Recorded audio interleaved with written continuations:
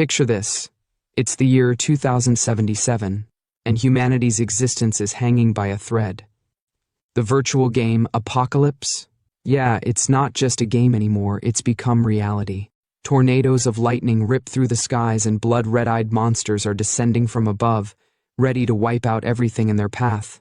But humanity isn't going down without a fight. People are awakening supernatural abilities, stepping up with courage to protect what's left of the world. In the middle of all this madness stands our protagonist, Xiao, the richest guy around, and someone who's got both power and devotion. Scene 1. Xiao's love for Qin Yanran knows no bounds. Monsters are everywhere, but he's focused on keeping her safe. He looks her in the eyes and promises, "Don't worry, Yanran. I've spent a fortune hiring 10 experts to help you level up, making sure you get the best." But wait, Xiao doesn't stop there. Oh no, my guy is all in. He spends an insane amount of money on a divine artifact just for Qin Yanran, pulling out every stop to ensure her safety and growth. Thanks to his efforts, Qin Yanran becomes a god-tier powerhouse in Dragon Country, wielding her divine artifact like a boss. Fast forward, and now it's time for the big moment, Xiao and Qin Yanran's wedding. Everyone's gathered to witness this so-called match made in heaven. From the crowd, someone gushes, so envious. They're truly perfect for each other. Meanwhile, another girl dreams aloud, a rich and devoted man like Xiao. If only I could meet one. Only to get roasted by her friend. You keep dreaming. And then it happens. The moment that makes this manhwa a masterpiece of betrayal. As Xiao, brimming with love, romantically asks, "Yanran, will you marry me?" She smiles, but it's not the smile of a happy bride. Nope. It's the smile of pure evil. She pulls him in for a hug, whispers in his ear, "I won't." And before Xiao can even process the words, bam! She rips his heart out, literally. Xiao screams in agony as Qin Yanran laughs maniacally, "Ha ha ha! Ha ha ha!" But wait, it gets worse. Out of the shadows steps another guy, decked out in a slick black suit with a yellow shirt, sporting the same cold, evil eyes as Qin Yanran.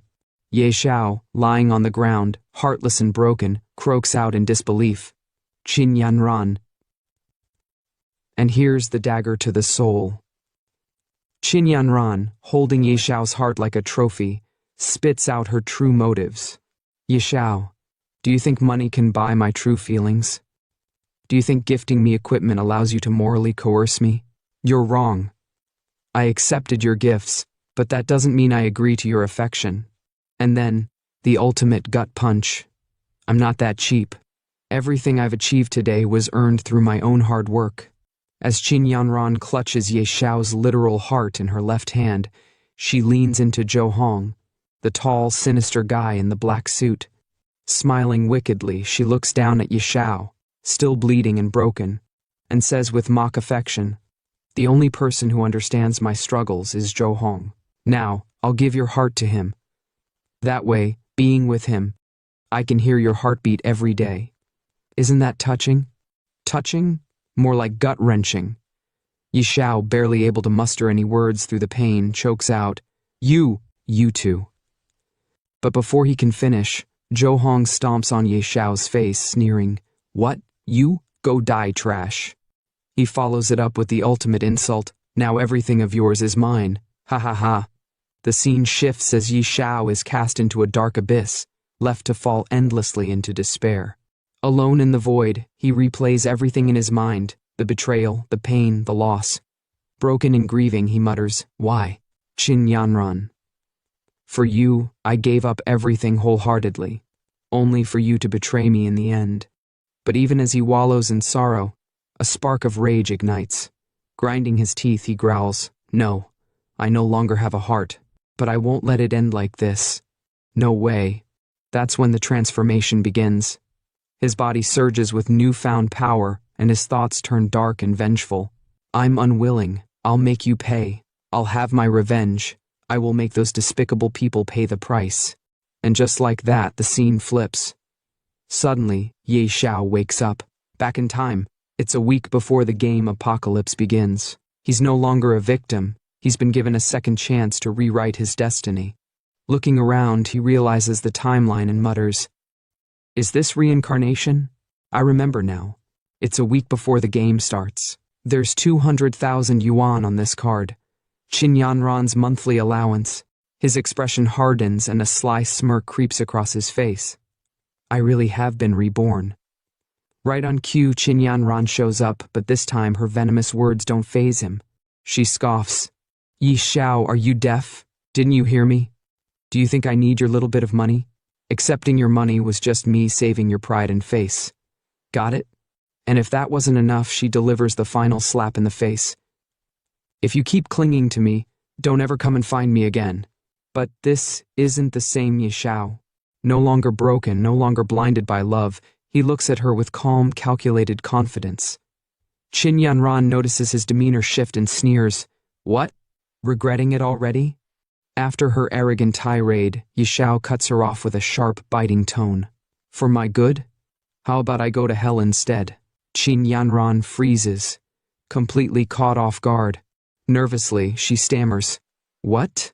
But Yi Xiao doesn't let up, his voice calm yet laced with cold sarcasm. "That must have been so hard for you. Don't worry, I'll make it easy. I'll never give you anything again." Her shock turns to rage as she shouts, "You, another one of your little tricks? Fine, since you came all the way here, I'll reluctantly accept your card this time." But Ye Xiao smirks and snaps back, "Get lost. Immediately, right now." Her face twists with fury and she screams, "Ye Xiao, how dare you talk to me like this? You'll regret it." Ye Xiao, unbothered and oozing confidence, steps closer and looks down at her shoes with a mocking expression. "I just remembered. Those shoes you're wearing? I bought those too. Take them off before you leave." Qin Yanran's eyes widen and she yells in disbelief, "Yi Xiao, don't think your little bit of money makes you great. Do you think this will make me yield to you?" Unfazed, Yi Xiao grabs the shoes and tosses them straight into the trash. Qin Yanran, now completely livid, screams, "Yi Xiao, remember what you've done today. Even if you kneel and beg me later, I will never acknowledge you again." Yi Xiao, his face unreadable, delivers his final blow. "That would be a blessing. I beg you, don't ever show up in front of me again." With cold confidence in his eyes, he turns away, muttering, "I've got more important things to do than waste time on you." The Apocalypse beta test will begin in 1 week. At that time, during the first 10 minutes of the beta test, the recharge system will be briefly activated. Ye Xiao knows this is his chance to get ahead. Picking up his phone, he dials someone important. "I need to gather enough funds before the test begins." On the other end of the line, a sharp and professional voice answers, "Hey, isn't this the legendary romantic? Why the sudden call?" It's Yilin, a businesswoman known for her ambition. Ye Xiao doesn't waste time. "Hey Yilin, you've always wanted my shares, right? 20 billion all at once. Do you want them?" Yilin, stunned by the offer, nearly drops the phone. "What? Did I hear that right? You're selling your shares?" Without missing a beat, Yi Xiao replies with absolute certainty, 20 billion, not a cent less. Complete all the paperwork within 5 days and transfer the money to my account. With your skills, Miss Lin, that shouldn't be a problem, right? Yilin, ecstatic with her victory, smugly says, "Finally, Yi Corporation is mine, ha." But Yi Xiao shuts her down without emotion. "Cut the crap. Call me when it's ready." Hanging up the phone, Yi Xiao smirks to himself, the confidence in his voice unmistakable. "Next, I'll wait for the Apocalypse beta to arrive. This life, I'll climb the throne alone." A week later, the screen flashes with a dramatic intro. "Welcome to the game. This version of the game is in beta. Congratulations on gaining beta access. This test will last for 3 days. The public version will be launched soon." Ye Xiao, now fully immersed in the game, lands in a lush jungle teeming with danger. The wind rustles through the trees as he takes in his surroundings, a smirk forming on his face. That familiar feeling. This is it, the starting point of the Apocalypse game. The words on the screen boldly declare, "Apocalypse game begins." As Ye Xiao navigates the starting area, he spots a glowing interface in the air. Tapping it, he begins configuring his character. Nickname, Knight Xiao. As for my class, the scene cuts to a massive, majestic dragon breathing fire, scorching the battlefield. Beside it, a warrior wielding a divine artifact releases flames just as fierce. Ye Xiao watches with determination in his eyes. He recalls his past experiences and mutters, "Last time a guild was wiped out by a god-tier beast tamer leading a dark abyss dragon." Grinning confidently, he makes his decision. "This time I'm not lacking money or resources. Let's go with beast tamer." The screen flashes as Ye Xiao finalizes his choice. His expression shifts to one of absolute determination, and he clenches his fist with newfound resolve. "Ha ha!" he laughs, the fire in his eyes unmistakable. Now comes the most important moment. With a swift tap, Ye Xiao pulls up the recharge menu. The screen lights up with top-up options, and without hesitation, he selects the highest tier. Let's see who dares to stand in my way this time. The stage is set, and Ye Xiao's rise to domination in the apocalypse game has officially begun. The screen flashes a congratulatory message. "Congratulations, your recharge was successful. 20 billion gold coins have been credited." As the coins and cash rain down around him, Ye Xiao's face lights up with excitement. "Haha, amazing. 20 billion in, and within 3 days. The value of these coins will multiply tenfold." But just as he's soaking in the glory of his newfound wealth, another message appears on the screen. "Congratulations, you're the first player to recharge over 1 billion. The system has unlocked a unique hidden profession reward." A new message pops up. "Hidden profession identified, automatically merging." Ye Xiao's excitement turns to confusion as he watches the screen. Huh? A dark figure with glowing red eyes appears before him. The screen flashes again. "Congratulations. You've obtained a second profession. Wealth." Ye Xiao stares at the message in disbelief. He then looks at his left hand, which is glowing with divine energy, and mutters, "What's this? A hidden profession unlocked by spending too much money? A hidden class? God of Wealth?" Suddenly a giant red frog materializes before him, causing Ye Xiao to freeze in shock. The frog in a booming voice says to itself, "I didn't expect that it would be a young brat to unlock me." Ye Xiao, nervous and puzzled, looks around. Where did this frog jump out from, he thinks. The frog glares at him and barks, "Insolent! I'm Ebisu, your wealth mentor. You're the 709th god of wealth under my training." Ye Xiao's mind races as he tries to process the absurdity of the situation. Ye Xiao stares at the red frog, his eyes sharp with disbelief. He mutters under his breath, "A toad as a wealth mentor? Do you think you're selling financial products?" The frog responds with a booming voice, "Beat, I'll show you what real wealth is." As the frog speaks, a series of messages pop up on the screen, each detailing Ye Xiao's new abilities. Innate talent. Wealth. Rolling in LV1. The most basic ability of the wealth god is to generate wealth. Gold coins you carry increase by 1% daily. Innate talent penny pincher. LV1. As a wealth god, you reject all losses. Upon death, your gold coins and items will not drop. Innate talent, extraordinary luck. LV1. They say money brings good fortune. You possess immense wealth and excellent luck. Innate talent, unmatched charm. LV1. Even the ugliest person becomes handsome with generosity. You are incredibly charming. Charm plus. Innate talent power of the wealth god. LV1. As a god you possess divine power. For every 1,000,000 gold coins spent on a random attribute point, up to 100 points daily. Ye Xiao is completely stunned by the overwhelming abilities. His eyes widen, and he exclaims, "What the heck?" After taking in the immense power he now holds, Ye Xiao begins to process everything. No wonder it's a hidden class, so many innate talents, but none of them seem offensive. The frog responds, "You just don't get it. Any one of these wealth god talents can bring immense riches." Ye Xiao ponders this as he looks at one of his abilities. Innate talent, wealth rolling in LV1. The most basic ability of the wealth god is to generate wealth. Gold coins you carry increase by 1% daily. Wealth rolling in?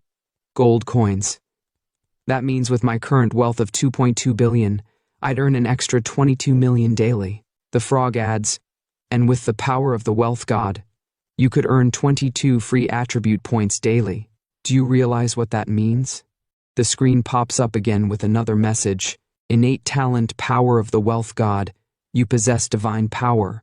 For every 1,000,000 gold coins spent, plus own random attribute point, up to 100 points daily. Xiao, now fully grasping the magnitude of his new abilities, picks up the red frog with a confident smile and declares, "Damn, this wealth god class is too overpowered. In my last life, I spent all my money on Qinyanran. In this life, as a wealth god, I'll show the world the true meaning of money power." The frog, visibly angry, yells, "Beat! Put me down now." Xiao laughs and clicks the enter button on the screen. They both enter into the game area, and Xiao exclaims with excitement, "With this golden finger, why wait to grow stronger? Straight to the newbie village."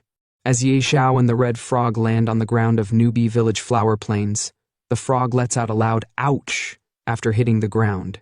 Xiao, still trying to get his bearings, looks around and says, "Looks like the server just opened. Not many people here. Perfect time to grow quickly." He takes a moment to check his profile in the game, studying the details of his abilities and attributes. Turning to the red frog, he says, "Starting as a beast tamer is dozens of times harder than other classes. Early on, you can't tame powerful beasts. To grow quickly, I need to think of a strategy." The red frog, now perched on Xiao's shoulder, looks down at the screen and responds, "Choosing beast tamer was reckless. You don't even start with a weapon. You don't understand. Beast tamer has the highest potential and the most growth." Suddenly, a group of elite level 5 goblins appears on the horizon, heading straight for them with weapons raised. Xiao's eyes widen in shock as the goblins scream in unison, "Meat, the smell of human meat." For the first time, Xiao feels the weight of fear gripping him as he looks at the terrifying creatures charging toward him. Crap, a level 5 elite warrior. How unlucky can I get? Should I fight or flee?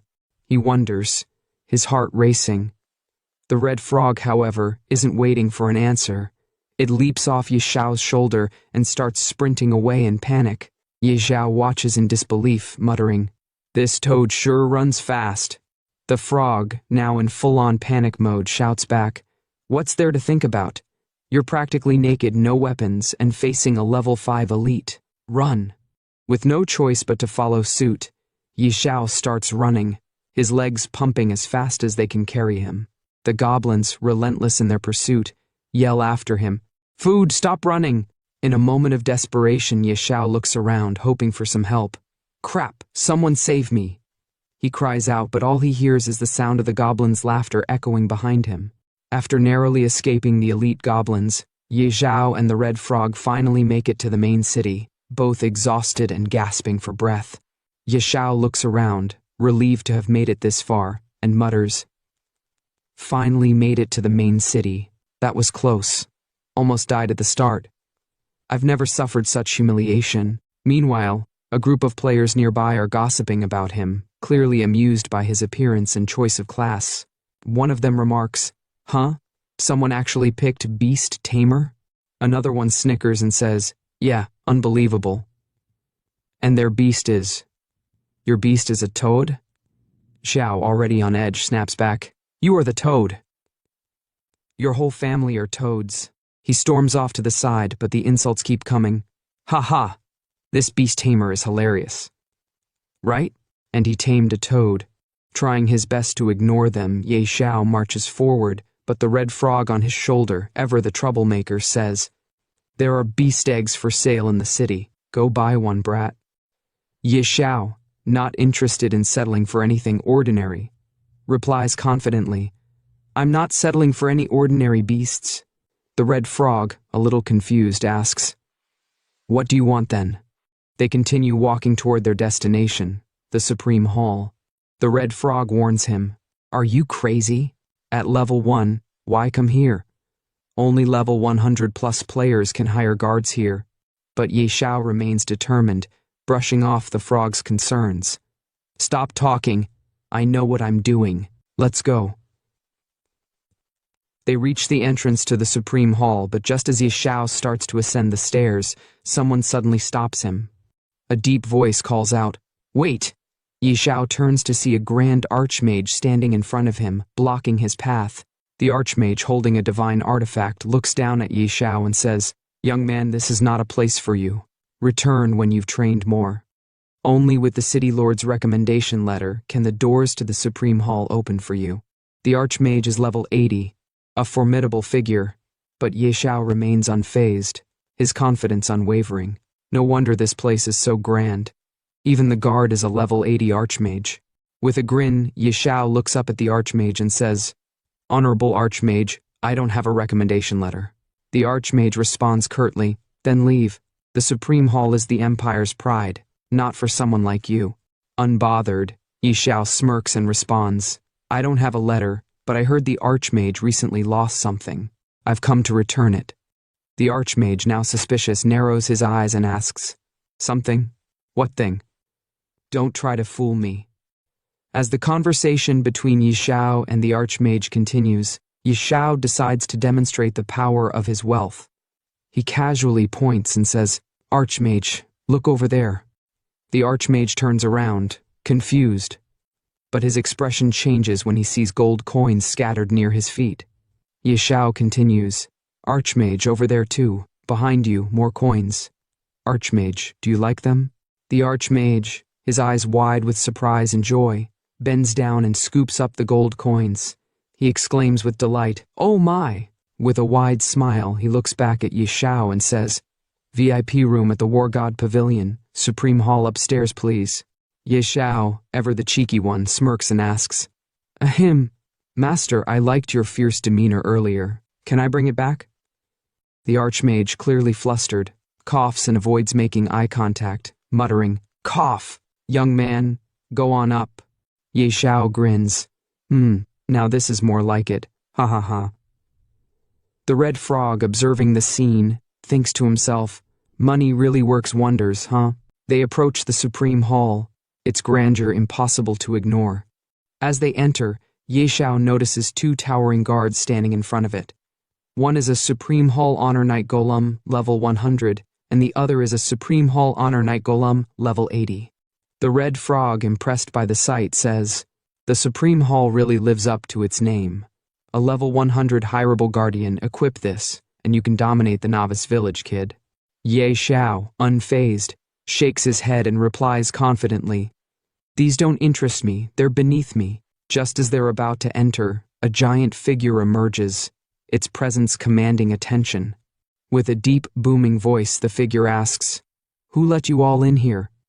The screen flashes with the words, "Berserk Blood Warrior." Xiao, unbothered by the intimidating figure, responds calmly, "I need to hire a divine-level golem guardian." The giant figure looks skeptical, replying, Divine level golems are extremely rare. How could they possibly be available for hire?" The giant guard, still processing Xiao's request, shakes his head and speaks again. "Besides, looking at your stats, hiring an 80-level guardian is already more than enough. Hiring a divine-level golem isn't something you can afford." Xiao, unfazed, replies confidently, 1 billion per day. The giant guard, now utterly shocked, stammers, 1 billion? Well, technically it's impossible. Rules are ultimately set by people. By coincidence, I know a divine-level spellcaster who might help. Xiao's eyes widen as he ponders to himself. A spellcaster? That's a hidden class. He then continues, "Divine-level spellcasters are incredibly versatile. Protection, defense, offense, all in one package. Hiring them right from the start would be a great choice." "All right, let's go with that." The giant guard looks at him carefully and asks, "I can summon them any time, but first I need to confirm one thing. When will you pay the 1 billion? Xiao, with a confident smile, responds, "Let's sign the contract now, and I'll pay whenever needed." The giant warrior nods. "Then there's no issue.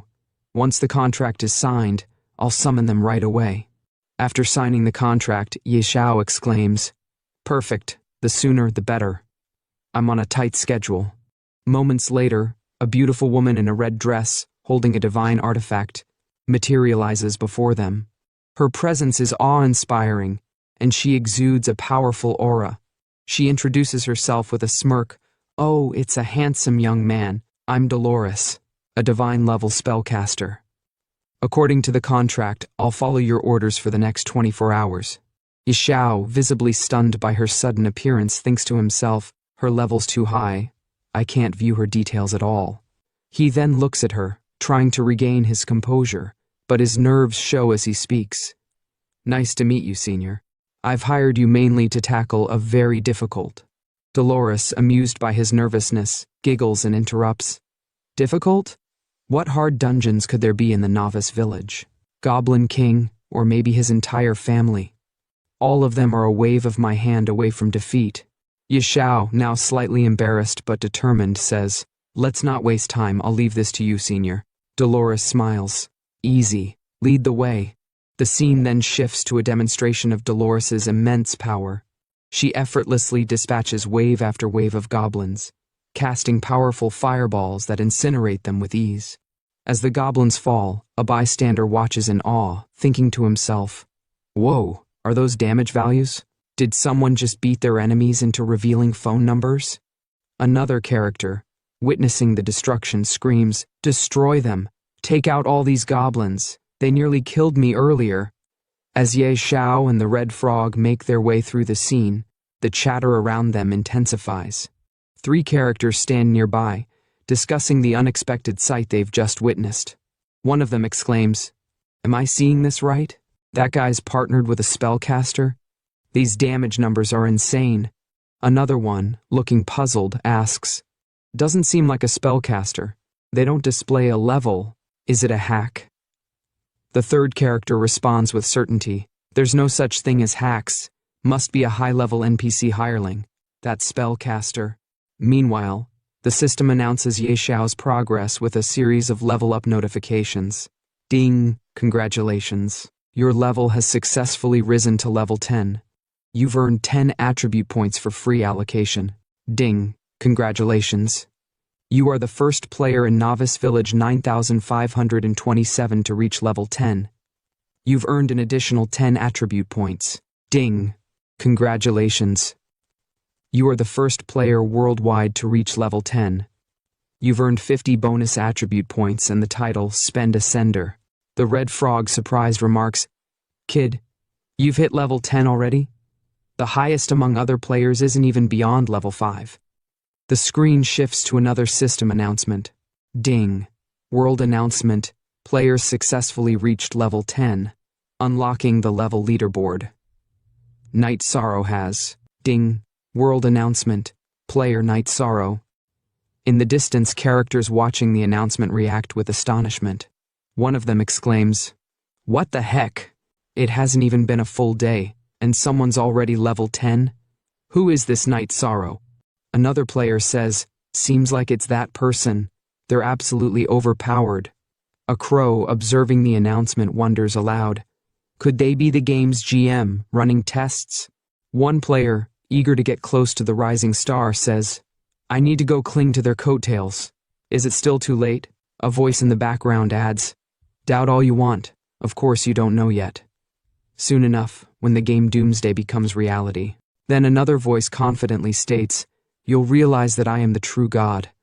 As Xiao processes the information, he mutters to himself, That should do it. With the level-up attribute points, and the 100% earned from spending 1 billion today via wealth power, it's about time to head to our true destination. The scene transitions to Xiao and the Red Frog heading towards an unknown location. The Red Frog, curious, asks, This is far. Is this the hidden dungeon you mentioned? Xiao responds confidently, That's right, Dragon's Lair, here I come. The screen flashes again with the world-level leaderboard, and Xiao's name proudly displayed at the top. Rank 1, Night Sorrow, LV10, Wago, Rank 2, None. Rank 3, None. Note, level 10 is the minimum for leaderboard entry. In the next scene, a stealth walker, level 3, is shown slaying goblins with swift precision, his weapon cutting through them effortlessly. He mutters to himself, I've been hunting elite monsters since entering the game, and I'm still only level 3. Someone's already level 10? Is there some exploit in the game? And Xiao. Never heard of that name before. His face twists into a sinister, villainous expression as he continues. Looks like there's another strong rival. This is exciting. The atmosphere darkens, and his words hint at a dangerous rivalry brewing. The scene then shifts, showing a map of Novice Village 9527, deep within Whispering Valley. Coordinates 1102, 254. Xiao speaks confidently. So this is the place. He approaches a stone, his hand glowing with divine power, and with a surge of energy, he shatters it. As the stone crumbles, the screen reveals a magnificent dragon kingdom. A warning appears. Ding! This area is extremely dangerous. Leave immediately. The divine spellcaster Dolores observes the scene with a mix of awe and concern. How is this possible? Such an overpowering aura. How could a dragon reside here? There's actually a hidden dungeon. Kid, how did you even find it? She pauses, clearly uneasy. If it's a dragon, I'm not confident I can handle it alone. Xiao reassures her, his confidence unwavering. I'm not dumb enough to fight a dragon. Let's go in and take a look first. As they enter the dungeon, Xiao begins explaining the history of a past adventurer. Years ago, a level 100 berserker accidentally triggered a hidden quest to explore the dragon's lair. He discovered the dungeon entrance was actually hidden in Novice Village. At the time, no one believed him. Everyone thought it was impossible for a high-level dungeon to exist in Novice Village, so he had to venture in alone. He never returned. The Red Frog, intrigued, asks, "So how did you know?" Xiao grins. "I bought his battle footage at a high price, and discovered there's a rare dragon egg inside this dungeon." The spellcaster grows nervous, her eyes widening in disbelief. Stealing a dragon egg? That's harder than slaying a dragon. Kid, are you messing with me? The frog echoes her concern. What? A dragon egg? Don't tell me you're actually planning to steal it. Despite their doubts, Xiao remains as confident as ever. Sister Tao, you're a god-tier sorceress. Don't be so modest. He gives his explanation. Look, it's just a dragon. Sister Tao, the great god-tier sorceress, could take it down in seconds. The screen flashes with a new skill. Skill, Holy Judgment Radiant Dragon Tier. The party gazes in awe at the sight before them, a massive dragon, lying atop a mound of gold coins, its eyes glimmering with power. The atmosphere is thick with tension, but Xiao's determination remains unshaken as they prepare for what's to come.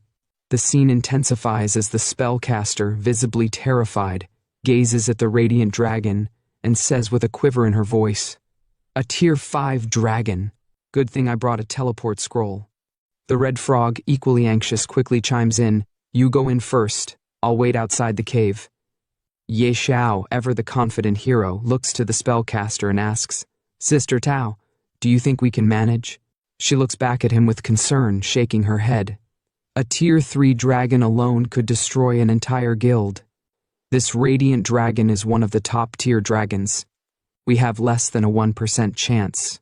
But Xiao, unfazed by her words, maintains his focus on the dragon's egg. That sounds terrifying. This dragon egg must be even more valuable than I thought. I have to get it. The spellcaster, now clearly terrified, exclaims, "Not a chance, I'm out of here." Xiao, not backing down, tries to persuade her with an offer. "Sister Tao, I'll pay you double the commission." Her resolve doesn't waver, though, as she responds, "Even doubling the pay won't help. It's not that I don't want the commission, but we just can't beat it." Xiao, ever the strategist, insists, "We're not actually fighting it. Just buy some time." The spellcaster's expression hardens. There's no buying time. No one can withstand a tier 5 radiant dragon. Xiao, with determination in his eyes, raises the stakes. "Triple the commission." After a brief pause, the spellcaster reluctantly agrees, gritting her teeth. "Damn it. If I have to risk my life, I'll do it." The scene shifts as the spellcaster prepares for the fight of her life. "I'll go all out." 3 minutes. I can buy you 3 minutes at most, she says, drawing her divine artifact and focusing her power. Ye Xiao watches in awe, seeing attributes pop up on his screen as he gains buffs from the spellcaster's support. He looks impressed and mutters to himself, "Wow, master, so reliable. Buffs active. A little preparation is key to surviving in this world." The spellcaster shouts at him.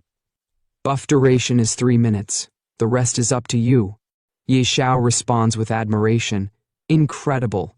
As expected of a god-tier sorceress. Truly terrifying." The battle begins as the spellcaster faces the radiant dragon head-on. "Wretched beast. Normally I'd fear you, but for these 3 minutes even you will bow before me," she declares, her voice filled with defiance. With a swift motion, she unleashes a powerful skill, Ice Arrow, sending a chilling blast toward the dragon. The ice arrow strikes the dragon, momentarily freezing it, buying Ye Xiao precious seconds to carry out his plan.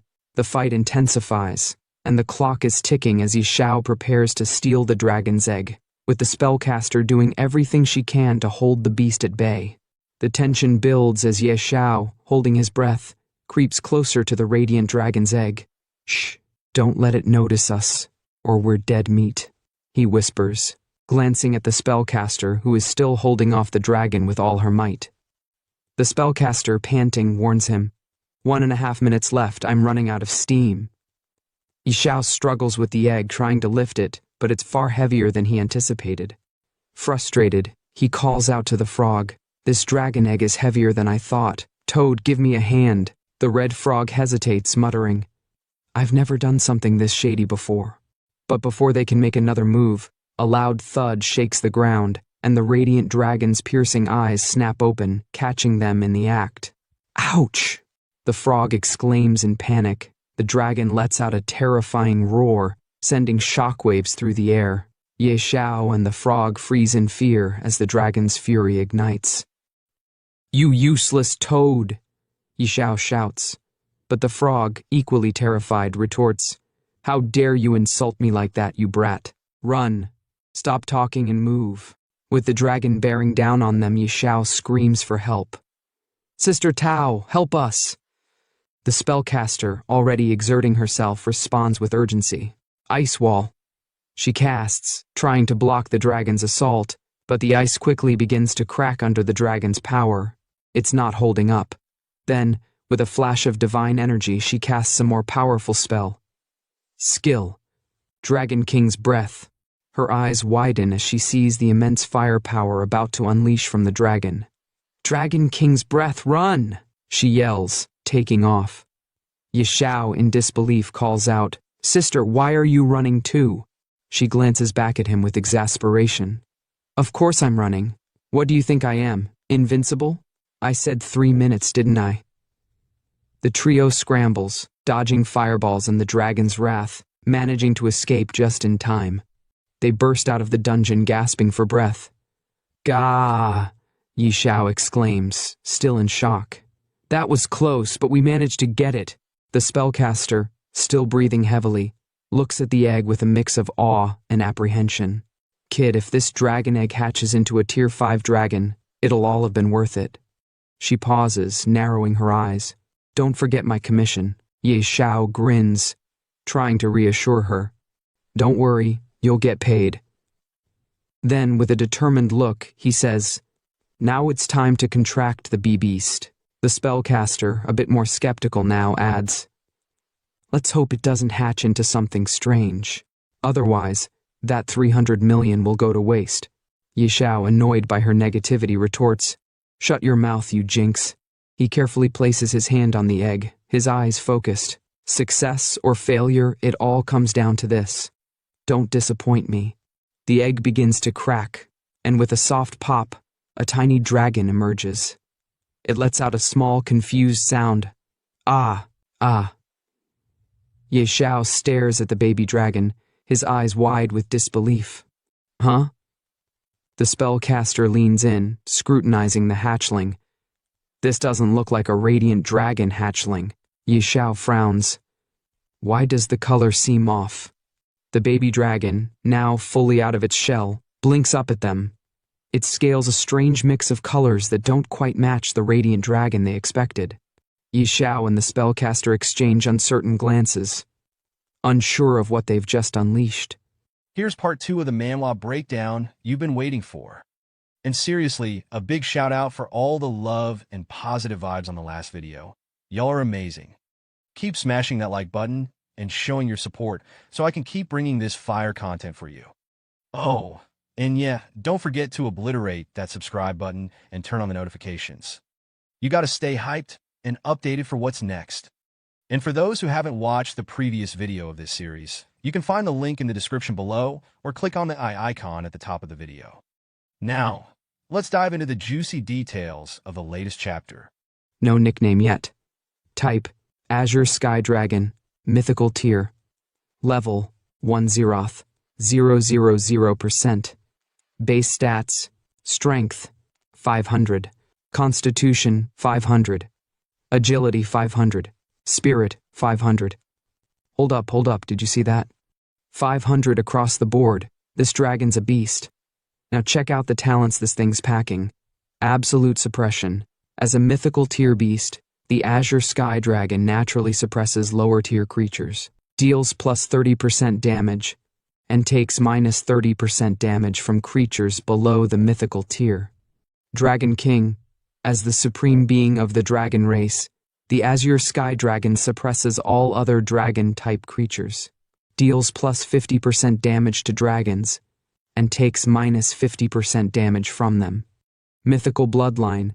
This dragon has an insane bloodline, giving it a robust physique and stat bonuses with every level up. HP regen, 200 sec, mana regen, 200 sec. HP plus 100%, mana plus 100%. Okay, now it's getting real. This dragon's stats are already insane, but we're not done yet. We've got skills that are straight up game-breaking. Earth-shaking Dragon Roar. A group stun skill where the Azure Sky Dragon lets out a thunderous roar that literally shakes the earth. Creatures within a 20-meter radius are stunned for 1.5 seconds, no matter their tier or type. Cooldown, 30 seconds. Mana cost, 2,000. This skill alone could turn the tide of any battle. But wait, there's more. Dragon King's Breath. A single target skill, where the Azure Sky Dragon breathes scorching flames that deal 500% strength as true damage to a locked target. This skill cannot be dodged. Cooldown, 5 seconds. What? This dragon's not messing around. And the final skill? Dragon King's Wrath, unique talent skill, where the Azure Sky Dragon enters an uncontrollable rage and starts destroying everything. Deals strength plus constitution true damage to all creatures within 50 meters. Cooldown, 30 days. After activation, all stats decrease by 5% permanently, and the dragon falls into a 5-day slumber. Are you seeing this? This dragon's stats are absolutely broken. Xiao's reaction? You know he's flipping out. He's standing there, eyes wide, mouth hanging open, and he just shouts, "Holy crap! These stats are absolutely broken." After witnessing the power of the Azure Sky Dragon, all three of them are left absolutely shocked. He's staring at the stats on the screen, and you can feel his excitement building up like a storm. With 500 strength at level 1, and it's equipped with basic gear, that means its breath attack deals over 2,500 damage. Who can withstand that? Xiao practically yells, still trying to process what he's seeing. This is insane. Then, the frog, who's been quietly observing all this, finally speaks up, and it's like he can't contain his excitement either. "Kid, you've really struck gold this time," he says, shaking his head in disbelief. This frog knows they're onto something huge. And then there's the spellcaster. She's completely mind-blown. You can see the shock on her face as she mutters to herself. That hatchling stats are absolutely ridiculous. Plus, it has immeasurable growth potential. If it matures, its destructive power would be unimaginable. But the most epic part? Xiao is petting the little Azure Sky Dragon, and it's like this moment is straight out of a dream. He's totally vibing with his new pet and says, "I didn't expect you to be this strong. You're all gray, so let's call you Little Gray." And guess what? Little Gray loves it. He roars in approval. Roar. You can practically feel the power in that roar, even if it's coming from a baby dragon. This is gonna be one heck of a team. As Xiao's petting little gray, he notices something in the red frog's hand. The frog's holding something shiny, something expensive looking, and it catches Xiao's attention instantly. "Huh, Toad, what's that in your hand?" Xiao asks, a little curious about the object. The frog, now called Weebis, snaps back with some serious attitude. "Brat, my name is Weebis, not Toad. He's not having any of that." Xiao, still puzzled, eyes the badge Weebis is holding, and you can see him squinting, thinking, looks like a badge? He touches his chin, deep in thought. And before Weebis can react, Xiao snatches the badge out of his hand, clearly surprised by what he's holding. "Toad, where'd you get this badge?" Xiao demands, his curiosity now at full throttle. Weebis, now looking even more defensive, shouts back, "Give it back, brat. I just picked it up from the dragon's nest." The frog's got some explaining to do, and it's clear this badge has some significance. The moment Xiao snatches the badge, the spellcaster is hit with a sudden realization, and you can see the gears turning in her head. She's staring at the badge like it's some kind of treasure, and then, bam, she finally connects the dots. Could this be the Calamity Tier mark of ferocity? She says, her voice full of awe and shock. And right after, the screen displays the features of the badge, and let me tell you, this thing is no joke. Mark of ferocity. Grade, calamity. Base stats plus 10%. All stats plus 10%. Ferocity's might unique passive. Bearer of the mark of ferocity gains unparalleled strength. All skills trigger critical hits. Base crit rate plus 20%. Crit damage plus 100%. Are you kidding me? This thing's insane. But wait, it gets even better. Ferocity Massacre activates the power of the Mark of Ferocity, instantly dealing 1000% spirit as true damage to a target. This has double critical hit chance, and if that exceeds 100%, the overflow converts to crit damage. 5% chance to trigger instant death. If target HP is below 20%, it guarantees instant death. Cooldown 10 days. Hold up, this badge is straight up broken. Xiao, still holding the badge, can't believe what he's reading. What? Calamity Tier? He mutters to himself, his mind absolutely blown by what he's holding. The spellcaster, who's equally amazed, confirms. Judging by these insane stats, it's definitely Calamity Tier. Yeah, no kidding. This badge is on a whole other level. But of course, the red frog, now known as Weebis, isn't having any of it. He wants that badge back and starts demanding, "Brat, give it back. I risked my life for this." And Xiao? He's not having it either. He's standing there shaking his head in disbelief, and then he drops the bomb. "You risked your life? We almost lost ours because of you. As compensation, I'll borrow this for now." Oh, Xiao's not playing games here. He's getting the badge for himself. But Weebis isn't backing down, and he's not going down without a fight. "Why should I let you borrow it? 10,000 coins a day or no deal." He snaps, trying to get some cash out of this situation. Classic frog move, right?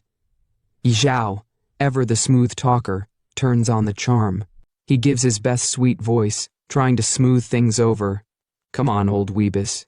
Don't be so stingy. We're buddies, right? Why talk about money?"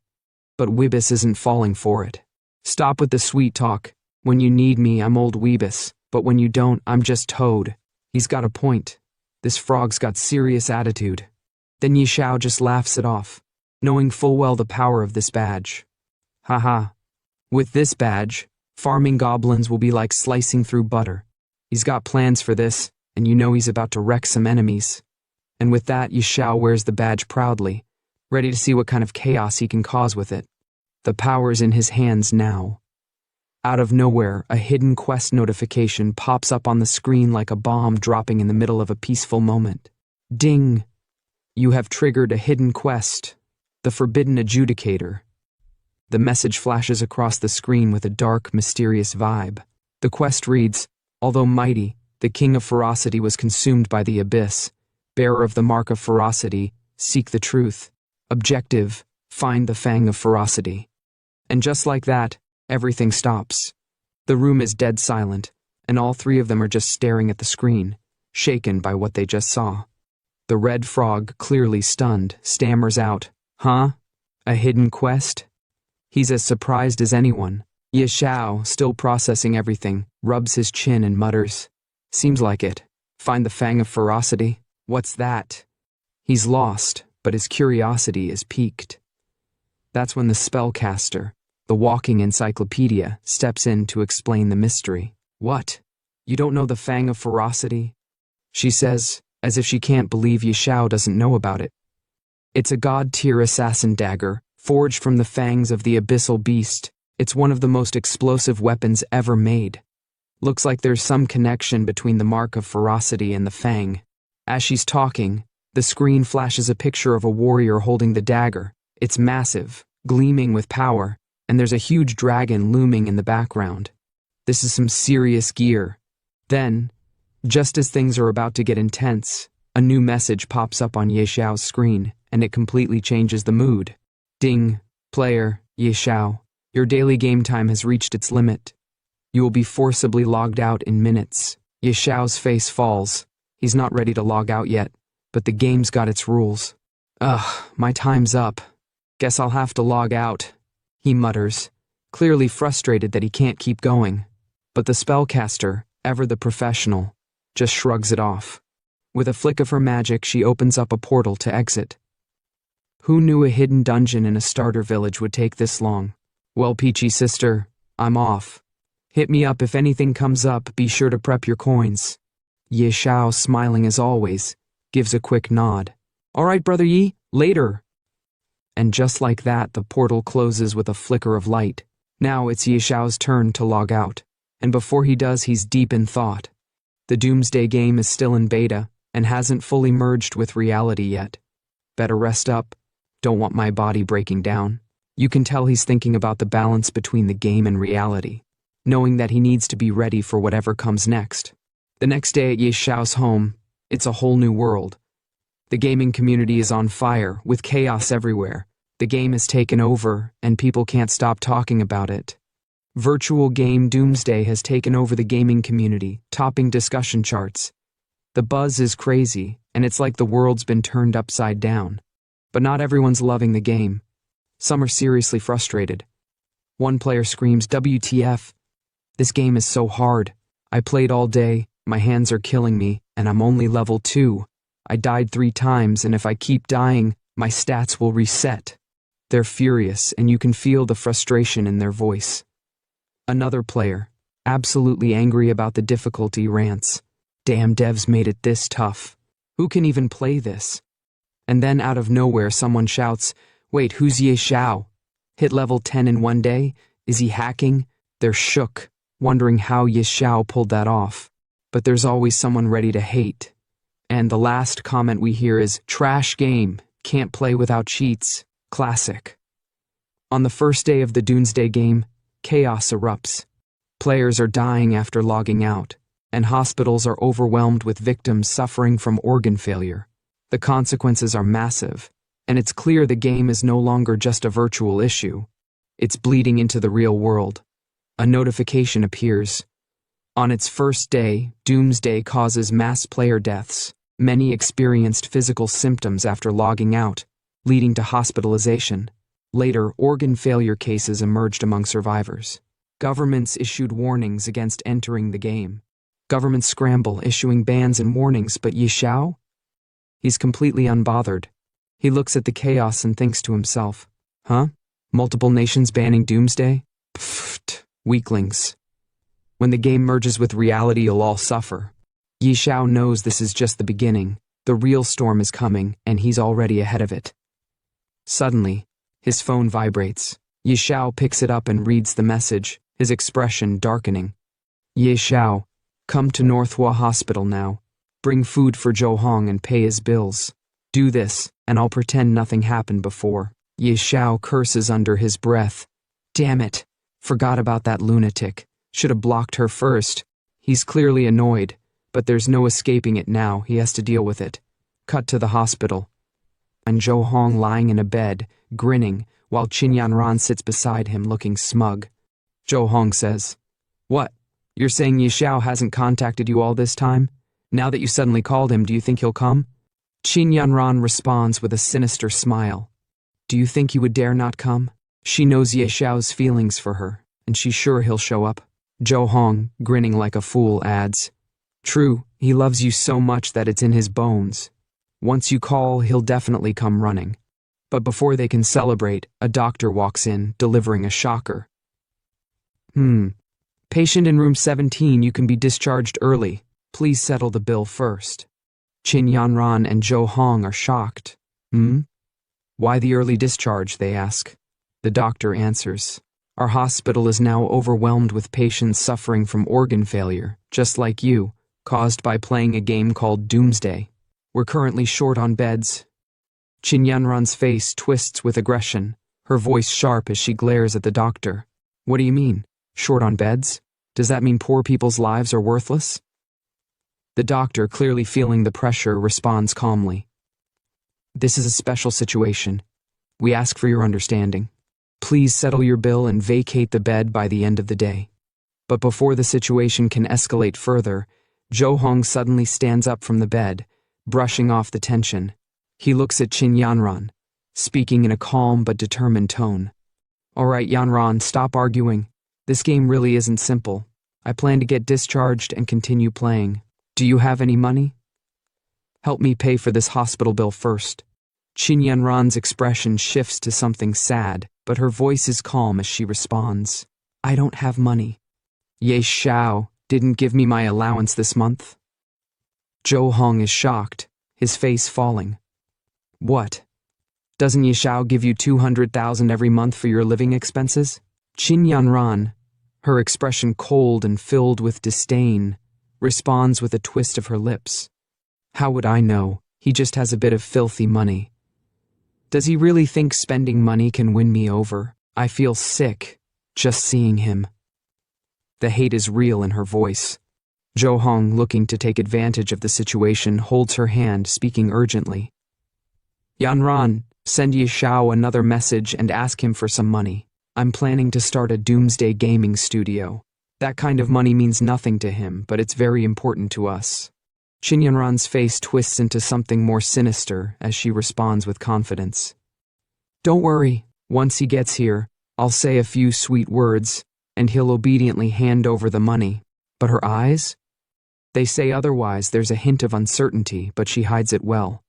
The scene then cuts to Ye Xiao's apartment. He's sleeping badly, tossing and turning, his breath ragged and erratic. Who? Hopo, he mutters in his sleep, the struggle real. Suddenly the alarm blares, waking him from his troubled sleep. Without hesitation, Ye Xiao reaches for his phone and opens the game with a groan. Time's up, time to enter the game. He clicks the game icon, and just like that, he's back in the village. The frog, his trusty teammate, immediately chimes in with a grumble. You brat, barely awake, and you summon me already. Ye Xiao, unfazed, fires back with a grin. The early frog gets the worm. Old Hui. We need to level up fast and leave this novice village. As Ye Xiao strolls through the area, the level of tension rises with the discussions around him. Players are actively trying to recruit others for their teams. One group shouts across the area, Elite group forming. Players level and above only. Another voice yells, Level 1 training area, looking for 3 players. Need a healer. No gaming newbies. Ye Xiao observes, his critical analysis kicking in as he watches the crowd. In just one day, the number of players has increased this much. He thinks, the intensity of the game world sinking in. Then, out of nowhere, the gaze of the crowd shifts to him, his level 10 glowing brightly above his head. The whispers and gasps grow louder as people start to gather, amazed at his level. Damn, a level 10 pro? First place on the leaderboard? How did this guy level up so fast? The chatter intensifies as more people crowd around him. One guy shouts, Bro, wanna team up? We've got tons of pretty girls. Another shouts, Big bro, can you carry me? I'll show you my black stockings. Meanwhile, the Toad Wibbises pipes up, annoyed by the attention. Even though you switched to a masked outfit and hid your face, you can't hide the level above your head, idiot. Ye Xiao is clearly disturbed by the attention. He looks around frantically, trying to figure out how to escape the madness. What should I do? He mutters, his nervousness mounting. And then, with a loud shout, Xiao turns and yells, "Run!" He starts bolting, dodging the crowd, trying to escape the sea of people who are now following him. The mob behind him shouts, "Follow the pro!" He must know where to level up quickly. Yeah, let's stick close to him. The chaos grows as Xiao sprints, desperate to find some peace and escape the horde of eager followers. As Xiao sprints ahead, desperately trying to shake off the growing crowd of players trailing him, Wibis calls out to him with urgent annoyance. "Don't slow down. Move faster, or they'll catch us." I didn't think this many people would be running. The tension mounts as Xiao pushes forward, the sound of his feet pounding against the ground growing louder. Suddenly, they reach a high-level training area, specifically designed for players level and above. The chasing crowd halts, eyes wide with fear at the dangerous monsters ahead. One player, his voice trembling, says, "We can't keep chasing behind him. Up ahead is a level 10 trial zone. The monsters there will destroy us." Another player quickly agrees. "Yeah, it's too risky. We can't go in." Then another voice scoffs and says, "What? Is the great Xiao going to take on the trial alone?" Someone else chimes in, disbelief in their voice. "Alone? No way, that's suicide." Meanwhile, Xiao and Wibis manage to escape the crowds, finally reaching a safe zone surrounded by monstrous walls. Wibis, his voice filled with relief, says, "Finally, we lost them." Xiao, still focused, replies with confidence, "They're not stupid. They wouldn't dare come here." The trial zone is now in front of them, with an opening guarded by a warrior holding a massive sword. Xiao approaches and surveys the area, speaking to himself. "All right, this is the spot." The guard, eyeing Xiao with skepticism, grunts. "Hey kid, this isn't a place for you." Xiao approaches him with a polite tone. "Hello, sir. I'm here to start the advancement trial." The guard's gaze sharpens when he notices Xiao's level. He raises an eyebrow. "Outlander, you reached level 10 this fast? Where's your team?" Xiao stands tall, confidence radiating from him. "I'm doing it solo. I don't need a team." The guard, now more concerned, warns him. "Solo? Kid, I'll give you the usual warning. Even on normal difficulty, going in alone is basically suicide." Xiao, undeterred, shrugs it off and continues walking toward the trial. "Don't worry, I've got plenty of my life left to live." The guard watches him, sighing to himself. Ha! He's just another reckless keiki. Ignoring the warning, Xiao steps forward into the main task area, his foot landing on a circular platform that triggers the difficulty level of the trial. The screen displays a prompt. Please choose the trial difficulty: normal, hard, nightmare, hell, abyss. Xiao, standing tall and confident, stares at the choices. Without a second thought, he selects abyss, the most dangerous and destructive difficulty. With a smirk, he mutters, "Soloing abyss difficulty should be fine, right?" He locks in the selection, his face filled with determination. The guard, standing nearby, watches in shock as Xiao confirms his choice. The guard, stunned, exclaims, "The advancement trial has begun. Selected difficulty abyss." "What? Abyss difficulty? He's soloing abyss? You've got to be kidding." The next scene shifts as Xiao lands on the ground, surrounded by towering trees and dense brush. It's clear he's deep in the heart of the abyss trial zone, ready for battle against the strongest monsters in the area. Wibis, ever cautious, calls out to him, "You're only level 10, and you're trying abyss solo? Are you serious?"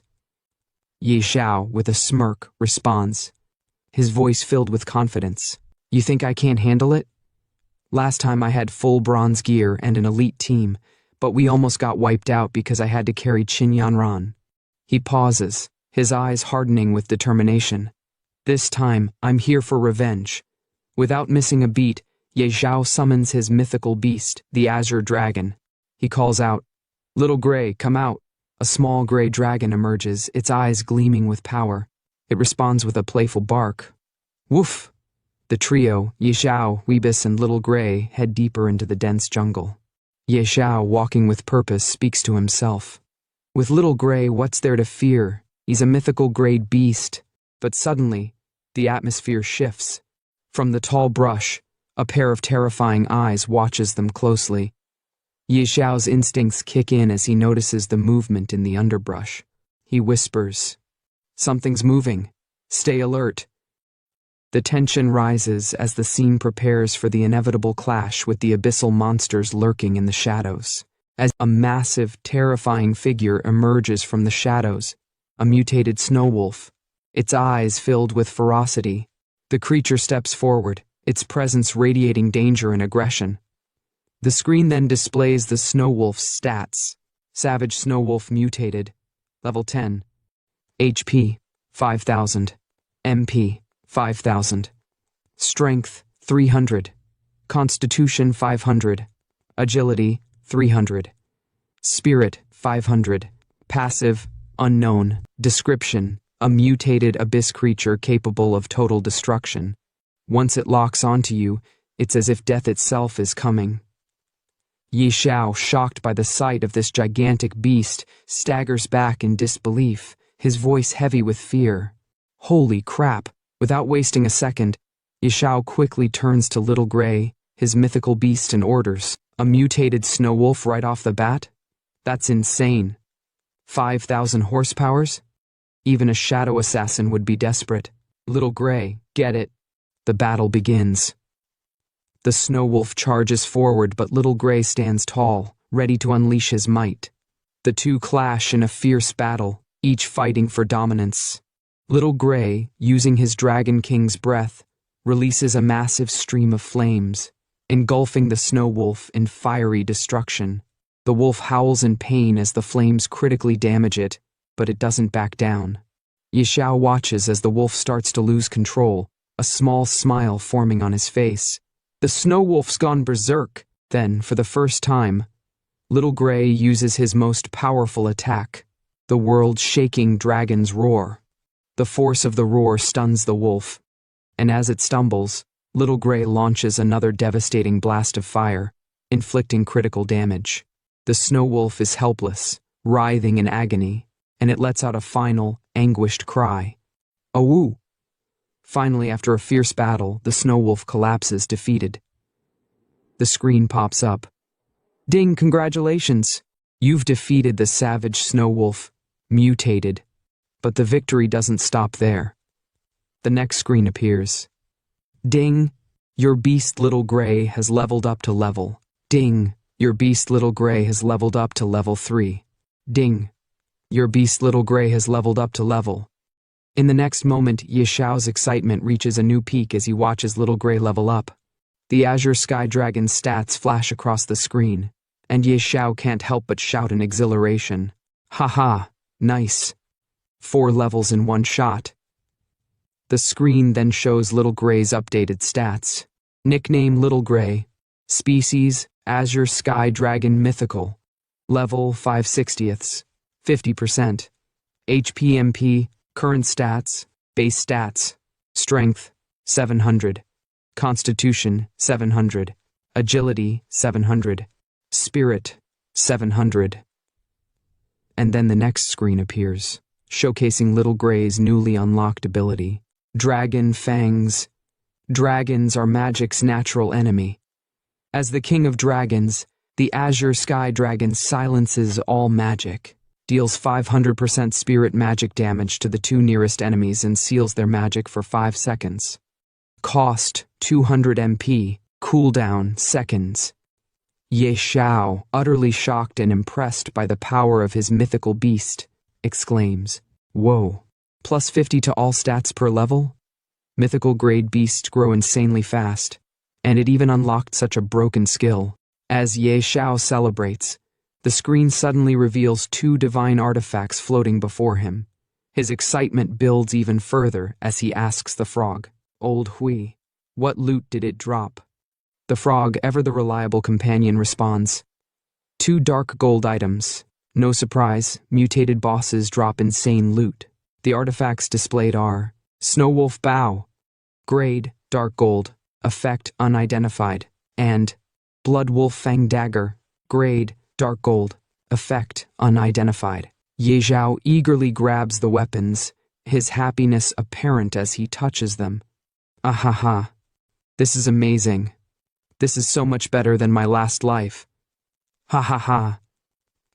But just as he revels in his victory, a dark figure watches them from the shadows, its presence ominous. Suddenly, a huge black tiger emerges from the darkness with a terrifying roar. The screen displays its stats. Abyssal Tiger Demonized. Level 10, HP 8000, Strength 400, Constitution 800, Agility 300, Spirit 500, Passive Unknown, Skill Unknown. Description: a twisted creature born from the abyss. Its power is overwhelming. If it targets you, death is close behind. Ye Xiao, once again shocked by the appearance of another terrifying foe, mutters, "Huh, is that a demonized monster?" The abyssal tiger locks its gaze on them, and Ye Xiao immediately commands Little Gray. "Little Gray, go." And with that, the final battle begins, as the two ferocious creatures charge toward each other in an epic clash. Ding! Congratulations! You have completed the Abyss trial. Congratulations! After an intense 1-hour battle, Ye Xiao slumped to the ground, completely out of breath.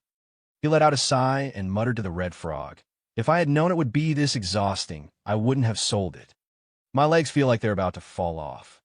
Hearing that, the red frog chuckled and replied, "Well, I've already picked up several pieces of equipment. Once I return to the city, I should be able to make a decent amount of gold." In front of them, a shield and a sword lay on the ground, glinting under the dim light. Ye Xiao stroked his chin, thinking for a moment, then smirked. "Who said we're heading back? Up ahead is where we can challenge the trial boss. I came here to take it down." The red frog's eyes widened in shock. "You're not joking, right? Even after all the monsters we've defeated, Xiao Hui is only level 7. Are you sure it can handle the boss?" Without hesitation, Ye Xiao stood before the boss's door, his expression unwavering. "Of course, it won't be a problem. In my previous life, this trial's final boss was only at the Lord level. Now, Xiao Hui can easily take down 2 demonic monsters. This will be a piece of cake." Ye Xiao stood in front of the massive door, extending his hand toward it while his pet dragon, Xiao Hui, circled above his head. With a confident smirk, he said, "With your support and mine, taking down a Lord-level boss will be as easy as chopping vegetables." Just as those words left his mouth, a glowing blue circle appeared beneath his feet. In an instant, time blurred, and when he came to, he was already inside the boss room, walking up a long flight of stairs. With each step, his excitement grew. He turned to Xiao Hui and grinned. "Old Hui, today, I'll show you what it means to be a pro. Let's go." The red frog, perched on his shoulder, sighed. "Why do you sound more and more unreliable?" As Ye Xiao approached the final platform, a sudden system notification flashed before him. "Adventurer, you have fallen into the abyss." Seeing the message, Ye Xiao's heart pounded. His eyes gleamed as he clenched his fists. "In my past life, I was a man of honor, trapped by love and emotions. But in this life, I wield the strongest power of the apocalypse. I am Ye Xiao." His voice echoed through the chamber as he stepped forward. Come on, let me conquer the abyss completely." And then he saw it. A towering monster sat upon a grand throne, its hulking form casting a menacing shadow. It held a massive staff in one hand, exuding an overwhelming aura. Above its head, a new notification appeared, revealing its details. Ye Xiao's entire party froze. The red frog, gripping Ye Xiao's shoulder tightly, shrieked, "Kid, where's the Lord-level enemy you mentioned?" Cold sweat trickled down Ye Xiao's face as he read the monster's title. "What's going on? In my past life, this was definitely a Lord-level boss. Why is it a King-level boss now?" Before he could process the situation, the boss stirred. It stepped forward, its heavy footsteps shaking the ground. Ye Xiao's sharp gaze locked onto its stats. 5,000 spirit points. A pure, magic-based beast. Its endurance and agility are at 0, meaning it doesn't have normal attack damage. Its attack speed is extremely slow, but if it lands a hit, we're dead for sure. The red frog gulped. Kid, if you die, I'm not cleaning up your corpse. Xiao took a deep breath, pushing his nerves aside. A king-level boss, huh? No big deal. Xiao Hui, don't use your skills recklessly. Follow my commands. His voice turned firm. This big guy is slow. Keep switching positions and don't get caught in a prolonged fight. With a roar, Xiao Hui launched forward, unleashing a stream of fire breath at the monster while darting around the battlefield. Yi Zhao's excitement grew as he watched his dragon in action. Yes, that's it, Xiao Hui. Keep moving. Don't let it cast any skills. He clenched his fists. Hold on, we've almost got this big guy down. But then, just as he was celebrating, the boss's focus suddenly shifted. It locked eyes with Yi Zhao, unmoving. Yi Zhao's heart skipped a beat. Why? Why isn't it attacking? Something feels off. Is it looking at us? The red frog's face turned pale. Does that mean it's about to? Before they could finish the thought, the boss roared and began preparing a devastating attack. Dodge quickly, the red frog screamed. Do you even need to say that? Yi Zhao shouted back, already leaping away. Boom! A massive explosion engulfed the spot where he had been standing just moments ago. Yi Zhao barely had time to react before another attack came flying past him, shaking the entire chamber. His face was drenched in sweat. Why is this thing only targeting me? Desperate, he shouted at Xiao Hui. Hurry up and save me. The boss didn't let up, relentlessly pursuing him. As Yi Zhao dodged attack after attack, he gasped, I can't hold on much longer. Then, in the nick of time, Xiao Hui reappeared in front of the boss and unleashed another fire breath attack. The impact sent the monstrous creature crashing against the chamber walls with a deafening boom. Yi Zhao slumped to the ground, panting. If this thing doesn't die soon, I'm the one who's going to collapse from exhaustion.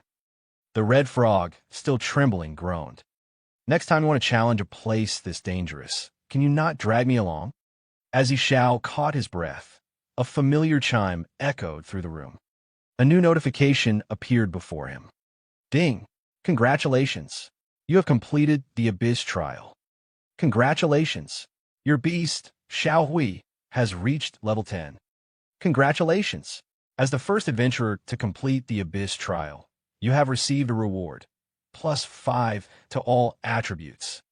Yi Zhao, still drenched in sweat, stared at the panel before glancing at the red frog. With a teasing smirk, he said, Old Hui, I didn't expect you to be such a coward. The red frog scoffed. And you're not afraid of dying? Then why were you running so fast? Ignoring the jab, Yi Zhao approached the fallen boss's body and grinned. Finally done. Now let's see what loot we got. At the same time, outside the dungeon, a world announcement echoed across the game. System announcement. Player Yi Zhao from Xiao Nation has completed the Abyss trial, becoming the first adventurer in history to pass it. He has obtained the legendary title Abyss Envoy. This is hereby announced to all players. The sudden announcement sent shockwaves through the gaming world. Players all over the world reacted in confusion and disbelief. Abyss trial? What kind of dungeon is that? One player muttered. Wait, someone actually cleared the Abyss trial? Isn't that supposed to be impossible? Another exclaimed. No way. This is a global first clear announcement, someone else shouted in astonishment. Meanwhile, in a small village, a crowd of players gathered in front of the world ranking board, their eyes glued to the newly updated rankings. A young man stared at the board before turning to his companion. A globally top-ranked player from our Xiao Nation? Beside him, a sharp-eyed boy, Xiao Qi, squinted at the leaderboard, then looked at his partner. And he's the only name listed here. This guy is no ordinary player. The first boy nodded. Xiao Qi, investigate him. Xiao Qi immediately responded, got it. Player for Beginner Village 9527. Based on analysis, he's likely from Jiang City. Hearing that, the boy's expression turned serious. Jiang City? Send someone immediately to investigate. A blonde-haired man standing behind them saluted. On it. At the same time, in front of another ranking board, a young couple stared at the leaderboard in shock. Someone's already level 10. And it's only the second day, the girl murmured. Her boyfriend scoffed. Not just that, he's from the same beginner village as us. That couple was none other than Yin Ran, Yi Zhao's ex-girlfriend, and her new boyfriend. The boy's eyes gleamed with ambition as he turned to Yin Ran. Yin Ran, if we can connect with this pro player and form a team, we'll definitely rise to fame. By then, even rich second-generation kids like Yi Xiao will only be able to look up to us. Yin Ran folded her arms, unimpressed. Do you really think being good at a game will help you reach the pinnacle of life? Of course, the boy insisted. You have to trust my judgment. His expression turned slightly panicked as he inched closer to her. By the way, didn't I ask you to invite Yi Xiao to join the game and help us level up? He's rich and a gaming expert. We'd skyrocket in no time. Yin Ran rolled her eyes and turned away. I'm not contacting him. If you want to go ahead. I'm not that shameless. Hearing that, the boy's expression darkened. Then what about your living expenses for this month? Then suddenly, our protagonist's ex-girlfriend shouts at Zhou Hong, Stop bringing up Yi Xiao. It's so rare for us to have some time alone together. I've never played a game before, so come on and teach me already. Hearing her words, the boy starts sweating and quickly says, All right, let's figure out how to level up first. Inside the Abyss trial dungeon, our protagonist stands in front of the corpse of the boss monster, holding a blue crystal in his hand. He looks at it in disbelief and says, No way. After all that effort, this is all that dropped? Just a fragment. A system notification appears. Abyss stone fragment. Grade unknown, unidentifiable. Seeing the notification, he frowns. A fragment? I've never seen this thing in my previous life. Shaking his head, he turns toward the exit. Forget it. I'll find someone to appraise it later. The important thing now is that I've passed the trial. Leaving the beginner's village and heading to the main city is my priority. Let's go. Suddenly, he appears in front of the Abyss trial guard. The moment the guard sees him stepping out of the portal, his eyes widen in shock. Impossible. Absolutely impossible. Someone actually cleared the trial? And it was Abyss difficulty. Not wanting to waste time, our protagonist looks at the guard and commands, Connect me to the main city now. I need to leave this beginner's village. The guard, still in disbelief, quickly summons a door in front of him and says, Got it. Then, looking at him with admiration, he continues, Respected warrior, congratulations on passing the trial. You are now granted a guide token, allowing you to freely enter and leave the main city. Hearing the guard's words, our protagonist responds respectfully, Thank you. Much appreciated. The guard then hands him a box and adds, Additionally, since you clear the Abyss level advancement trial, you are entitled to an epic item, Badge of Valor. Looking at the box, our protagonist's eyes gleam with excitement. Not bad. A commemorative item. He picks up the badge inside the box and examines it. All attributes enhanced. Not bad at all. A notification pops up. Badge of Valor. Description: Proof of a hero. Only those who clear the Infernal level trial are qualified to receive it.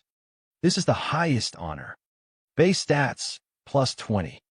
Charisma, plus 3. Satisfied, our protagonist walks toward the summoned door. Before stepping through, he looks at the guard and says, Little Gray, Old Hui, keep up. Main city, here we come. In an instant, he is teleported to Wild Leaf Main City, appearing in the middle of a quiet town. Looking around, he comments, Wow, it's so empty. In my previous life, the job transfer square was packed with over 100 people. Coming early really makes a difference. At the same time, the red frog beside him speaks. So this is Wild Leaf Main City. Without wasting time, our protagonist starts walking and says, Let's go.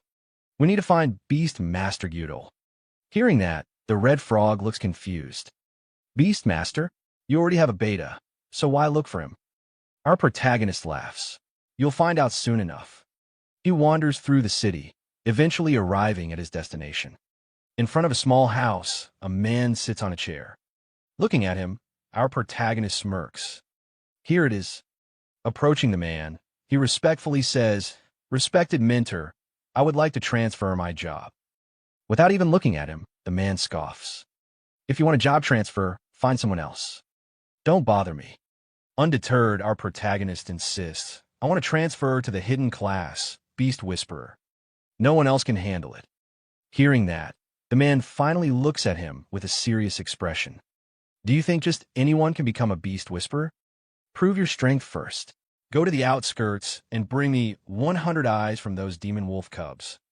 A system notification appears. Ding! Gyudol has issued you the quest, Eyes of Demon Wolves. Head to the outskirts, defeat 100 elite demon wolves, and bring their eyes back to Gyudol. Seeing the notification, the red frog turns to our protagonist. How did you even know about this hidden class quest?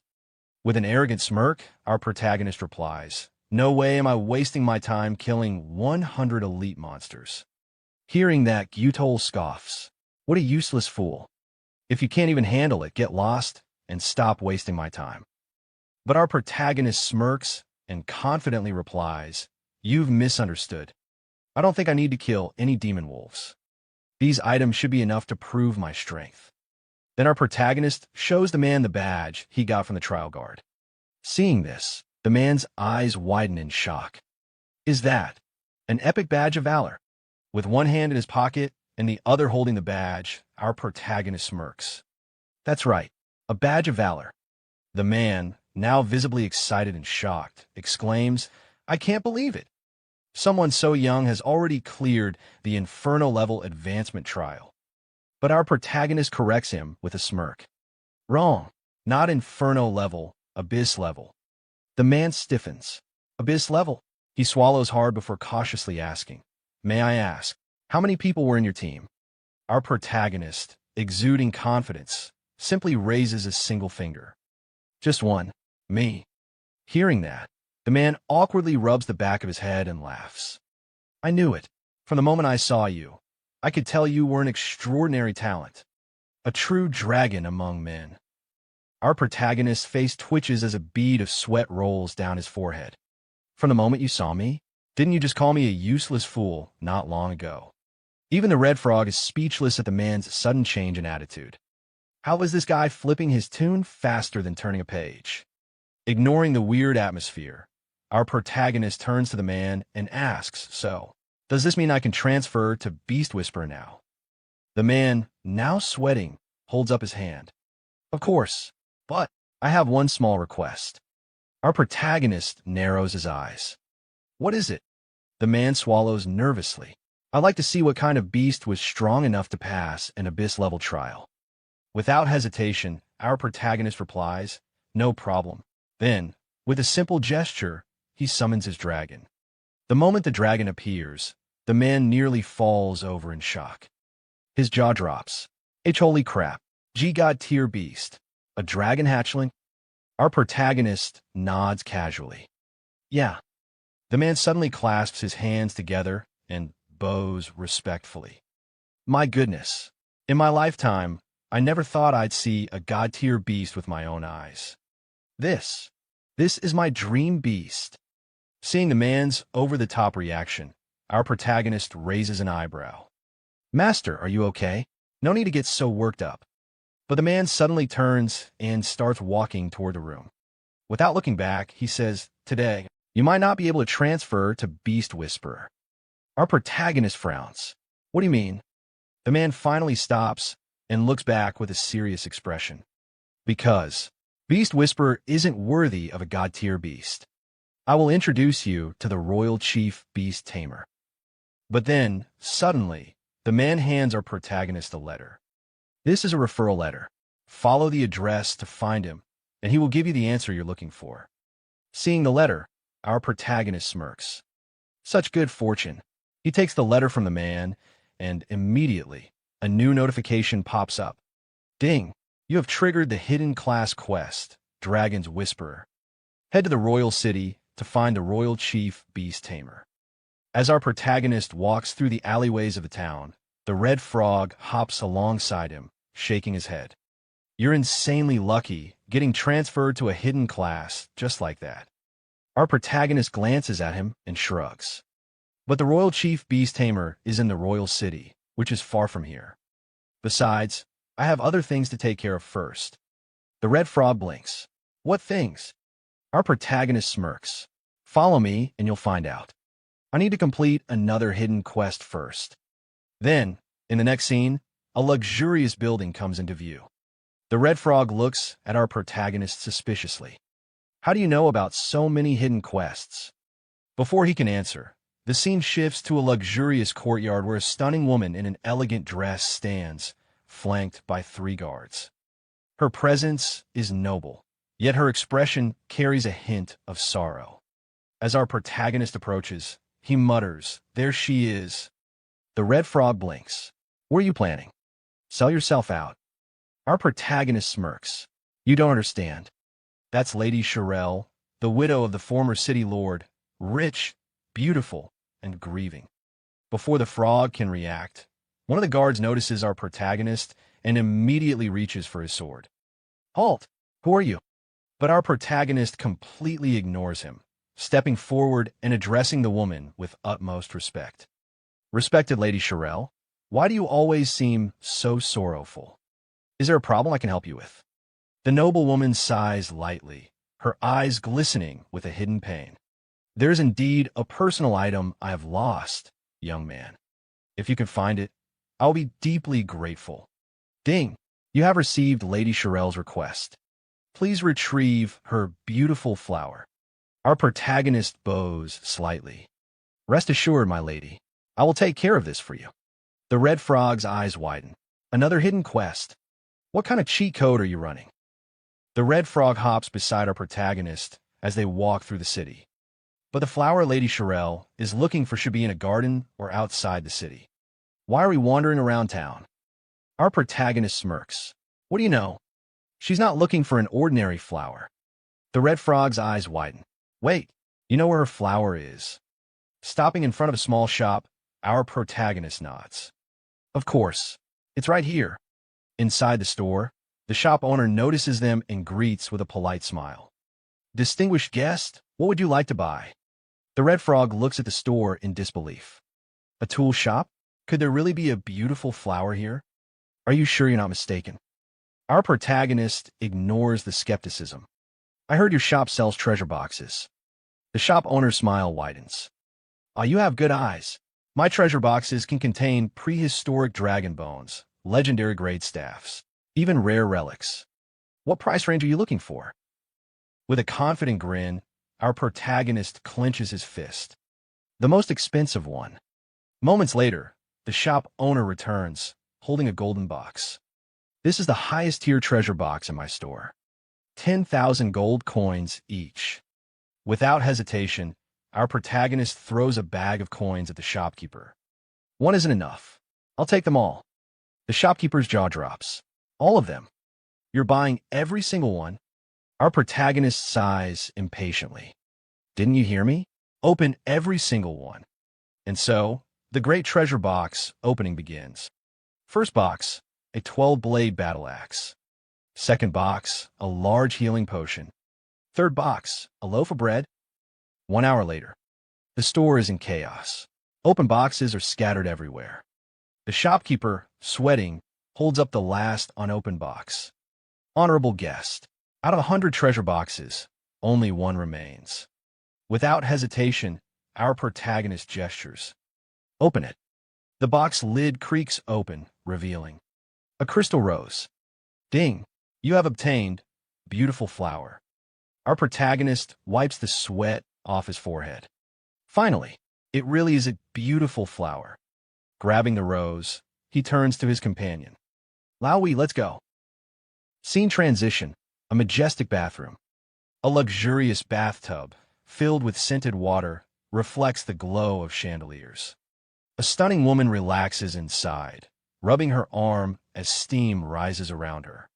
"Do you think someone will actually find that flower for me?" "Wait, what am I seeing here?" "My eyes. Don't stare too hard, or they might pop out." Ahem, back to the story. A maid stands nearby, holding a silk towel. "Of course, my lady. With your charm, luck is always on your side." Just then, another maid rushes into the room, panting, excitement mixed with disbelief. "Madam, A young man is outside asking for an audience. He says, "He's brought the flower you requested." The noblewoman gasps. "What?" Suddenly, she stands up from the bath, everything on full display. And I won't lie, this scene is a blessing. Her voice trembles. "Someone actually found it for me."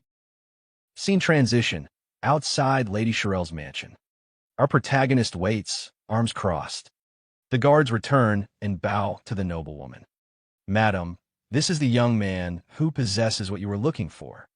Lady Shirel's gaze lands on him, eyes filled with curiosity. "Young man, you really found what I wanted." With a confident smirk, our protagonist presents a golden box. "Genuine and authentic, my lady. Please take a look." She carefully opens the box. Upon seeing the crystal rose, her lips curl into a delighted smile, and a faint blush spreads across her cheeks. "Wow, it truly is the beautiful flower. I've searched for it for so long, and today I finally..." She suddenly looks back at our protagonist, warmth in her expression. "Pardon my rudeness, I was simply overwhelmed." "Young man, you have helped me greatly. What reward would you like? Money? A rare artifact?" Our protagonist, keeping his composure, replies in a calm voice. "Beautiful lady, I'm not interested in money or artifacts." Lady Shirel's eyes gleamed mischievously as she leans in slightly. "Oh, since you're not interested in money or treasures, I have no choice but to offer myself as your reward." Error. System overload. Our protagonist's face turns red in an instant. What? In broad daylight. Is she serious? This is too much. Who could handle this? Before things escalate, he quickly raises a hand. "Madam, you misunderstand. I only need you to help me obtain a citizen status." Lady Shirel chuckles, resting her hand lightly on her cheek as she gazes at our protagonist. "You little rascal. So, all you wanted was citizenship? That's too easy." At the same time, a notification pops up. Ding. "Due to your noble actions and outstanding charm, Lady Shirel's favorability plus 20. With a satisfied smile, Lady Shirel turns to one of her maids. "Elisa, prepare the paperwork and bring my seal." The maid nods respectfully. "Yes, madam." Our protagonist watches with anticipation, then speaks up. "I have another request. I'd like to purchase property in Windleaf City and settle down." He hands Lady Shirel a map, and she raises a curious eyebrow. "Oh, buying property? So you don't want to wander around anymore? That's a stable choice." She studies the map, her eyes narrowing slightly as she spots the marked location. "Wait, the West District? You must be joking. That's not exactly a bustling area. Are you sure you want to buy here?" With unwavering confidence, our protagonist responds respectfully. "Esteemed lady, I am certain of my decision. I hope you can assist me in making the connections. I'd be very grateful." Lady Shirel sighs, shaking her head. "All right, I will arrange for someone to contact a real estate agent in the West District." Our protagonist bows slightly. "Many thanks, Lady Shirel."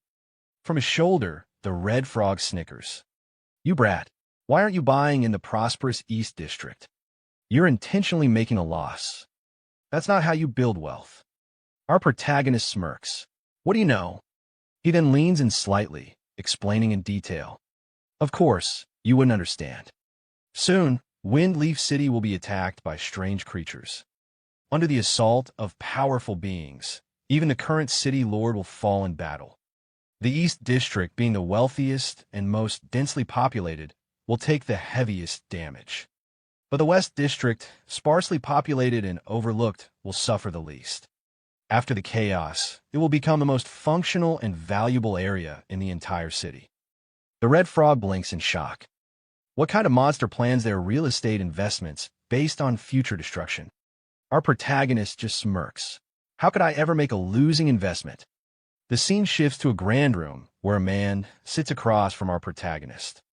Lady Shirel stands gracefully beside him, watching with amusement. The man looks at our protagonist and says, "Lord Knight Xiao, the real estate contract for your purchase has been finalized. You have acquired 340 residential units and 184 commercial properties, totaling 1.2 billion gold coins. When would you like to make the payment? Our protagonist casually replies, I got all that for just 1 billion? I can pay right now. The man waves his hand with a satisfied smile. Pleasure doing business with you. He then walks away, leaving Lady Shirelle to hand over another set of documents. She smiles. Here is your citizenship document. Our protagonist reaches out to take it, grinning. So, I'm officially a citizen of Windleaf City now. But before he can celebrate, Lady Shirelle corrects him with a playful tone. Not just a Windleaf City citizen. You are now a first-class citizen of the Dragon Phoenix Empire. Sweat immediately rolls down our protagonist's face. Wait, what? The Dragon Phoenix Empire? The red frog jumps in, croaking in disbelief. No way. Even some of the most powerful people in the world don't have first-class citizenship in the Dragon Phoenix Empire. You hit the jackpot, kid. Our protagonist stares at Lady Shirelle in shock. Wait, could it be, madam, are you actually of royal descent? Lady Shirelle tilts her head with an innocent smile. What, I can't be royalty? Our protagonist gulps. No wonder.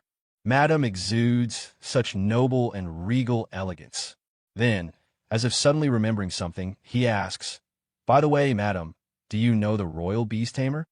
At this, Lady Shirelle's playful expression vanishes, replaced by a serious one. You mean Uncle Stir? Why are you looking for him? Our protagonist nods. To be honest, I want to learn more about my Beastmaster profession and related missions. Lady Shirelle's lips curl into a soft smile again. Uncle Stir should be in the Imperial capital, but he's quite eccentric and unpredictable. I'll try to contact him for you. Hearing this, our protagonist suddenly turns into a smooth playboy, taking Lady Shirelle's hand and placing a kiss on it. Beautiful madam, I truly don't know how to thank you. I can only offer you my sincere kiss. Lady Shirelle blushes slightly, giggling. Please don't call me madam anymore. Just call me Sophia, all right. Our protagonist smirks. All right, beautiful Sophia. Just then, a flurry of notifications floods his vision. Ding! Due to your charm, Lady Shirelle's favorability plus 20. Congratulations! Great Xiao player, Knight Xiao, has obtained first-class citizenship of the Dragon Phoenix Empire. Prestige ranking has been unlocked. Great Xiao players can now check the leaderboard. Congratulations! Great Xiao player Knight Xiao successfully acquired real estate. The regional housing system is now open. All Great Xiao players' daily game time limit has increased by 1 hour. The red frog scoffs. Look at you, fawning over her. Did you just sell your looks or something? Our protagonist grins. Old Hui, I just love seeing you irritated but completely powerless against me. Before the red frog can fire back, another notification pops up. Ding! Congratulations! You have leveled up to level 11. Ding! Your companion, Little Gray, has reached level 11. At the same time, just like before, a world announcement appears again. Ding! Congratulations! Great Xiao player, Knight Xiao, has obtained first-class citizenship of the Dragon Phoenix Empire. Prestige leaderboard has been unlocked. Great Xiao players can now check the rankings. Congratulations! Great Xiao player, Knight Xiao successfully purchased real estate. The Great Xiao regional housing system is now active. All Great Xiao players' daily game time limit has increased by 1 hour. As always, players explode with excitement. What the hell? First-class citizenship? A housing system? Is this game even real? Another player jumps in. Wait, all Great Xiao players just got an extra hour of game time? That's insane. From another group, someone shouts, Damn, what is this first-class citizen thing? What rank are we then? Third class. A frustrated teammate groans. Being a nobody in real life is bad enough, and now I'm a nobody in the game too. What were the devs even thinking? Someone else snaps back. Stop complaining. Does anyone even know who the developers are? Meanwhile, the scene shifts to our protagonist's ex-girlfriend's group. A male teammate turns to her in disbelief. Oh my god, Knight Xiao is already level 11 and even a first-class citizen. That's insane. She crosses her arms. Yeah, pretty impressive. But his name is kind of weird. Then suddenly, she sighs and slumps to the ground, muttering, "If we had a top player like him leading us, we'd probably be level 4 or 5 by now." She looks at her struggling team and adds, "Unlike now, where we can't even kill a single slime." But before she can continue, a green-haired girl glares at her and scoffs. "From your tone, are you unhappy with our team?" A white-haired girl joins in, rolling her eyes. "You've done nothing but still gained levels just by tagging along, and you're still not satisfied?" Then a black-haired man snorts, "Yeah, if you don't like it, you can leave." The ex-girlfriend's new boyfriend quickly tries to calm things down. "Everyone, it's a misunderstanding. My friend didn't mean it that way. Sorry about that." But she's already angry. "Fine. I'll leave. Who cares?" She stands up and storms off, dragging her boyfriend with her. "Johan, we're leaving." Her boyfriend stares at her, confused. "Yinran, what are you doing?" As the couple walks away, someone from their ex-team sneers. "You think just because you're a little pretty, you can act like a princess now?" The boyfriend sighs, looking at his girlfriend. "Great, now it's just the two of us. How are we supposed to level up?" But Yinran glares at him. "You said you'd help me level up, but when they all insulted me, you didn't defend me. Do you even care about me?" The boyfriend massages her shoulders, trying to smooth things over. All right, I was wrong. By the way, did you contact Xiao to play Apocalypse with us?" Yinran scoffs. "Why should I contact him first?" But her boyfriend clasps his hands together, pleading. All right, you have your pride. But just this once, do it for me. Reach out to Xiao and ask him to help us level up." She crosses her arms, smirking. "Since you're begging me, I'll consider it." She checks the time. "It's getting late anyway. I'll message him after I log off." Her boyfriend grins, waving at her. "Great. Yinran, I'll be waiting for good news." As Yinran logs out, she turns back with a smug smile. "See you tomorrow. I'm logging off." Inside her real-life bedroom, Yinran stretches and smirks to herself. Even though Xiao's way of throwing money around is a bit crude, I can't completely blame him. She picks up her phone, lying on her bed. "All right, I'll take the initiative one more time." She quickly types out a message to our protagonist. "Xiao, I'm playing a game called Apocalypse. Hurry up and buy the equipment, then help Xiao Tao and me level up. If you can get me onto the ranking board, I might consider being your girlfriend. What do you think? Are you touched?" She sent the message, smiling proudly. "Good thing I'm such a generous girl. I'll forgive you this time." She places her phone down. 5 minutes later, she picks it back up. "Huh, why hasn't Xiao replied yet?" Checking her messages, her eyes widen in shock. User Xiao is no longer in your friend list. She freezes, staring at the screen in disbelief. "He deleted me?" Then, rage fills her eyes. Xiao actually deleted me from his friend list? How dare he? She shouts loudly in her room. "Xiao, from today onwards, we are completely done. If you really have any dignity, don't ever come begging to me like a dog. Even if you kneel, I will never forgive you. Never." Meanwhile, back in Wind Leaf City's Eastern District, our protagonist casually wanders around, admiring the area. Soon, my Eastern District will flourish just like this. He stops in front of a building, nodding. This is the place. As he steps inside, the shopkeeper looks at him with mild disdain. Our shop only appraises silver-grade equipment and above. If you got bronze gear, it's better to go outside the city. Without missing a beat, our protagonist casually pulls out a necklace and dangles it in front of the shopkeeper. "What about dark gold tier? Can you appraise it?" The shopkeeper's eyes widen in shock. "Holy crap, it really is dark gold." He quickly composes himself, clears his throat, and says, "Don't worry, sir, if it's dark gold grade, the shop owner himself will handle it to ensure success." Our protagonist raises an eyebrow. "Cut the nonsense. What's the success rate?" The shopkeeper adjusts his collar, suddenly speaking more politely. "I'm a gold tier appraiser, highly skilled, with over an 80% success rate. However, gold grade appraisals cost 100 gold coins each." Without hesitation, our protagonist tosses a gold coin pouch onto the counter. "No problem. Start appraising. I've got several other gold pieces too. Appraise them all." The shopkeeper's jaw drops as he stares at the pile of high-tier equipment.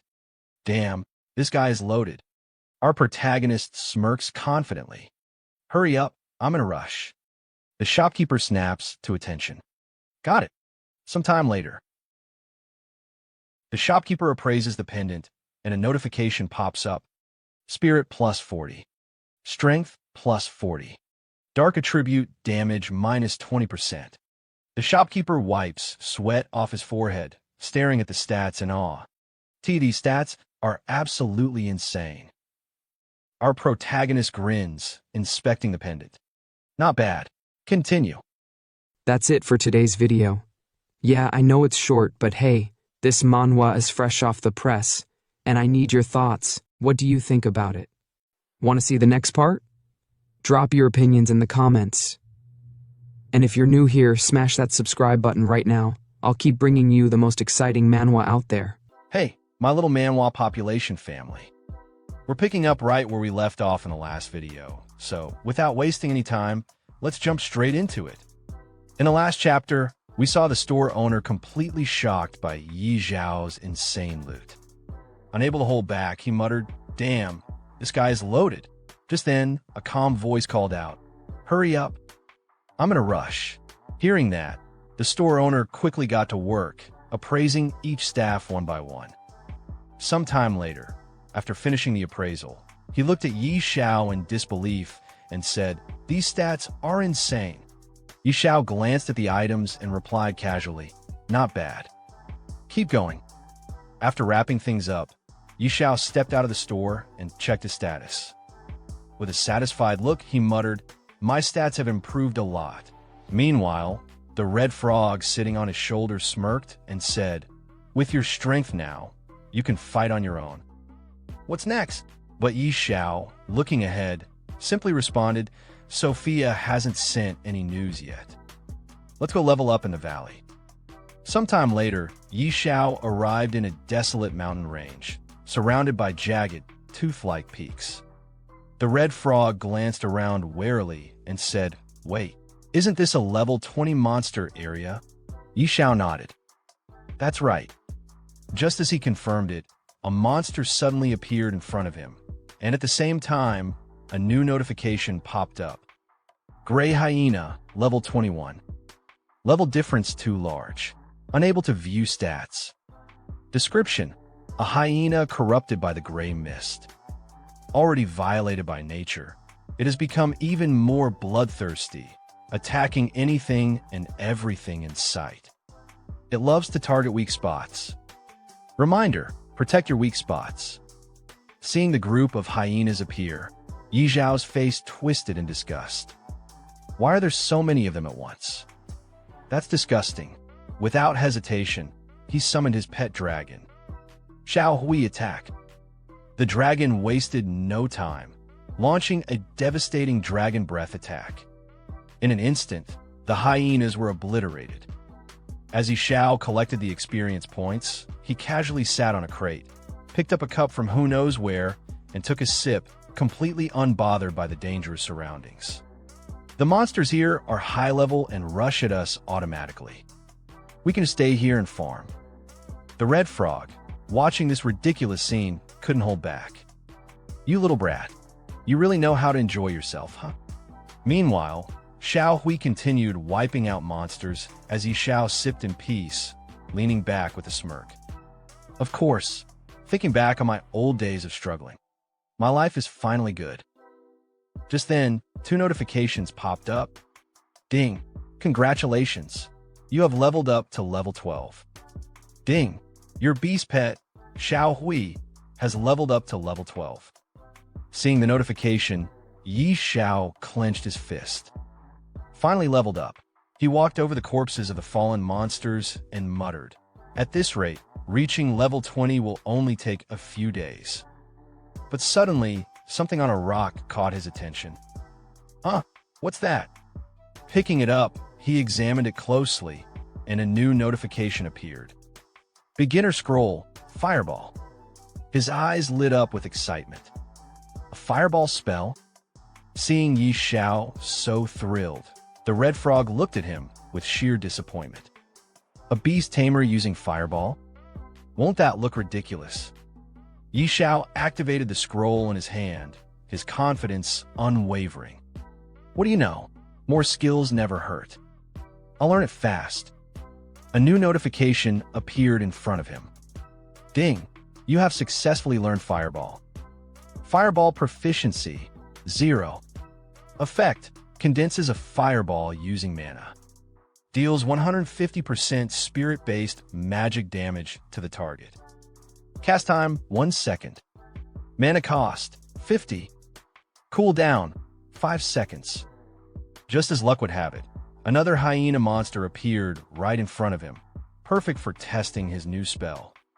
Excited, Yi Xiao launched his fireball attack. Let me show you my fireball. But to his surprise, the attack barely did 31 damage to the monster. His excitement immediately turned to disappointment. No way, this damage is humiliatingly low. The red frog, unable to hold back, burst into laughter and pointed at the monster. Ha ha, your fireball does less damage than Xiao Hui's fart. Even Yi Xiao had to admit, the frog had a point. Glancing at his system panel, Yi Xiao checked the time and muttered, "It's getting late. Time to log off. In 2 more hours, it'll be the 3rd day since Apocalypse launched, which means..." Clenching his fist, he declared with confidence, "The open beta begins." By then, everyone in the Xia Empire over the age of 16 would be forcibly pulled into this dangerous game. The world was about to change drastically. Suddenly, lightning cracked through the sky, and a system notification appeared before every citizen over the age of 16. Panic spread through the crowd. "What's happening? Is this an earthquake?" someone shouted. Another person looked at the screen in horror. "Entering the game? What the hell does that mean? Is this some kind of midnight prank?" one asked, only for someone else to shake their head. "No, this doesn't seem like a joke." One by one, people across the real world were forcibly transported into Apocalypse. "What the hell? I was just soaking a bathhouse and now I'm here," one man yelled in disbelief. Another man, still processing what had happened, groaned. "A game? Damn it, I was eating skewers. Where are my skewers?" Someone else clutched their head. "Holy crap, did I just get transported to another world? I knew it. I'm a chosen one." Amidst the chaos, a man suddenly recognized someone familiar. "Old Li, you're here too." Old Li turned around, equally shocked. "Old Wong, weren't you out dancing in the square?" Meanwhile, in another part of the game world, Yi Xiao's ex-girlfriend, Yin Ran, arrived in the game. Shocked, she looked around and exclaimed, "What's going on? Why did I enter the game automatically?" Her boyfriend, equally surprised, glanced at her. "Me too. This is weird. I was just out having late-night snacks with Wong and the others, and suddenly I got pulled into the game." Looking at each other, he sighed. "It looks like we're not the only ones forced into the game. Apocalypse really is changing the world."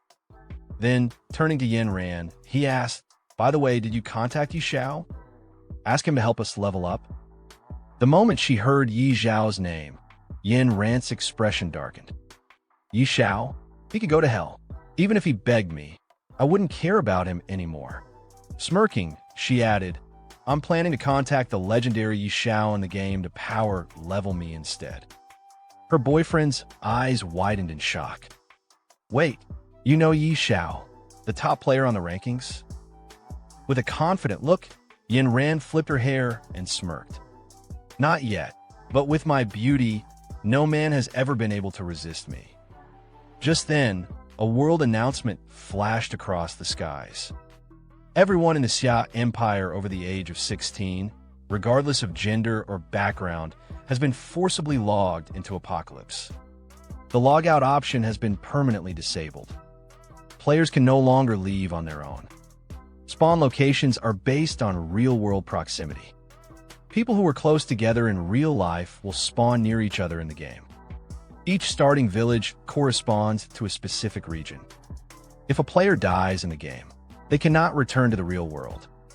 In the middle of a vast grassland, 3 players sat around a small camp, trying to process the situation. One of them sighed. Now that everyone has been forced into the game, something is seriously wrong with this world. Another chimed in, "Where's Xiao? Isn't he the #1 ranked player? Maybe he knows how to log out." The third player nodded. "Yeah, he leveled up ridiculously fast during the beta test. Does he know something we don't? This guy levels up like he's cheating. Could he be a GM? We need to find him." Meanwhile, the scene shifted to Beginner Village 001. A man knelt on the ground in front of Budong Russian, someone who seemed to hold great importance in the real world. The kneeling man's voice was filled with unease. "So far, we still haven't found a way to log out. We might be permanently trapped in this game." Budong Russian stood still for a moment, then slightly turned his head. "The situation has gotten this serious. Where is Xiao? Any news on him?" The kneeling man hesitated before replying, "No contact. He's already level 12 and has left the beginner village. No one else has managed to leave yet." Budong Russian's eyes narrowed. "What about Chen Kuang? Can he do anything?" Lumen sighed. "Chen Kuang? He's only level 4. Budong Russian's expression darkened. "Wasn't he a beta tester? Why is he only level 4? The kneeling man quickly explained, "He's been leading a team and grinding levels, but Apocalypse is way too difficult. Most players are still stuck at level 2. Hearing this, Budong Russian turned around, his gaze sharp. "To think that Jiang City has someone like Xiao. He's definitely not ordinary." His voice was firm as he issued his command, "Spread the word. We must find him at all costs." The kneeling man bowed. "Yes, sir." Meanwhile, our legendary protagonist Xiao received a new system notification. Curious, he clicked on it. The message read, "Xiao, come to the Duke's mansion. We have news on what you were investigating." Seeing the message, Xiao muttered to himself, "Got it. I'm on my way." As he approached the same grand, cathedral-like building we saw earlier, he smirked. "I didn't expect news about the royal beast tamer to come this quickly. This is exciting." Entering the building, our protagonist meets the noble lady from earlier, the one searching for the rose. She's wearing an absolutely stunning dress, and I won't lie, she looks amazing. Honestly, she seems way more suited to be our protagonist's girlfriend. She smiles and says, "You're here. I missed you." Seeing her in that dress, even our protagonist gets a little flustered. His face turns slightly red as he responds, "I am here." In his mind, he's thinking, wow, she's so attractive. Who could possibly resist this? He rubs his head awkwardly and then clears his throat. "Beautiful Sophia, do you have any news about the royal beast tamer?" Sophia gives him a soft smile and replies, "Don't be in such a rush. Uncle Stir is out traveling and can't come back yet." Hearing that, Yixiao's sweat drips down his face. So, it was a false alarm.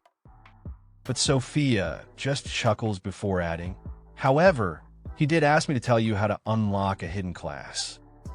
It's actually not hard. It's inside Fengyi City." Yixiao's eyes widen. "What? It's inside Fengyi City?" In his mind, he's screaming, "Whoa. I thought we'd have to travel to the ends of the world, but the treasure was right at home." He immediately turns to Sophia. "My dear Sophia, where exactly is it?" Sophia smirks, turns slightly, and rests her hand on her cheek. "Well, it might be a bit difficult. According to Uncle Stir, in the mountains outside the city, there's a powerful dragon. Beneath its lair, there's something hidden deep inside." Yixiao's excitement spikes. "Are you talking about the cave maze?" Sophia raises an eyebrow. "You know the name of that dungeon?" Yixiao rubs the back of his head awkwardly. I just happened to hear about it." But in his mind, he's thinking, of course I know it. In my past life, I farmed that dungeon so many times. He frowned slightly, but I remember the only boss there being a creepy level 80 demonized boss. Since when was there a dragon? Sophia looks at him seriously. Uncle Stir is certain that a dragon guards that place. Yi Xiao's mind starts racing. In my past life, it was a demonized boss. Did they change it to a dragon this time? But then he shrugs it off. Doesn't matter. I'll go check it out myself. Sophia immediately stops him. You going alone? That's a level 80 area. Even elite players from the city never come back alive. And you're just... Yi Xiao simply gives her a confident smile. Don't worry, dear Sophia. I have my ways. At that moment, a new notification pops up. Ding. Uncle Stir has provided new information. Go to the unknown dungeon and retrieve the item inside. Even the red frog sitting on Yi Xiao's shoulder snickers. That's true. You even stole a dragon egg before. A dungeon is nothing for you. Yi Xiao glares at the frog. Shut up, you annoying frog. He then pulls out a special badge, holding it in his hand. As long as the payment is right, even a dragon can be taken down. When it comes to fighting dragons, my sister Tao is the best. Suddenly, he points the badge forward, and a portal appears out of nowhere. This job needs my sister Tao. Sophia gasps in shock. Wait, is that a Supreme Hall token? How does Yi Xiao have that at just level 12? Then, from the portal, a familiar figure steps out, the magician from earlier, the one who helped Yi Xiao obtain the dragon egg. The so-called Sister Tao. She stretches lazily and smirks. Who's the cute one calling for me this time? As she adjusts the staff in her hand, she sees Yi Xiao standing before her and grins. Oh, it's little brother Yi Xiao. Did you miss your big sister? Yi Xiao looks at her seriously. Sister Tao, I have a big job for you. Immediately, she waves her hands in panic. Don't tell me. It's another dragon? Yi Xiao smirks. Sister Tao, you really are sharp. Yes, it's a dragon. She freezes for a moment, then yells, What? Another dragon? Do you have a grudge against them or something? Last time, I stole a dragon egg and hurt my back. I'm still recovering. No way. Find someone else. Yi Xiao, still grinning, raises 2 fingers. Same deal as before, 2 billion gold as a reward. Sister Tao stops dead in her tracks. 2 billion. She hesitates, dances slightly, then sighs. No way. It's not that I don't want to, but I'm really injured. I need time to heal. If you're not in a hurry, I can go with you in a month. Yi Xiao rubs his chin with a sly expression. What if I can provide the location of the Holy Spirit Spring? Will that change your mind? Sister Tao's eyes light up with excitement. Wait, you actually know the location of the Holy Spirit Spring? No joke if you really know. Would you risk your life to go with me? Yi Xiao smirks. Okay, deal. We leave now. Sister Tao blinks. Right now. As our protagonist and Sister Tao leave the mansion, Sister Tao immediately asks, All right, little brother, where exactly is the Holy Spirit Spring? Without looking back, Yi Xiao casually replies, In the Lost Land. Sister Tao's eyes narrow. Lost Land? Do you have the exact coordinates?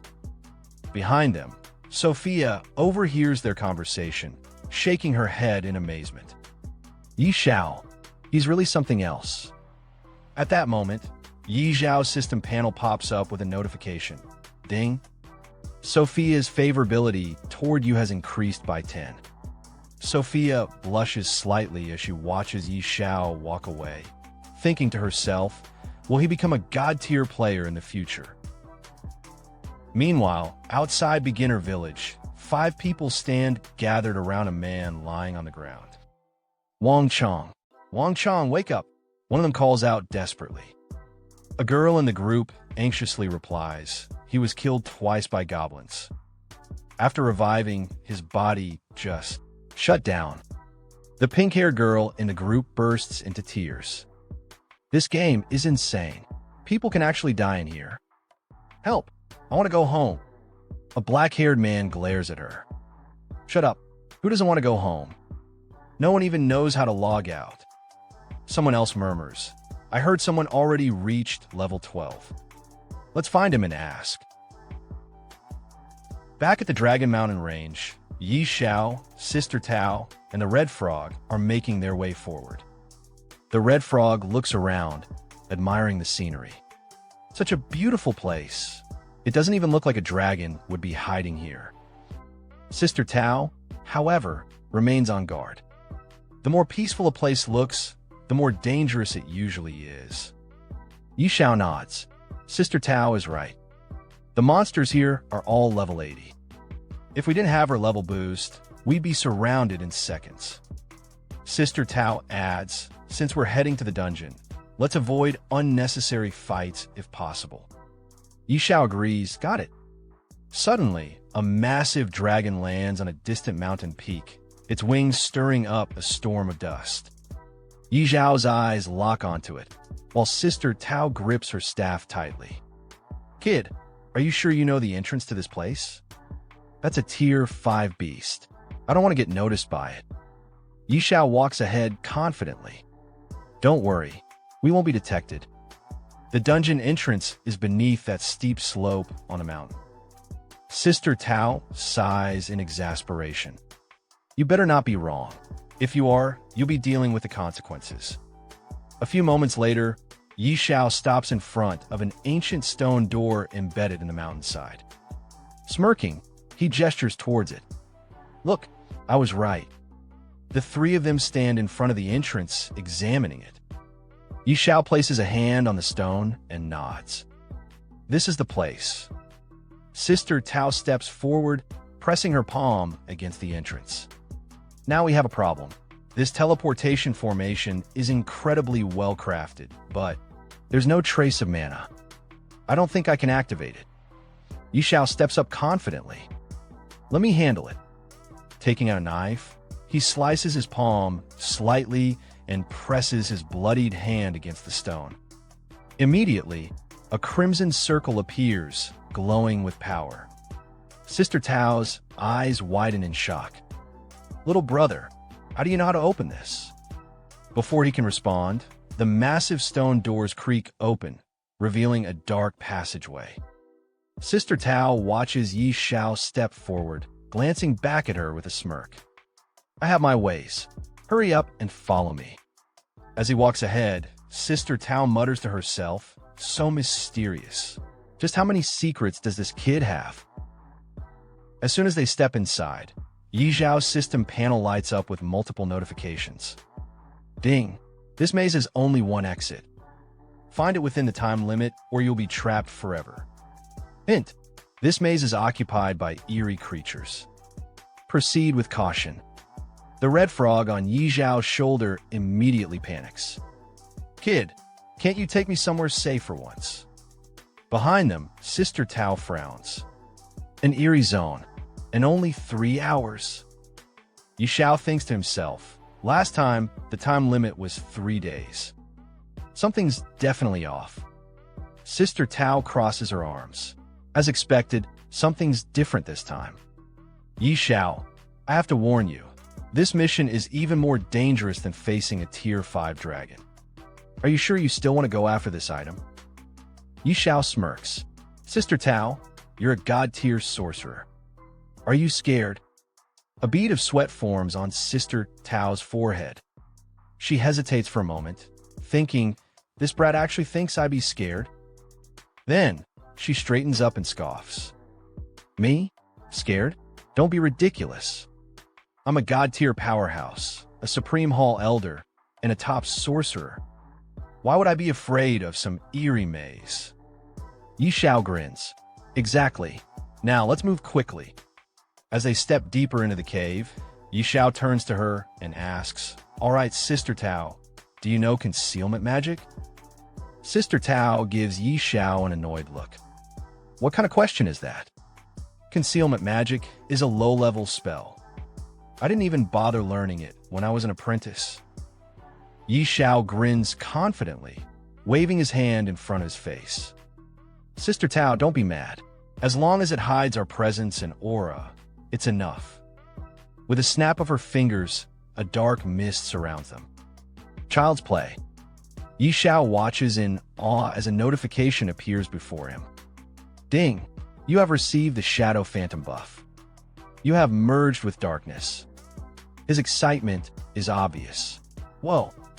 As expected of a god-tier sorcerer. This effect is incredible. As they proceed inside the dungeon, Yi Xiao suddenly speaks. Sister Tao, there are 5 eerie monsters in this maze. 3 are level 60 crawlers. 1 is a level 60 elite boss, and the last one is a level 80 regular eerie monster. We need to be careful. Sister Tao stops in her tracks, staring at him. Yi Xiao, how do you know that? Are you some kind of prophet? He smirks. You could say that. I don't know a few things. Inside his mind, he thinks, I cleared this maze 800 times in my past life. Of course, I know everything. Sister Tao shakes her head. This is insane. What else do you know? Yi Xiao shrugs with a mocking smile. Nothing. Sometime later, they stand before a trap-filled corridor. In the distance, monsters lurk patrolling the area. Yi Xiao whispers, we need to sneak past them without drawing attention. Watch my footwork. Sister Tao scoffs. Are you seriously trying to teach me? Do you even know what level I am? Do you even know what level you are? Yi Xiao smirks. I've cleared more mazes in my lifetime than you've walked roads. Without another word, he leaps forward, weaving through the traps with precise movements. Landing right near a level 60 elite, he swiftly avoids detection and keeps moving. Sister Tao watches in shock, sweat rolling down her face. What the? He just passed by a level 60 elite, and it didn't even notice him? She exhales in disbelief. I take it back. You're the master. Your whole family are masters. Following his lead, she mimics his movements, successfully crossing the traps. She approaches Yi Xiao, whispering, all right, what's next? Yi Xiao suddenly notices a monster standing guard over a treasure chest. Hiding behind a rock, he mutters, looks like this is it. As expected, things are different from my past life. His system panel flashes. Yi Xiao frowns. I can't see its details clearly. Sister Tao, can you? She glances at it. A level 100 Berserk Eerie boss. Pretty average strength. Yi Xiao grins excitedly. Then I'll go open the treasure chest. Sister Tao, get ready to strike. She nods. All right, I'll put an absolute defense buff on you. Yi Xiao then points at the red frog. Better safe than sorry. Lao Hui, don't move recklessly, or you'll alert the Een Spirit Beast. The red frog huffs. Worry about yourself, kid. Slowly approaching the treasure chest, Yi Xiao whispers to himself, the hidden class scroll. It's almost mine. Opening the chest, he sees a blue diamond and an unfamiliar scroll inside. His eyes widen. What the? Even the treasure inside is different. The moment the chest opens, the guardian monster turns, its glowing red eyes locking onto Yi Xiao. With a furious roar, it charges at him. Before it can reach him, Sister Tao raises her staff. Frost shock. A wave of ice surges forward, freezing the monster in place. She yells, "Run, you idiot! What are you doing?" Yi Xiao snaps out his daze and dashes toward her. Sister Tao, help me. As she holds the monster back with powerful attacks, Yi Xiao quickly checks his loot. Effect: resets the cooldown of any item regardless of rank. Cooldown: 3 days. The red frog stares at the screen, stunned. Kid, you are ridiculously lucky. Yi Xiao's eyes light up. What? Another Heaven's Doom rank item? A cooldown reset. That means Brutality Chapter's cooldown will now be only 3 days. Meanwhile, the boss, severely injured by Sister Tao's attacks, staggers but doesn't fall. She glances at Yi Xiao. Yi Xiao, what do we do about the boss? Fight or leave? Yi Xiao sighs. We fight it. Sister Tao, go all out. A wicked grin spreads across her face. All right, I'll unleash my full power then. Raising her staff, she summons a massive lightning strike that crashes onto the boss. The eerie beast lets out an agonized scream. Xiao watches in confusion. Why is it screaming like that? Even the red frog gets nervous. Wait, is it going berserk? A realization hits Xiao like a brick. Could it be? Suddenly, a bright glow erupts from the ceiling. Xiao's eyes widen in horror. Crap, it's summoning a dragon. Before they can react, a massive dragon appears above them, its scales glowing ominously. Without hesitation, it breathes a torrent of fire straight at them. Xiao, Sister Tao, and the red frog all turn on their heels. It's a dragon. Don't just stand there, run. Hey, my little Manhwa population family. We're picking up right where we left off in the last video, so without wasting any time, let's jump straight into it. As Xiao and the others sprint for their lives, dodging the dragon's fiery breath, he yells, "Make a run for it." Sister Tao, panting, shouts back, "There's no way we're beating that thing." The red frog, barely clinging onto Xiao's shoulder, groans. Why does it always come down to us running for our lives? Just when things couldn't get any worse, the dungeon boss, the Een spirit beast, bursts through the cavern, still chasing them. Sister Tao's eyes widen in disbelief. How the hell can an Een beast summon a dragon? Xiao, still running, shrugs. Maybe they're just neighbors. The red frog, gasping for breath, snaps, "Shut up. It's catching up. Why don't you ask it yourself?" Sister Tao glances back and her face turns pale. "Move it, kid. It's coming straight for you." The red frog screams. "Damn it. This thing's gone berserk. It's immune to slow effects. Run." Xiao looks at the enraged monster, his expression turning serious. "Run? No way. If it went berserk just to go all out on us, then I'll just take it down first." Sister Tao stares at him like he's insane. "That thing's level 100. You're level 12. Don't be an idiot." Ignoring her, Xiao pulls out the gemstone he looted earlier. At the same time, he takes out the badge from before. His eyes gleam with excitement. "With my cooldown stone and brutal chapter, this is the perfect time to test my firepower." Sister Tao watches in horror. "You're seriously gambling with your life here." Xiao points his badge straight at the monster and roars, "Die, you bastard." Suddenly, a red beam shoots out from Xiao's badge, striking the monster. He watches in shock, sweat dripping down his face. "That's it? That's all the damage I did? Just how unlucky am I?" On his shoulder, the red frog lets out a groan. "If you die, don't expect me to pick up your call." But before Xiao can even react, blood gushes out from the monster's body, and a massive hole suddenly appears in its chest. The beast trembles, then collapses to the ground, completely defeated. A system notification pops up in front of Xiao. Ding! Target SP below 20%, triggering forced instant death effect. Then, a flood of notifications follows. Ding! Congratulations! You have successfully killed the level 100 demonized boss. Ding! Congratulations! Your level has increased to level 13. Ding! Congratulations! Your beast companion, Little Gray, has leveled up to level 13. Ding! Congratulations! Your level has increased to level 20. Ding! Congratulations! Your beast companion, Little Gray, has leveled up to level 20. Ding! Your level has reached the cap. You can no longer level up for now. Xiao's eyes widen in disbelief before he bursts into laughter.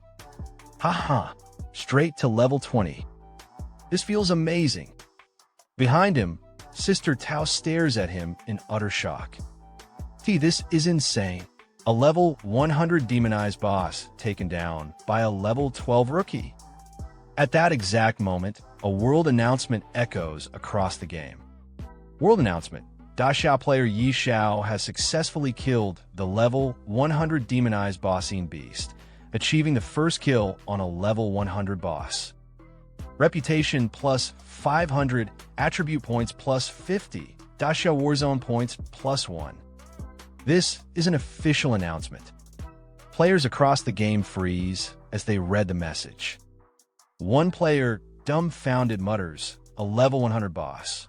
Dead? What kind of bullshit is this?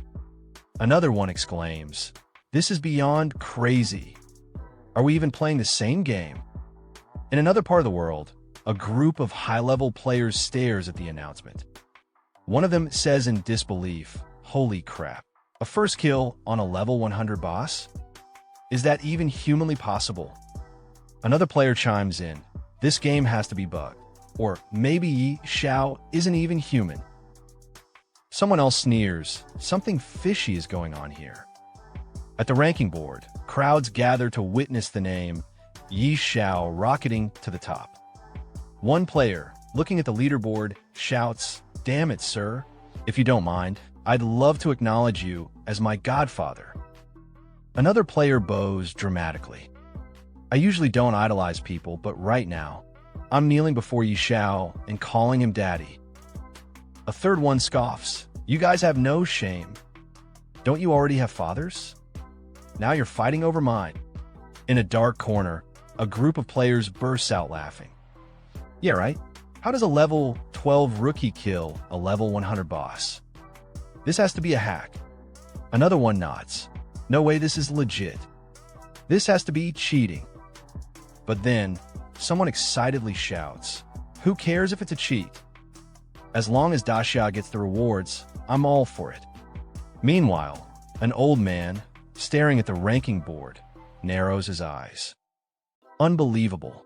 We thought we had completely surpassed Xiao, yet they produced a player like this. Could the hidden forces behind Doomsday be involved with this Xiao?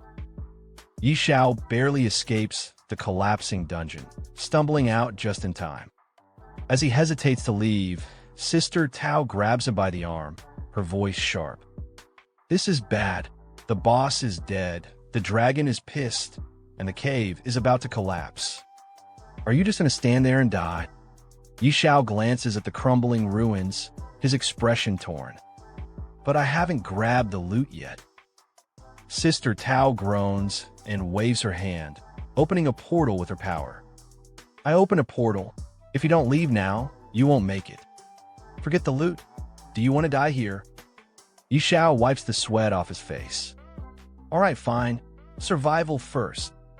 Moments later, the entire dungeon collapses, sending dust and debris flying. Xiao, Sister Tao, and the Red Frog stand at a safe distance, watching the destruction. Sister Tao exhales, shaking her head. Man, I haven't done something this exciting in a long time. The Red Frog huffs. Damn, I nearly died. I need to splurge when I get back to calm my nerves. Xiao lets out a relieved sigh. Good thing Sister Tao had a portal, or we'd be done for. But then he stops, his eyes widening in panic. Wait a second. A terrifying roar shakes the sky. They all look up, and there, descending from the clouds, is a massive dragon. A new notification pops up. Holy Judgment Skyfire Dragon. Level, unknown. Attributes, unknown. Sister Tao clenches her fists. It's not over yet. The Red Frog's face goes pale. Holy Judgment Dragon? Hell no, I'm out of here. Before they can react, the dragon unleashes a devastating breath attack, sending flames raining down. The group scrambles, dodging for their lives as fire engulfs the battlefield. The Red Frog shouts, "Why are we running again?" Xiao yells back, "Because if we don't, we're actually going to die this time." Sister Tao, sprinting ahead, glances at Xiao. "I'm gone. Just make sure to send me the location of the Holy Spirit Spring. And my payment." Later, in Fengye City, in front of a grand mansion, Xiao meets with the noble lady from before. She holds the ancient scroll in her hands, her face flushed with excitement. Yi Xiao, you actually managed to get the item from the labyrinth? Yi Xiao crosses his arms, putting on a smug grin. PSH, it was nothing. A piece of cake for me. The red frog, perched on his shoulder, snorts. You nearly died, and you call that a piece of cake? Ignoring the frog, Yi Xiao turns to the noble lady with a respectful tone. Now that we have the scroll, how do we unlock the hidden class? The noble lady examines the parchment and frowns. This doesn't seem to be a class-changing scroll. Yi Xiao's confidence cracks. Not a class-changing scroll? What do you mean? The noble lady starts walking inside the mansion. According to Uncle Stir, this parchment unlocks your hidden potential and awakens a unique class meant just for you. As she climbs the stairs, she glances back. Follow me. Inside the hidden chamber, Yi Xiao steps into a secret room, his eyes scanning the ancient surroundings. I never knew this estate had a hidden chamber. I didn't discover this in my past life. In the center of the room, a dignified man stands waiting. This is Stir, the royal beast master. His gaze is calm, yet sharp as he looks at Yi Xiao. Welcome, young one. I am Stir, the one you seek. Yi Xiao bows respectfully. Master Stir, hello. I am here to unlock my hidden class. Stir studies him for a moment before nodding. I thought this method of class changing had vanished from the world, but it seems I was wrong. He picks up the scroll, his expression turning serious. Very well. I shall assist you in your transition. Are you ready? Yi Xiao grins, eyes gleaming with anticipation. I'm ready. I can't wait any longer. Stir chuckles, then raises the scroll. Excellent.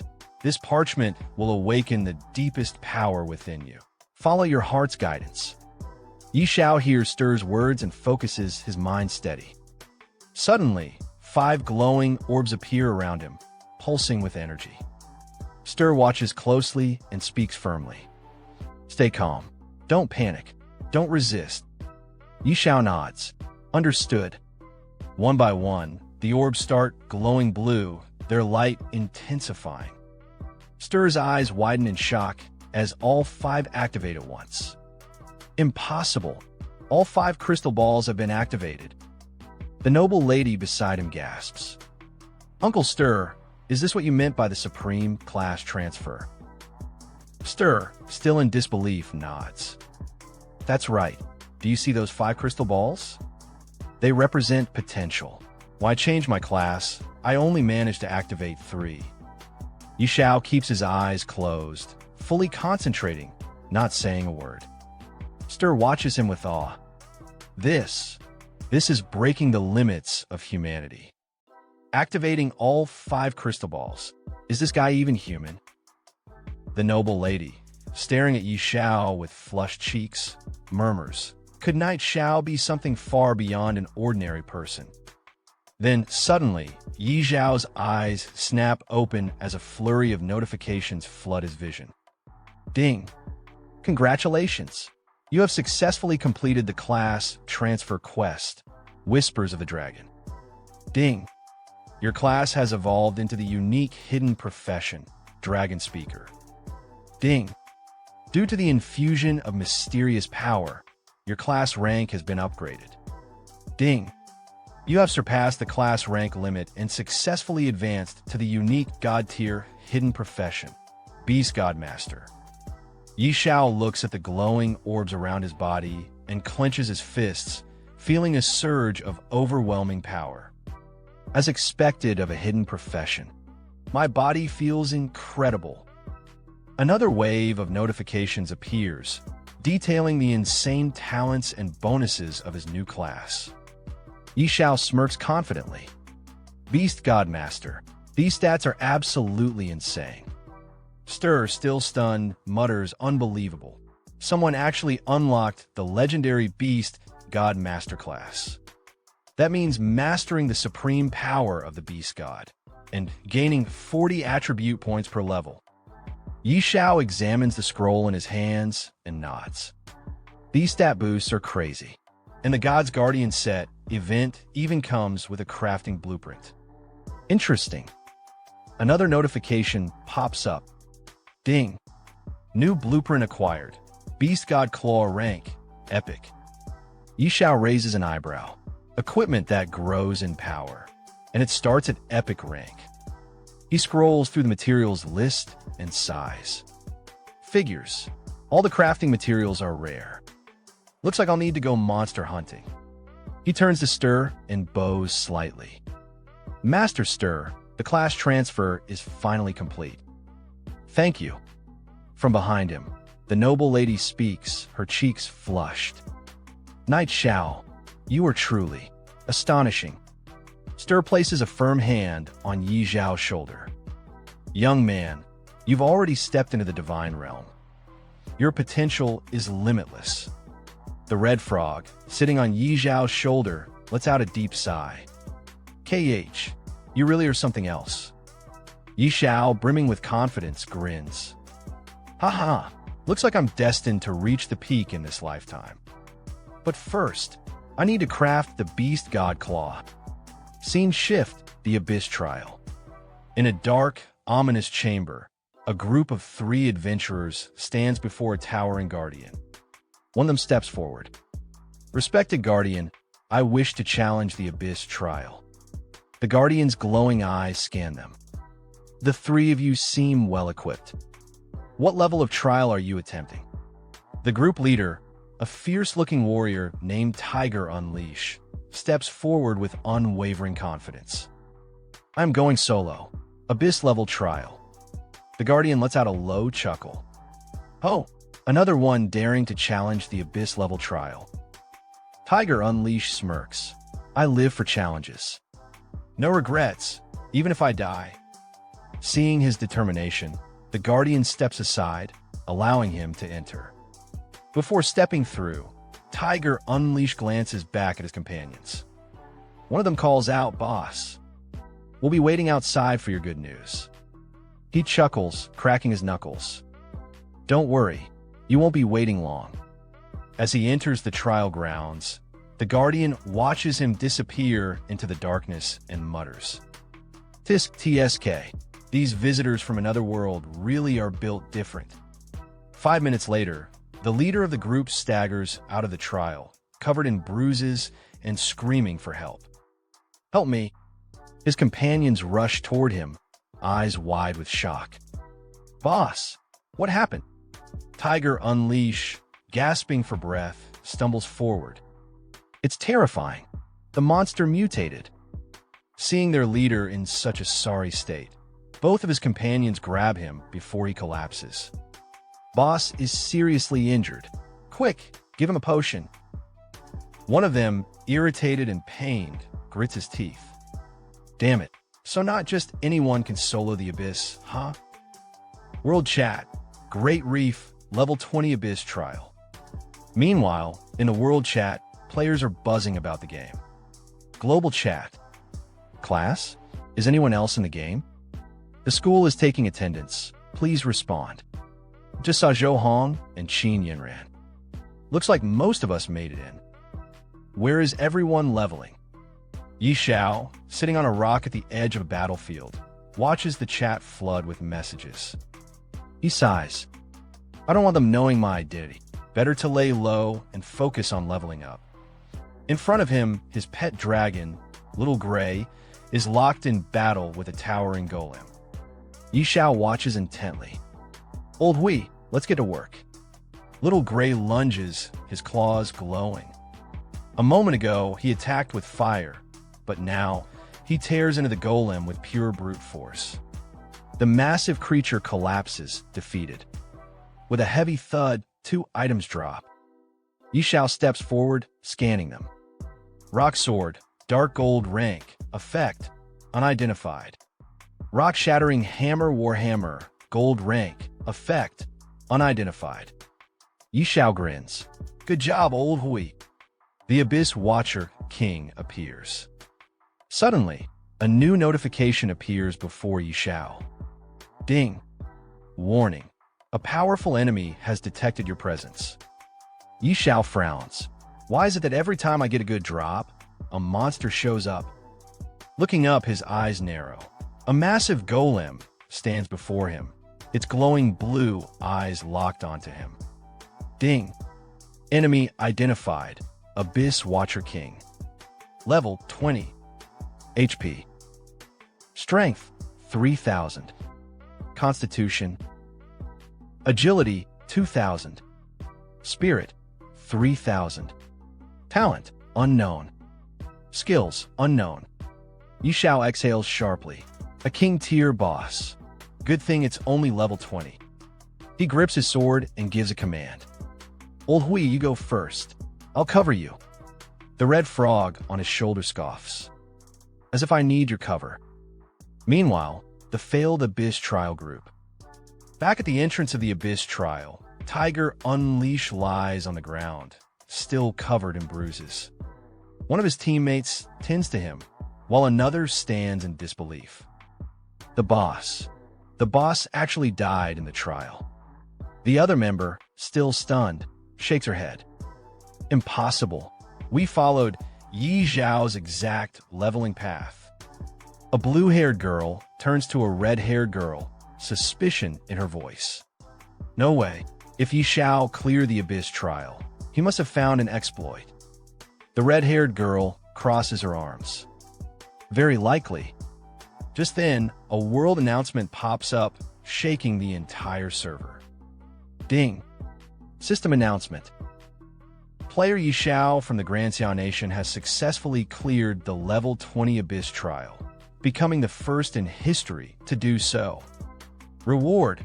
Epic item. Stone of Valor. Grand Xiao Nation prestige points. +1. This is an official announcement. The blue-haired girl freezes. This. Yi Zhao's victory. Back at the battlefield, Yi Zhao stands beside the corpse of the Abyss Watcher King, holding a glowing crystal in his hand. He frowns. No loot, just another Abyss fragment. Taking the fragment in his hand, the protagonist muttered. The Wanderer dropped Fragment 1, and now the Watcher dropped Fragment 2. What exactly are these? Could they be for crafting some god-tier item? Hearing that, the red frog sitting on his shoulder responded with a sarcastic tone. You wish. Then, without wasting any more time, the protagonist turned his gaze toward the portal ahead. Whatever, no point overthinking. I'll figure out later. Time to head back. As he stepped into the portal and arrived at a new destination, a voice suddenly echoed. Congratulations, warrior. Standing before him were 3 guards staring straight at him. One of them spoke firmly. You've cleared the trial. Here's your reward. The protagonist reached out and took the box from them. Instantly, a notification sound popped up. Stone of Valor. Grade. Epic. Description. Holds immense power and can be used to enhance the Emblem of Valor. Looking at the stone in his hand, the protagonist's eyes widened in surprise. Whoa, it's for upgrading the Emblem of Valor. Without wasting a second, he shouted with excitement. Then what are we waiting for? Let's do it. Right at that moment, another notification appeared. Emblem of Valor. Description. A symbol of true warriors. Only those who conquer the Hell level trial can obtain it. Effect. Increasing strength by 10% and spirit by 10% for 5 minutes. Seeing this, the protagonist couldn't hold back his joy. He laughed out loud. Haha, success. A legendary emblem. Looking over at his dragon companion, he grinned. With this, I will be unstoppable in the level 30 zone. Turning to the red frog, he shouted, Old Hui, let's go. But just as they were about to move, another notification suddenly popped up right in front of him. System maintenance. Logging out of the game soon. Looking at the message in confusion, the protagonist blinked. What's going on? Are we finally logging out and returning to reality? But it wasn't just him. This notification appeared in front of every player across the entire world. Everyone saw it. One player, staring at the message, shouted, System maintenance? Now of all times. Another one exclaimed in shock. So we can finally leave the game? Someone else almost cried out. I want to go home. I miss my mom. And another player cheered in excitement. This is amazing. We're finally getting back to the real world. And just like that, all the players from the old world started logging out, disappearing from the game one after another at the very same time. And our protagonist in his house watching the TV, and the news reporters say after Dacia, the United States has also fallen into doomsday. Experts predict that this supernatural game phenomenon will gradually spread worldwide. Falling asleep now means entering the game. Doomsday has become reality for all of humanity. What comes next? Player Ferocious Tiger Unleashed dies in the Abyss trial. Just how terrifying is the Abyss level trial? And what does this mean for ordinary players? Today, we have the privilege of speaking with high-level player Qingfeng Suju, who will share the latest updates on Doomsday and strategies for leveling up quickly. Player Qingfeng Suju recently led a team to clear the hard-level advancement trial. In today's livestream, he'll reveal whether dying in the game affects reality. And seeing the TVs with an annoying tone, our protagonist say Qingfeng Suju? Never heard of that name before. Interesting. Let's see what he's got. In the TV, the news say again Qingfeng Suju as the first to clear a hard-level advancement trial and the second to pass an advancement trial after night Xiao. What are your thoughts? Honestly, I was just lucky. And to clarify, I didn't do it alone. My team barely made it through. What do you think about the fact that players are automatically logged into Doomsday when they fall asleep? Even the officials can't explain Doomsday's existence. But surviving inside the game is far from simple. Also, we've learned that Knight Xiao is a fellow Dacia player. Not only has he cleared the Abyss trial, but he's done it twice. As a top player yourself, what's your opinion on this? Knight Xiao is on a completely different level. Even if you combined all the top-ranked players, they still wouldn't stand a chance against him. Then somewhere on a grand villa, a man, looking towards the TV, he say even all the top players combined wouldn't be enough? If I had someone like him in my ranks, I'd have absolute control over the Doomsday world. Then he looked towards his butler, and he say again, Fu Bo, use every resource available to dig up everything on this Knight Xiao. And the butler respectfully lower his head towards him and say, yes, young master. I'll get on it right away. And as for our protagonist, he also looking at the news, he say the game suddenly went into system maintenance and forcibly logged everyone out. So players can only enter by falling asleep now? Looks like the real-world invasion of Doomsday is happening slower than in my past life. But then our protagonist looked towards his computer again, and he think for a moment, and he say to himself, but this is the perfect chance for me to power level. For Beast Tamers, level 30 is a crucial milestone. That's when I unlock an extra pet slot. No point thinking too much. Let's just focus on reaching level 30 first. Then sometimes later in the level 30 zone, Grey Mist Valley. Our protagonist fighting with Ada Golem, he say look towards his dragon, Old Hui. Use Stunning Shock Attack, and hearing our protagonist word that dragon uses Stunning Shock Attack. And from that attack, both Golem and get stunned, yes. That's it. Old Hui, you're getting stronger. Huh. And after that our protagonist dragon use his Fire Breath attack and defeating the golden monster and seeing get our protagonist with excitement. He say nice work. And at the same time, a new notification appear in front of our protagonist, and it says your beast Old Hui has leveled up to level 24. Congratulations, you have leveled up to level 24, and seeing that our protagonist with excitement, he say, haha, another level. Then in the bustling city, right in front of the towering world ranking board, a huge crowd had already gathered. Everyone's eyes were locked onto the screen, staring in disbelief. And right at that moment, someone shouted while pointing at the top of the rankings. Damn, he just shot up in levels again. He's now twice as far ahead as the second-ranked player. The world rankings were displayed brightly for everyone to see. World rankings. 1. Xiao. 2. Qingfeng Suizhu Honda.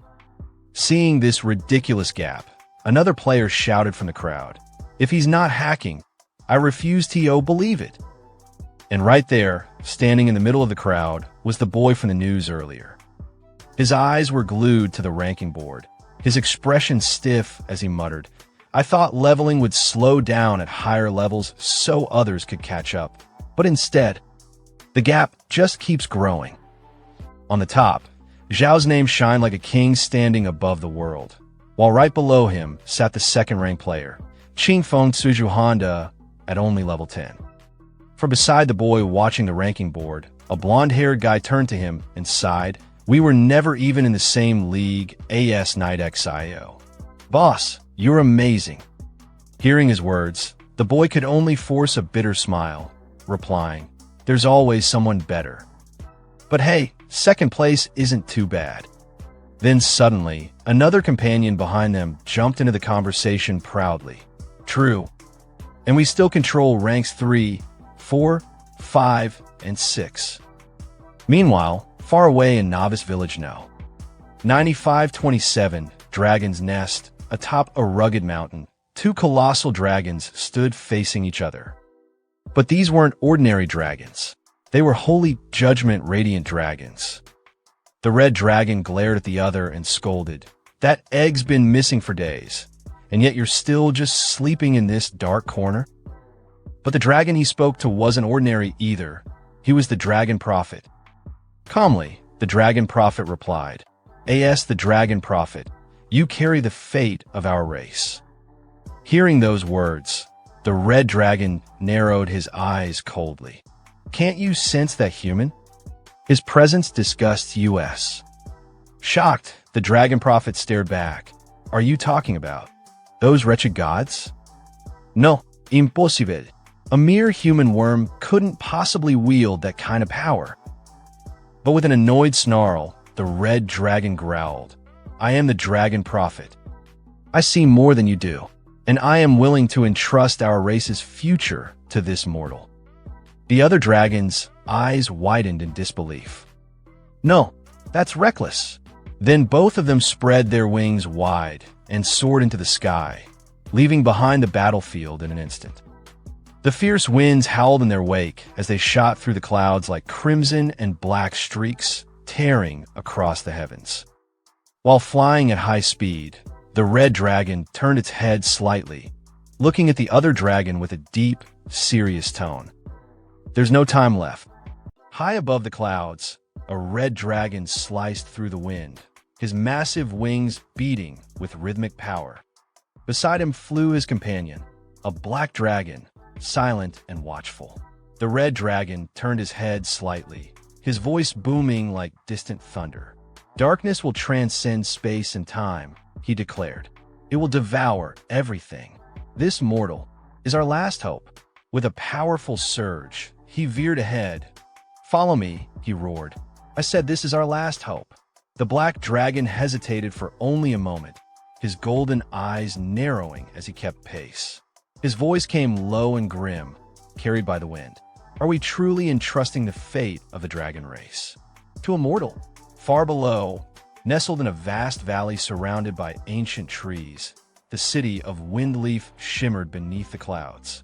In the heart of the city, 3 travelers stood at the gates, weary from a long and perilous journey.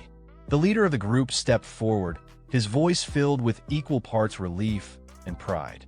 "Finally," he said, "it wasn't easy, but we've made it. Windleaf, the heart of the realm."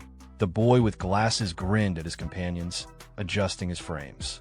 "Yeah, besides Night Xiao, we got to be the first players to reach Windleaf main city." His excitement was contagious. One of the others nodded eagerly. "That's right, we actually made it." But before their excitement could settle, the sky above them darkened. A shadow passed over the city. Gasps and screams followed. People began to scatter in panic as the immense form of a dragon descended from the clouds, its wings blocking the sun, but a voice cried out from the crowd, "Help! Someone help. The boy with glasses looked up, mouth agape. Is it a giant dragon? The dragon wasn't alone. Clutched tightly in its massive claw was a figure, flailing, shouting, caught in terror. Someone save me! The captive screamed. The judgment dragon is capturing people. That voice, it was unmistakable. Their eyes widened. It was him. Clutched in the dragon's grasp, the protagonist panicked. His voice cracked as he yelled again, but a second, smaller voice snapped at him. Stop yelling, croaked a red frog perched awkwardly near him. Do you think anyone's strong enough to save you? Despite the brave words, the frog was trembling even more than the boy. Together, the two dragons, one red and one black, swept away from the city, disappearing into the clouds with terrifying speed. Down below, the group stared upward, dumbfounded. I've never seen such a huge dragon before, one whispered. Then the boy with yellow hair squinted, jaw-dropping. Is that Xiao? That's impossible. Their leader stepped forward, voice tense with confusion. And the dragon seems to be carrying someone. He began to walk ahead, eyes still fixed on the sky. Even if you reach level 100, there's no way you'd be involved with a dragon of this caliber. The yellow-haired boy turned, visibly shaken. Boss, what should we do? Do we follow it? The leader didn't miss a beat. Follow what? That's the judgment dragon. One sneeze from it and we're all gone. Later, in the game's global chat, messages exploded across the screen. Breaking news, a dragon boss has appeared outside Windleaf City. An unlucky player was captured. Shocking. Top player Ching Feng Suiju hints the captured player might be Night God. Discussion thread. What does being caught by a dragon mean? Here's what ordinary players, leaderboard veterans, and top-ranked guilds are saying. Back in Windleaf, on a busy street corner, a man nearly dropped his drink. Did you hear? Xiao was caught by two dragons. Another man choked on his food. What? Really? I haven't even seen a dragon yet. A third piped in from the next table over. So, night gods already dealing with dragons? No wonder his level's so high. The dragons are power leveling him. That's some crazy grinding speed. And from a few steps away, another voice added bitterly, I'm so jealous. If I had that kind of treatment, I'd be level 30 by now too. One more player leaned in, sounding bewildered. How can Xiao already be interacting with such high-level creatures? Elsewhere, far from the city, deep in the mist-shrouded mountains, a solemn wind whispered through an ancient, crumbling dragon cemetery. Towering stones, each etched with runes of old, circled a glowing platform at the center. There, the captured protagonist now stood, placed at the heart of a glowing summoning circle. Before him, the two dragons loomed like gods, silent and unreadable. The mountains held their breath. Something was about to begin. The protagonist looked at the two dragons in front of him, his brows furrowing as unease crept in. Why do these two dragons look so familiar? He asked aloud. From the side, the red frog tilted his head with a smirk. Duh, did you forget the good deeds you've done? He said, clearly enjoying himself. I told you not to mess with dragons. A bead of sweat slid down the protagonist's face. He turned to the dragons again, eyes widening as memories hit him like a brick. We're done for, he thought. One had its eggs stolen by me, and the other had its home looted. Things aren't looking good. Just then, the black dragon stepped forward, towering and calm, his deep voice resonating through the chamber. Mortal, he said, are you not afraid? The protagonist straightened his back, forcing a false sense of courage into his voice. Kill me or flay me. Do as you wish. But inside, panic churned in his chest. Afraid? Who wouldn't be afraid? Anyone who says otherwise is a fool. He thought bitterly. The red dragon moved next, stepping closer with a gentler expression. His voice, though powerful, was less threatening. Mortal, you need not fear, he said. The dragon egg you took is the last hope of our race. Bringing you here is to bestow upon you a great opportunity. The protagonist blinked in surprise, confused. You mean, Little Gray? At those words, the black dragon's eyes flared. Little Gray? Outrageous, he roared. How dare you give such a disgraceful name to a dragon? The protagonist instinctively took a step back, startled. Huh, it's disgraceful? But Little Gray really likes the name, though. The red dragon turned toward his companion. There's not much time, he said firmly. Let's get down to business. The black dragon let out a breath, calming himself before giving a short nod. All right, both dragons began to ascend, their wings spreading wide as they lifted into the air above the temple chamber. The red dragon raised his voice first. In the name of the dragon god. The black dragon followed with a deep, commanding tone. In the name of the dragon god. Watching from below, the protagonist's eyes widened as he stared into the sky above them. Sweat slid down his face. What are you going to do to me? He stammered. I was just joking earlier. Just let me live. I'll do whatever you want. From below the altar, the red frog nervously chimed in, clearly trying to distance himself from the situation. I don't even know him that well. The dragon egg theft really had nothing to do with me. Suddenly, one of the massive dragon statues lining the temple walls stirred. Its ancient eyes slowly began to glow, reacting to the dragon's combined aura. A deep hum filled the air as a pulse of power rippled through the temple. Something was awakening. The two dragons hovered above, their wings spread wide, their eyes locked on the altar below. Then, in perfect unison, they roared, bestowal of the blessing of the dragon clan. As their voices echoed through the ancient dragon temple, a brilliant yellow light shot down from the mouth of the dragon god statue overhead, piercing the air like a divine spear. It struck the protagonist directly, engulfing him in radiant energy.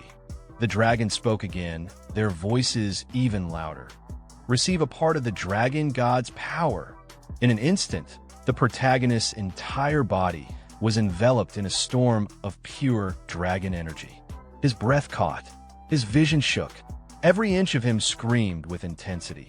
Far away from the dragon temple, across the world, a new notification appeared before the eyes of every player logged into the game. Doomsday Forum. System in today's news. Xiao Nation continues to dominate, occupying the top 100 of the level rankings. Storm brews again. The second spot on the leaderboard has changed. Jihai Yeshing's show-stopping assassin skills skyrocketed them to level 14, replacing Mingwe Ruyue and widening the gap. God on the decline. Knight Xiao remains at the top, but hasn't leveled up in 3 days. Has the new god fallen? Shocking development.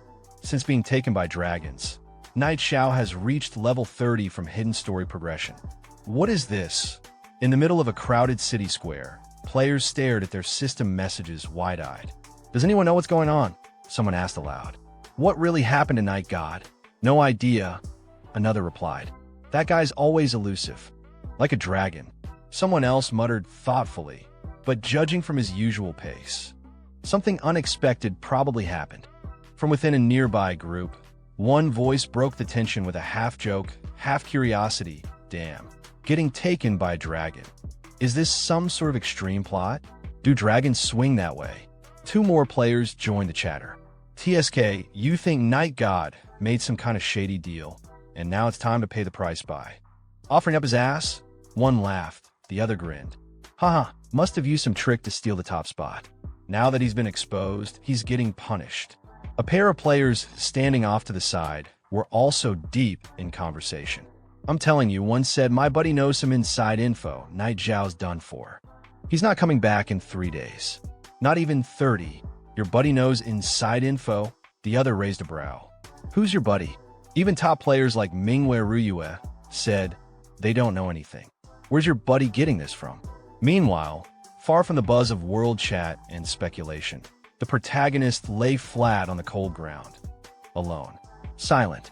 The lingering hum of the dragon god's power still faint in the air. 2 glowing notifications hovered in front of him.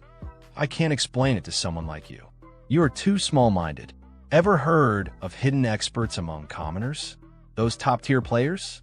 Nothing but crap. Look at the gap. Then came another ding. Congratulations, you've received the blessing of the dragon god. Become stronger. The protagonist groaned and clutched his head. Ugh, my head hurts. As the golden glow from the dragon god's blessing faded, silence returned to the ancient mountaintop.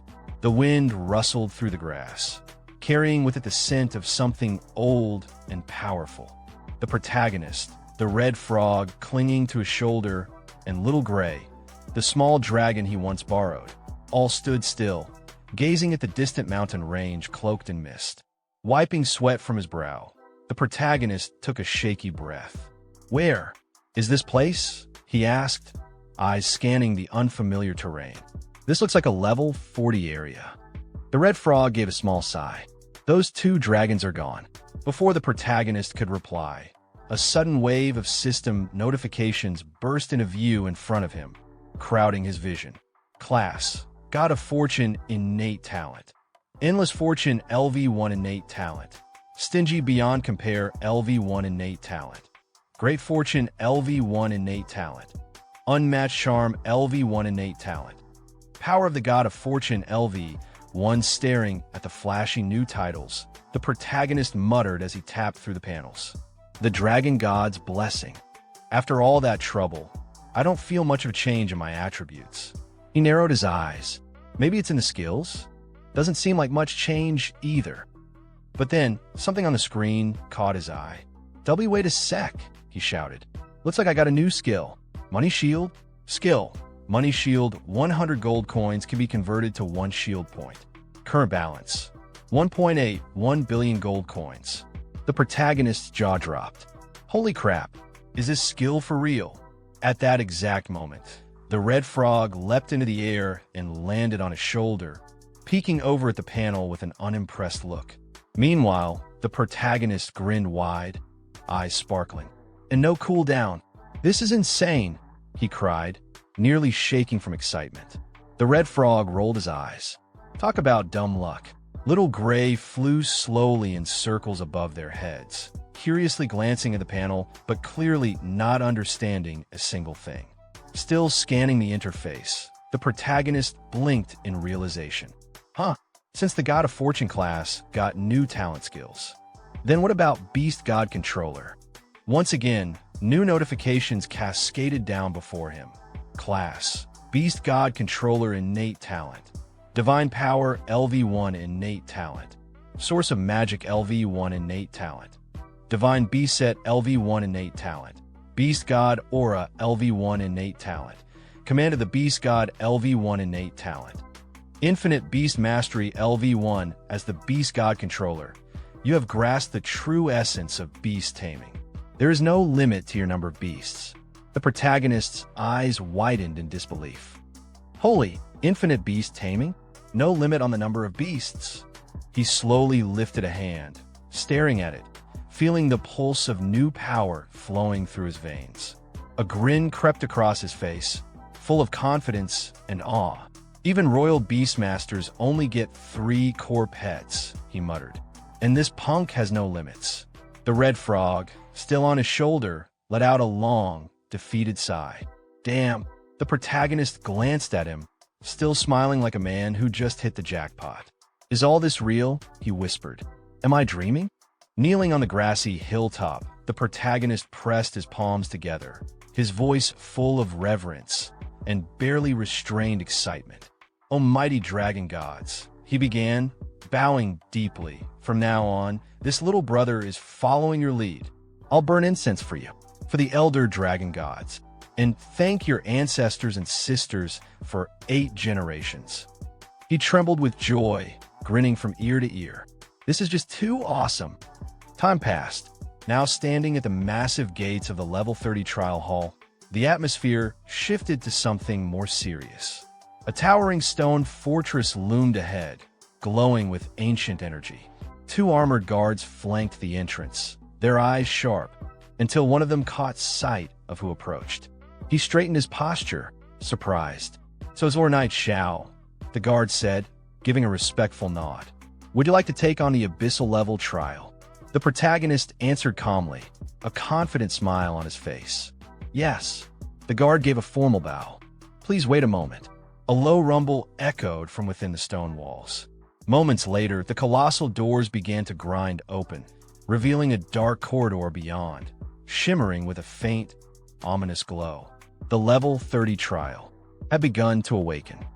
Then when our protagonist untears the door, he is suddenly transported into a cold area where mountains made of ice are towering around. Our protagonist, with his trusty companion, the red frog who always tries to betray him, and his pet dragon, are walking towards the mountain. Freezing from the cold, our protagonist says it's so cold. If I had known it'd be this freezing, I would have worn more layers. But then, our protagonist suddenly notices a big snowball coming from behind him. He quickly avoids the snowball from crashing into him and says, "Ah, that was close." The red frog, sitting casually on the snow, looks at him and says, "Why are you dodging it? Why don't you use your shield?" Our protagonist looks at the red frog and says, "Oh, right, I do have a shield." Suddenly, right in front of our protagonist, the air becomes heavy and a giant snow-white monster starts running towards him, shouting. Seeing the monster, our protagonist gets shocked. Without wasting a second, he orders his pet dragon to attack, shouting, "Old Hui, show them how fierce you are." The dragon, with his fiery breath, attacks the monster and instantly defeats it. Then, a new notification pops up in front of our protagonist, saying, "Ding, congratulations, you have successfully slain white-furred mutant Yeti." Looking at the defeated monster and sweating from his face, our protagonist says to the red frog, "One bite and it's over?" "Lao Hui, did you see that clearly?" Hearing our protagonist, the red frog casually says back, "Nope." Then suddenly, right in front of our protagonist, some notifications appear. The first one says, "Talent. Absolute suppression as a great beast. The celestial dragon has an innate dominance over lower-tier creatures. After carrying the bloodline of the dragon race, it has grown even stronger. Plus 30% damage to mythical creatures, plus 50% damage to non-mythical creatures. Receive minus 50% damage from all sources." Then the second notification pops up, saying, "Nickname, Old Hui type. Celestial dragon, mythical grade level. 30 status base attributes. Strength, 70-66 constitution, 69-75 spirit, 75-89 agility, 6-9-4-9 1x1. All the dragon's skills and characteristics scroll in front of our protagonist. Seeing all of that, our protagonist gets completely shocked. With a stunned expression, he says, "Old Hui is broken." But then, suddenly, out of nowhere, a huge number of monsters appear and start rushing towards our protagonist. Seeing them, our protagonist shouts, "Why are there so many monsters all of a sudden?" As the monsters charge, the pet dragon, filled with excitement, lets out a mighty roar. Seeing this, with panic in his eyes, our protagonist yells, "Old Hui, now's your chance to go wild. Go kill, kill, kill." Hearing his words, the dragon immediately starts attacking the monsters with his fire breath. Then, half an hour later, after defeating all the monsters, our protagonist looks at the pile of dead creatures in front of him. A new notification pops up. "Ding, congratulations, you have successfully slain Seeker of the Abyss, King Tier." Meanwhile, our protagonist simply stands there holding a crystal in his hand, a mocking smile on his face, and says, "Haha, King Tier, that's it. So weak." The red frog, sitting on our protagonist's shoulder with his usual expression, says, "Get cocky.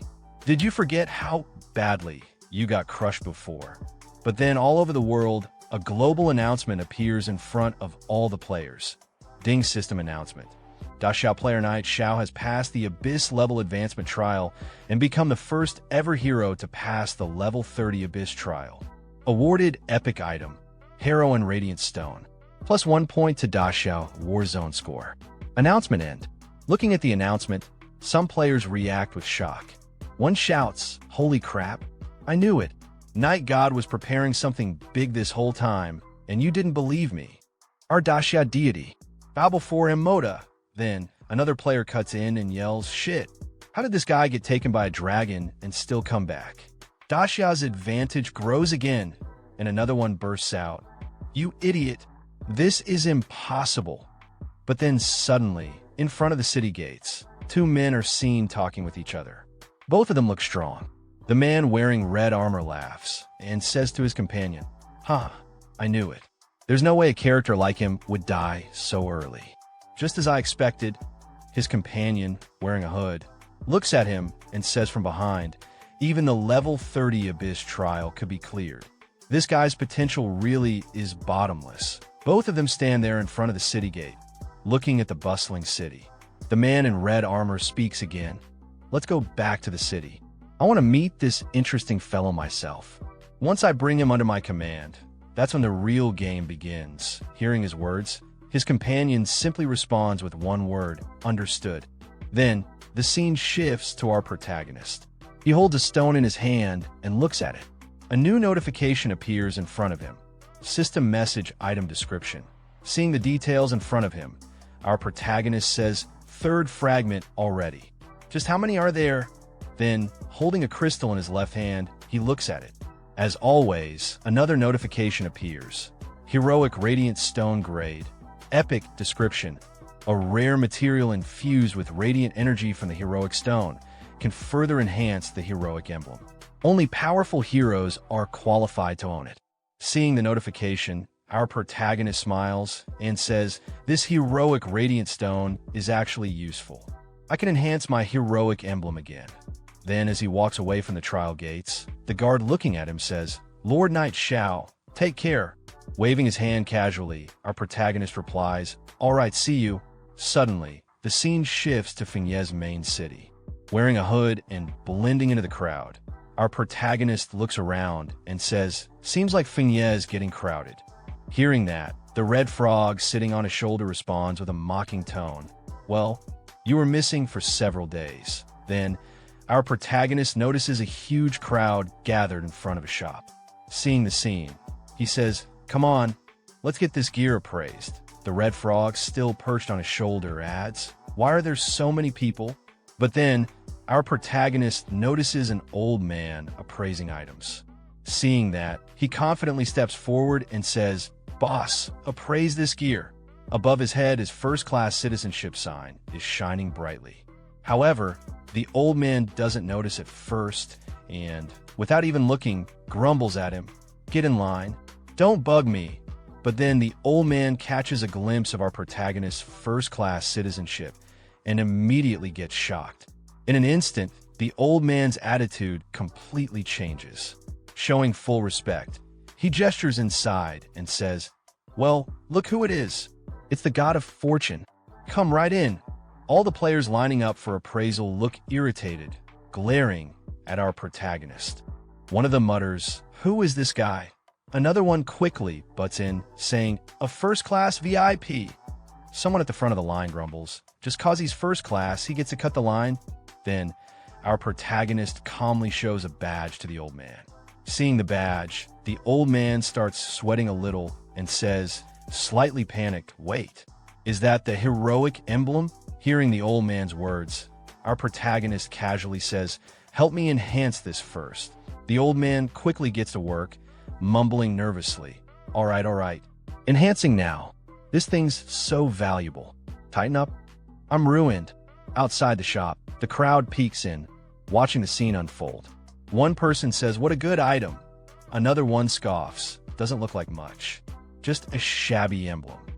Ignoring all the background chatter, the old man focuses entirely on enhancing the item.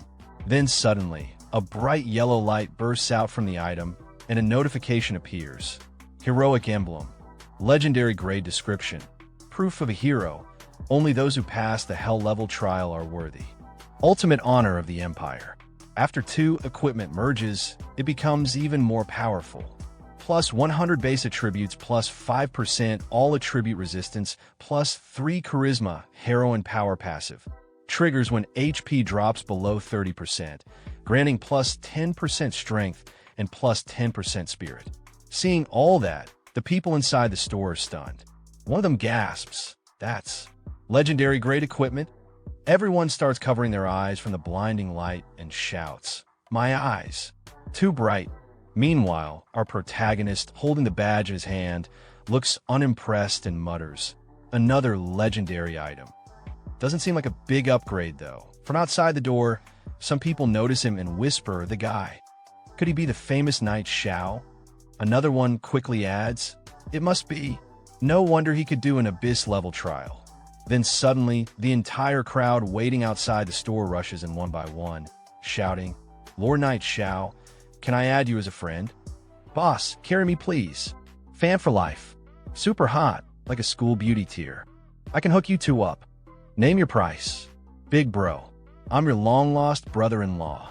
My sister's wearing black stockings today. Add me, and I'll send you pics. If you don't like it, I'll wear them myself." The old man, panicking, tries to calm the chaos, shouting, "Everyone calm down. Don't disrupt the store's business." Meanwhile, our protagonist, holding a red dagger he picked up from the shop, sighs and says, "Staying low-key is so hard." Then he turns to the old man and says, "Boss, help me appraise these other items too." Hearing that, the old man looks at him and quickly responds, "Sure thing. Satisfaction guaranteed." From outside the door, the crowd watches excitedly. One of them exclaims, "Holy crap, they're all dark gold gear." Another one says, "My poor heart can't take this." Someone else, full of excitement, adds, "Boss, you probably won't use all that, right? Want to sell a few pieces?" Another man, practically begging, says, "Master, my dad owns 3 publicly traded companies. Money's no issue. Just sell me 1 or 2 pieces, I beg you." At that moment, the world chat exploded. Damn it, the great Yi Xiao has appeared in Fiancée City. Everything he just identified was dark gold rank. Every single piece. Everyone get over here. Worship the Grandmaster. Bring offerings. Offer your younger sisters if you have to. Is that info reliable, bro? Last time you said Yi Xiao showed up, I rushed over like a mad dog, and it turned out to be a fake. I nearly had a stroke from the rage. More real than pure gold. Look at these photos. Someone took them right on site at the appraisal shop east of the city. Coordinates are here. And there they were, several photos showing Yi Xiao in action, standing calmly as stunned players held glowing, newly identified dark gold items in their hands. Damn it, I'm heading there now. I'm turning around. I'm going back to the city. Inside Fiancée City, the streets were chaos. Players sprinted across alleyways, burst out of buildings, and flooded into every corner of the marketplace like a tidal wave. Where is the great Yi Xiao today? I must beg him to take me as a disciple. Disciple? Please, if anyone's going to be his disciple, it's me. Who do you think you are? God Yi, here I come. I want to have children with you. The world paused, and I really hope that one came from a pretty girl. Otherwise, we might be looking at the start of another catastrophe. Sometime later, Yi Xiao was seen crouching in the shadows behind a cluster of old merchant stalls, hood pulled low over his head. From his hiding spot, he peeked out cautiously at the chaotic city streets, still buzzing with activity. "Ugh, looks like no one followed me," he muttered, letting out a long sigh. What now? Being the center of attention all the time is exhausting. But just as he was about to relax, a voice spoke behind him. "Are you Yi Xiao?" Yi Xiao froze. Slowly, without lifting his hood, he turned his head slightly, eyeing the stranger from beneath the brim. "And what do you want?" The man wasn't alone. Behind him stood a group, well-dressed, confident, and clearly used to getting what they wanted. The air around them was thick with self-importance.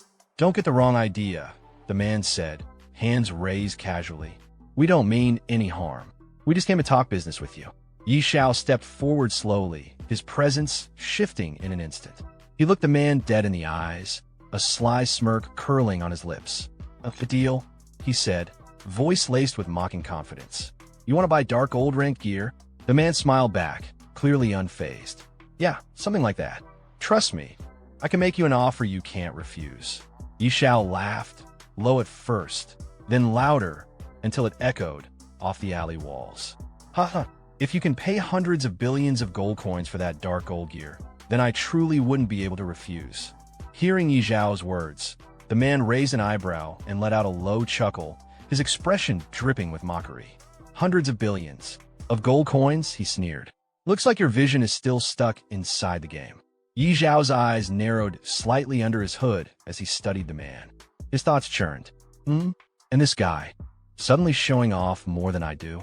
He didn't exist in my previous life, but that assassin behind him, he feels familiar. That tone, that presence. One of the top assassins for back then. Never joined any faction, always acted alone. He tilted his head, eyes sharp now. "So what are you trying to say?" The man smirked, stepping forward slightly as if addressing an equal or a potential subordinate. To be honest, seeing you dominate the rankings like that, I think you've got real potential. You're not ordinary. I'm sure you'll achieve big things. He paused, gaze steady. But it seems you still haven't realized the real value your in-game abilities can bring in real life. Xiao gave him a cool glance, nodding slightly. Keep talking. Let's see how far your little performance goes. He thought to himself, silently amused. The man smiled, wider now, his confidence turning to arrogance. I'm not here to sell you dreams. Money, status, women, whatever it is you want, I can give it to you. He stepped right in front of Xiao now, his group flanking him like a wall of silent pressure. His tone was smooth but soaked in challenge. So, make your choice. I hope you'll join us.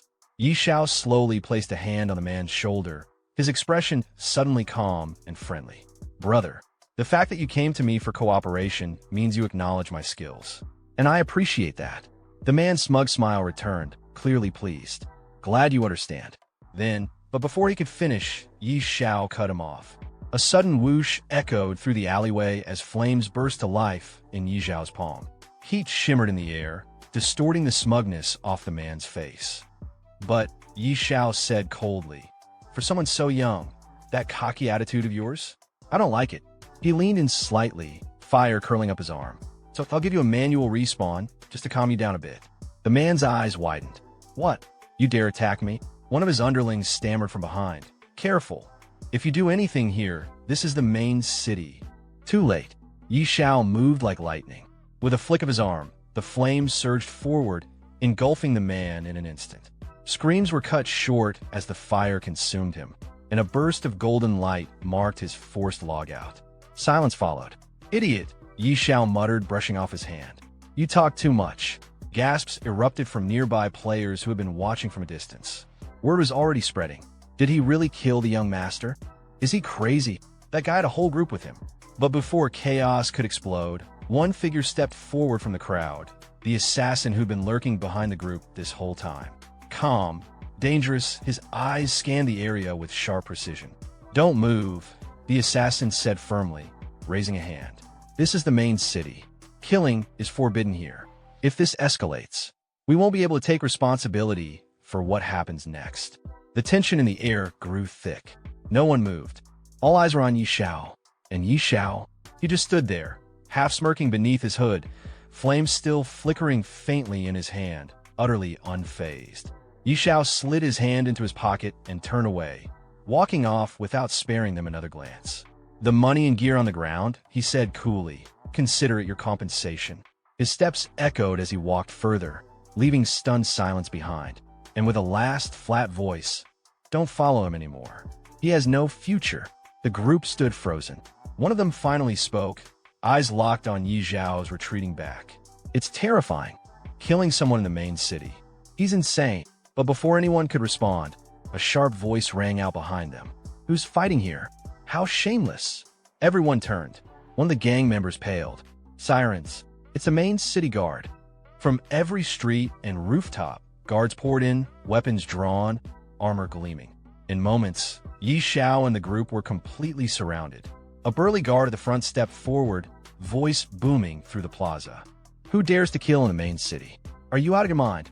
But our protagonist, without avoiding any questions, he simply replied to the guard it was me. Then another voice roared out, deep, gruff, and brimming with authority. The guard leader stepped forward, eyes locking onto Xiao with a scowl. You kill someone, and still stay this calm, he shouted. You've got some serious guts. The guard leader stared hard at Xiao. Then his expression twisted, not in anger, but in shock. His voice dropped into a sharp, almost panicked tone. Wait, is he a first-class citizen? The atmosphere shifted instantly. The guards, who had come charging in with righteous fury, suddenly stiffened. One of them stepped forward nervously, bowing slightly. There must be some misunderstanding here, he said, voice shaky with forced calm. Apologies for our recklessness. Dear sir, could you please tell us what happened? Just for the report. Xiao didn't even break stride. He lazily lifted his hand and pointed toward the still stunned group behind him. It's nothing serious, he said casually. Someone threatened me a little, so I cleaned him up. The guards' faces turned pale. What? A vagrant dared to verbally offend a first-class citizen. One of them exclaimed, his voice high with disbelief. The same guard bowed again, this time deeper, and spoke with utmost respect. Dear sir, the safety of the city is our duty. If anything like this happens again, please allow us to handle it. You shouldn't have to dirty your hands. Xiao waved it off with a tone that was equal parts indifferent and dismissive. It's fine. Just a small effort.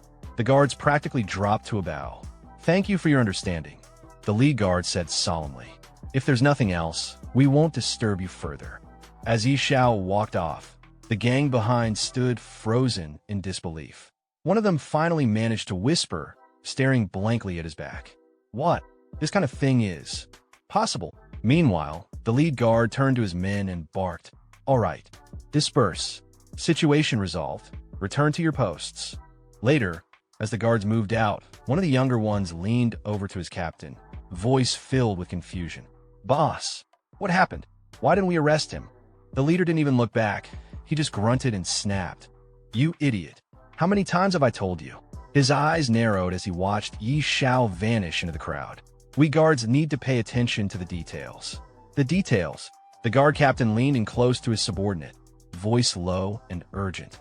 "Didn't you see? That guy's a first-class citizen, and not just any. He's the very same young man the Duchess has been looking for." The younger guard blinked in confusion. "The Duchess?" "Yes," the captain hissed. "She's been losing sleep, try to find him. Word is, she's been tearing through the city looking for even a trace. Do you seriously think someone like him is the same as other first-class citizens?" He straightened, his eyes gleaming with ambition. "If we report this properly, we'll be promoted on the spot." "Got it." The younger guard finally caught on and nodded, eyes wide. "I see. No wonder you're the boss." Meanwhile, inside the Duke's mansion, in a richly decorated office lined with velvet drapes and polished wood, a noblewoman sat behind a large desk, her fingers tapping impatiently on the surface. Her eyes, sharp yet faintly anxious, stared at the empty space in front of her. "Good heavens," she murmured, brows furrowing. "Are you mocking me?" Her face flushed slightly, frustration showing through the composure. Her voice dropped into something almost vulnerable. Why are there still no updates on Xiao?" Just then, the door burst open. Madam. A maid came sprinting into the room, breathless. "We have news about Lord Xiao." The noblewoman instantly stood up, her chair scraping against the polished floor. "Really?" she said, eyes lighting up with barely contained joy. "Where is he now?" Cut to Resurrection Point, East District. 4 figures stood gathered beneath the dull glow of the respawn crystal. 2 of them were the same group who had previously approached Xiao with their offer. "I still can't believe it," one muttered. "He killed someone in the main city, and we just stood there." The group's leader crossed his arms, face grim but composed. "It was I who lost composure," he admitted. "He's already level 30. Naturally, none of you could stand against him." He glanced down, then smirked slightly. "I gave him the illusion that he could stand on equal footing with me. Let him have that moment. But soon," he looked up, eyes hardening, "I'll make him realize how foolish it was to challenge me." Turning to the assassin, he asked coldly, "You have stealth, don't you? Go back to the city. Retrieve the gear I dropped." The assassin gave a respectful nod. "Yes, young master." But just as he turned to leave, a voice echoed from above. "No need." Everyone froze. They looked up. Xiao stood atop a nearby rooftop, arms crossed, cloak fluttering in the wind. His eyes gleamed coldly as he looked down on them. "I didn't take your gear," he said flatly. "But from the look of it, it seems you won't be needing it anymore." All eyes turned upward. Xiao stood atop the building, a staff in his hand blazing with faint embers. The wind fluttered his cloak as his gaze bored down coldly at the group below. The group leader looked up, gritting his teeth. "This is the respawn zone, Xiao. Surveillance here is tighter than even the main city. What do you think you're doing? Are you insane?" Xiao ignored him. With a flick of his wrist, the staff ignited in his hand, flames licking the air. He narrowed his eyes and said, voice low and mocking, "If you don't remove the root, the grass grows back with a spring breeze." Before the group could react, whoosh, a torrent of fire engulfed the group leader. "Gaia!"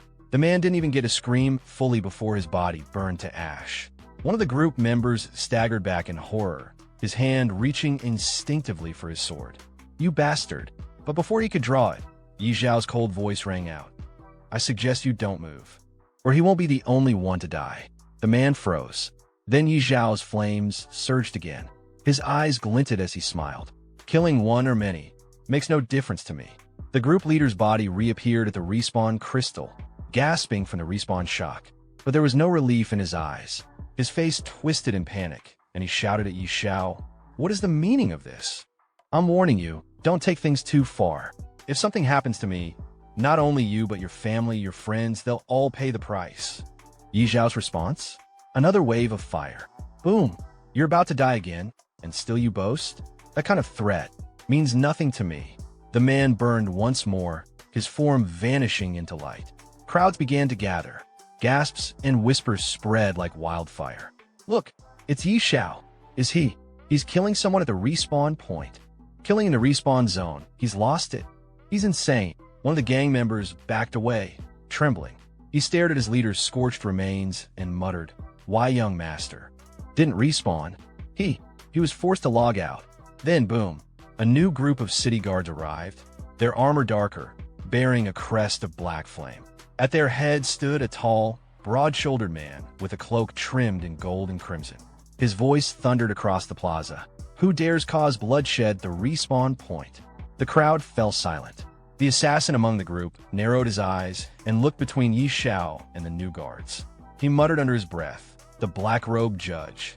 Even Yi Xiao won't escape his judgment. Now, he's really in trouble." Yi Xiao narrowed his eyes, scanning the black-robed commander and the elite guards behind him. He could feel the difference in aura, sharp, overwhelming. TCH. So he even alerted him. "With my current level, fighting that guy head-on would be a massive loss." With a controlled breath, Yi Xiao lowered his staff. He calmly stepped down from the rooftop, landing silently before the stunned crowd.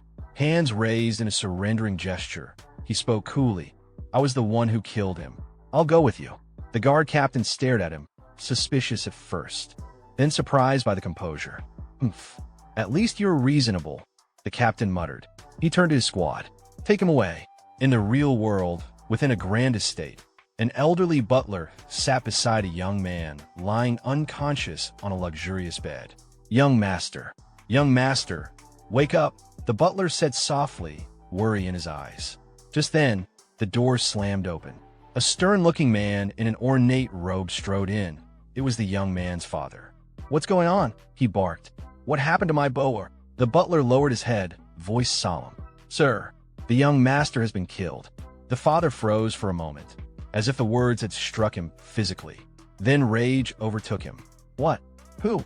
Who killed my boa? I want his entire family buried with him." Meanwhile, in the game world, inside the Dragon Phoenix Empire's prestigious court in Fengye City, Yi Xiao stood calmly in the center. The judge sat high upon the bench, peering down at him with an unreadable gaze. "Yi Xiao, first-class citizen of the Dragon Phoenix Empire," the judge began, "why did you break the laws of Fengye City by committing murder in the respawn zone?" Yi Xiao lifted his head with confidence and spoke clearly. "That person gathered a group to harass and threaten me. As a first-class citizen, I acted to protect my dignity. I had no choice but to kill him." Murmurs erupted in the courtroom. Among them, members of the group Yi Xiao had slain were present. One of them stood and pointed at him. He admitted it. "He blocked the respawn point and killed our young master 5 times in a row. That's insane. Not even the respawn zone is safe if you offend him. He didn't even give him a second to breathe." So that's Yi Xiao. Terrifying. If he wants you dead, you're doomed, even in-game. The judge slammed his gavel down, his face stern. "Silence," he shouted, then turned back to Yi Xiao. "For violating city law and committing mass murder within a restricted zone, and though this is your first offense, I hereby sentence you to lifetime exile from the Eastern District of Fengye City." Yi Xiao opened his mouth. "Respected judge," about this. Before he could finish, a firm and elegant voice echoed through the court. "Judge Aiter, Yi Xiao only killed a vagrant who dared to insult and threaten him. Both morally and legally, his actions were justified." All eyes turned toward the entrance. "It's the Duchess," someone gasped.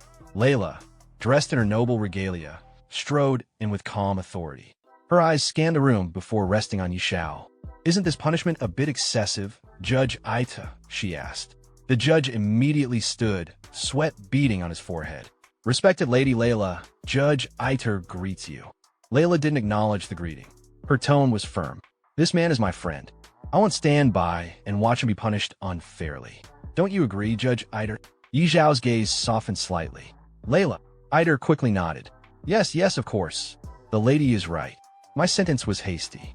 According to Finye City law, if a vagrant offends a first-class citizen, he is to be executed on the spot.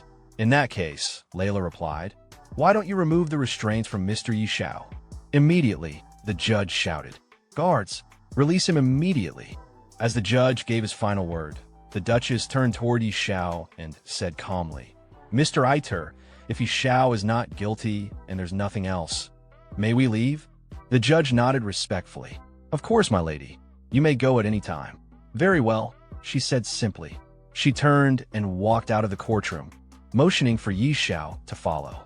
Yi Xiao, let's go. He nodded, following her. All right, Layla. Outside the court, Yi Xiao rubbed the back of his head a little awkwardly. Thank you, Layla. Really. At the same time, the red frog spirit chimed in arrogantly. Kid, you got lucky again. Barely slipped out of trouble this time. Layla, without turning around, replied lightly, it was nothing. But then, with a softer expression, she glanced at Yi Xiao and smiled gently. I heard you were captured by a dragon. I sent people all over to search for you. I'm glad you're safe. Yi Xiao nodded. Yeah, I was actually taken by 2 dragons. But it turned out okay. I even gained some valuable items. Then, without warning, he took her hand and kissed it respectfully. Layla's face turned a little red, but she smiled. Really? Then you have to come home with me and tell me everything. Yi Xiao smiled back. Sure, Layla. It's been a while. I've got a lot to share with you too. Layla's eyes lit up and she started to say something excitedly. This is seriously, but Yi Xiao interrupted her with a chuckle. Totally true. By the way, is Mr. Stir still at the manor? I wanted to ask him about the second-class mission. Second-class mission? Layla blinked, a bit surprised. You're already level 30? That's fast. Sometime later, in the main hall of the Duke's mansion, Yi Xiao and the esteemed lady stood before Mr. Stir. He looked at Yi Xiao confidently and said, wonder someone with enough spiritual power, 5 crystal orbs, level up so fast. I feel inferior. Yi Xiao replied respectfully. Master Stir, you are too humble. But about the second-class mission, I still need to consult you. Sweating slightly, Stir looked away and said, to be honest, when it comes to second-class missions for hidden professions, not just me, you could probably travel the entire continent and still not find a clear answer. The domain of the gods is far too mysterious. Another man nearby turned to the lady. She asked, so what do we do? Does that mean Yi Xiao won't be able to obtain his second-class mission? The man reassured her, don't worry, Layla. They say that to advance a hidden class to its second profession, you must gain the recognition of the gods. Yi Xiao thought for a moment, then said, if I am not mistaken, that referred to the Lost Temple. Mr. Stir looked surprised. Amazing. You actually know about the Lost Temple. Yi Xiao placed a hand under his chin thoughtfully. I have heard of it before, but I didn't know where it is. In his mind, he added, when it comes to mysterious places in Apocalypse, the Lost Temple is definitely among the top. Hearing his words, the lady's eyes lit up with admiration and excitement. You even know about the Lost Temple. Yi Xiao, you are really wise and knowledgeable. Behind her, Mr. Stir looked toward Yi Xiao and added, they say the Lost Temple appears randomly, like a mirage.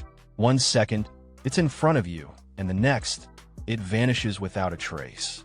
Suddenly, a new system notification appeared in front of Yi Xiao. Ding.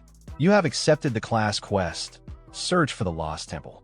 The red frog sitting on Yi Xiao's shoulder spoke in an arrogant tone. Such a mysterious place. Your second advancement will be tough. But Yi Xiao looked only at the system notification and said, looks like the matter of the second class needs to be planned carefully. Later, as Yi Xiao stepped out of the mansion, the lady waved at him and said, Yi Xiao, when you are done, come find me. Yi Xiao waved back. All right, Layla. The red frog asked from his shoulder. Where do we even look for the temple? It's like looking for a needle in a haystack. With confidence, Yi Xiao replied. Let's not search for the lost temple yet. There's something more important right now. The frog blinked. Something more important? Yi Xiao explained, if I am not mistaken, tomorrow will be the first strange invasion in Apocalypse. Still confused, the frog asked, strange invasion? Yi Xiao replied calmly, that's right. The gate to another world will open and countless strange creatures will rise from the abyss. By then, all beings in Main City will be massacred, and every building in the city will be destroyed. Hearing that, the frog spoke with panic in his voice. You're not joking, are you? Then shouldn't we run? You think you can protect all your property in the city? Keep dreaming. But our protagonist replied confidently, relying on you alone is surely not enough to deal with these strange creatures. I can't help but think of one person. Then, Yi Xiao opened a portal and called out, Sister Tao, are you there? A girl sat on a chair, relaxing in her room when Yi Xiao appeared out of nowhere. She looked toward him and said, You again, you stinky brat. Every time you look for me, it's never for anything good. She stared at him with an annoyed expression. Did you find another unlucky dragon's nest again? Yi Xiao smiled. Relax, Sister Tao. No dragons this time. It's right here in Finesse City. We won't go anywhere else. She raised an eyebrow. Are you sure? Even after hearing that they weren't going anywhere, she turned away from him and said in irritation, In the main city? What danger could there possibly be? You still need me to step in? Want me to beat up the city lord or something? Yi Xiao calmly explained, It's not that serious. I just want to ask if you could guard my property in the West District for one day, starting from midnight tonight. Same pay as always. She stood up and faced him. That's simple. You're not trying to trick me, are you? Yi Xiao chuckled. Come on, Sister Tao. We've been friends for years. She sighed. Fine. I'll show up on time tonight. As Yi Xiao walked away, he called back. Perfect, Sister Tao. Don't be late. At the same time, the frog spoke in a slightly teasing tone. Congrats, you managed to trick someone again. Later, Yi Xiao and his trusty frog walked through the city. Yi Xiao said, What kind of talk is that, Lao Ji? How can you call it a trick? It's all for Sister Tao's own good. You just don't get it. The red frog replied in an annoyed tone, brushing it off. Yeah, sure. Whatever you say. Yi Xiao added, I'll use the time left to level up one more time and get fully ready for the strange invasion. At that time, in the world chat, someone posted, Yi Xiao took action and killed another player 5 times in a row at the respawn point, causing their real-life death. Does this terrifying power mean he can do whatever he wants? Then another message appeared. A powerful unknown blatantly violates the law. This is an open challenge to society, a disgrace and a trampling of human life. Another person wrote, Real identity verification is urgent. Apocalypse must not be a place where players do whatever they please. Followed by someone else. As players, shouldn't we support identity verification in the game and fully cooperate? In his room, Yi Xiao sat on the sofa reading the chat. Looking at the messages, he said calmly, Are they really making noise just to try to expose my identity? Childish. Then he closed his eyes and went to sleep. Elsewhere in the game world, some players logged in unexpectedly. One of them said, What's going on here? I haven't even fallen asleep, and I'm already in the game. Another replied, Another forced entry into the game? Is this like launch day again? A third added, I can't log out. Am I stuck here for 9 hours? What is happening? And someone else muttered, Even if I can't log out, as long as the monsters don't enter the starter village, everything should be fine. Better stay inside. Meanwhile, Yi Xiao was sitting outside on a chair, and beside him, Sister Tao stood, yawning. He said to her, Sister Tao, as punctual as ever. She looked around the quiet city and replied, Don't tell me you called me just to chat. Or are you just rolling in money? Yi Xiao checked his watch and said without looking at her, Don't be impatient, Sister Tao. Soon, all my shops in the West District will be in your hands. She smiled gently and answered, Relax. As long as I'm here, not a single stone or tile will be lost. With confidence, Yi Xiao smiled mysteriously. With Sister Tao here, I'm already at ease. Suddenly, lightning struck from the sky. Both of them became alert and looked up.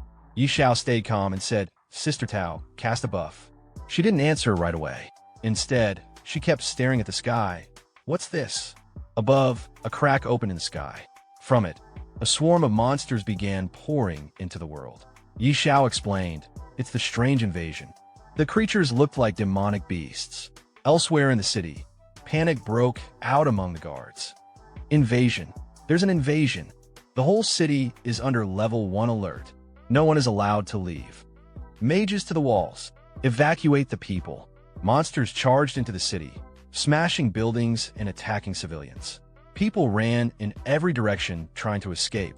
Back with Xiao, he stood calmly behind his trusted ally. Sister Tao looked at him and asked, "How did you predict the strange invasion? The current level of these creatures doesn't worry me, but if it rises..."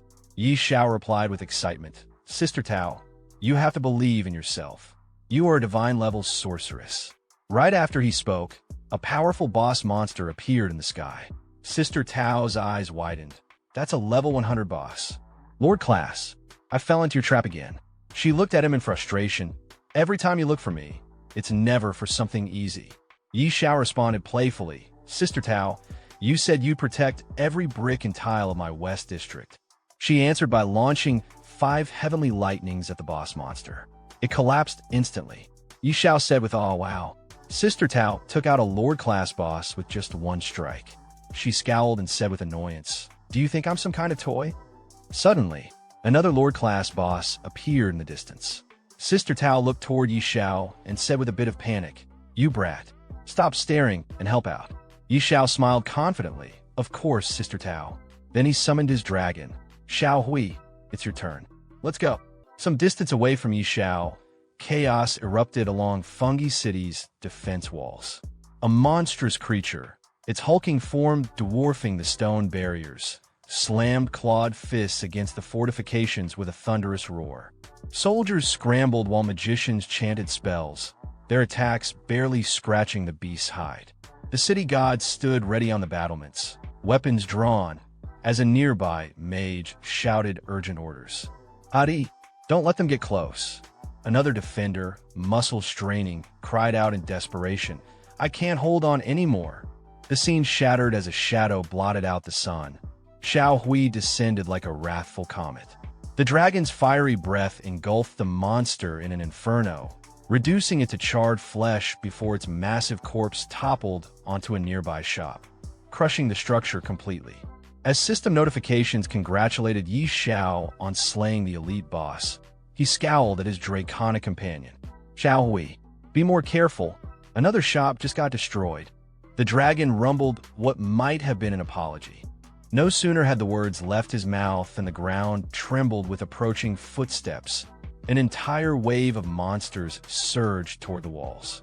Xiao's eyes gleamed with predatory anticipation. TCH, a whole wave coming. Xiao Hui, strike first. The dragon became a blur of scales and flame, reducing monsters to ash with each sweep of its claws. Notification after notification flashed before Xiao's eyes as experience poured in. Flexing his hand, he grinned. "Just as I thought. Killing bosses is the fastest way to level up." From his perch on a rooftop, Xiao called out to Sister Tao amidst the battle below. "Sister Tao, I'm counting on you to defend the West District. Xiao Hui and I are going to hunt more bosses."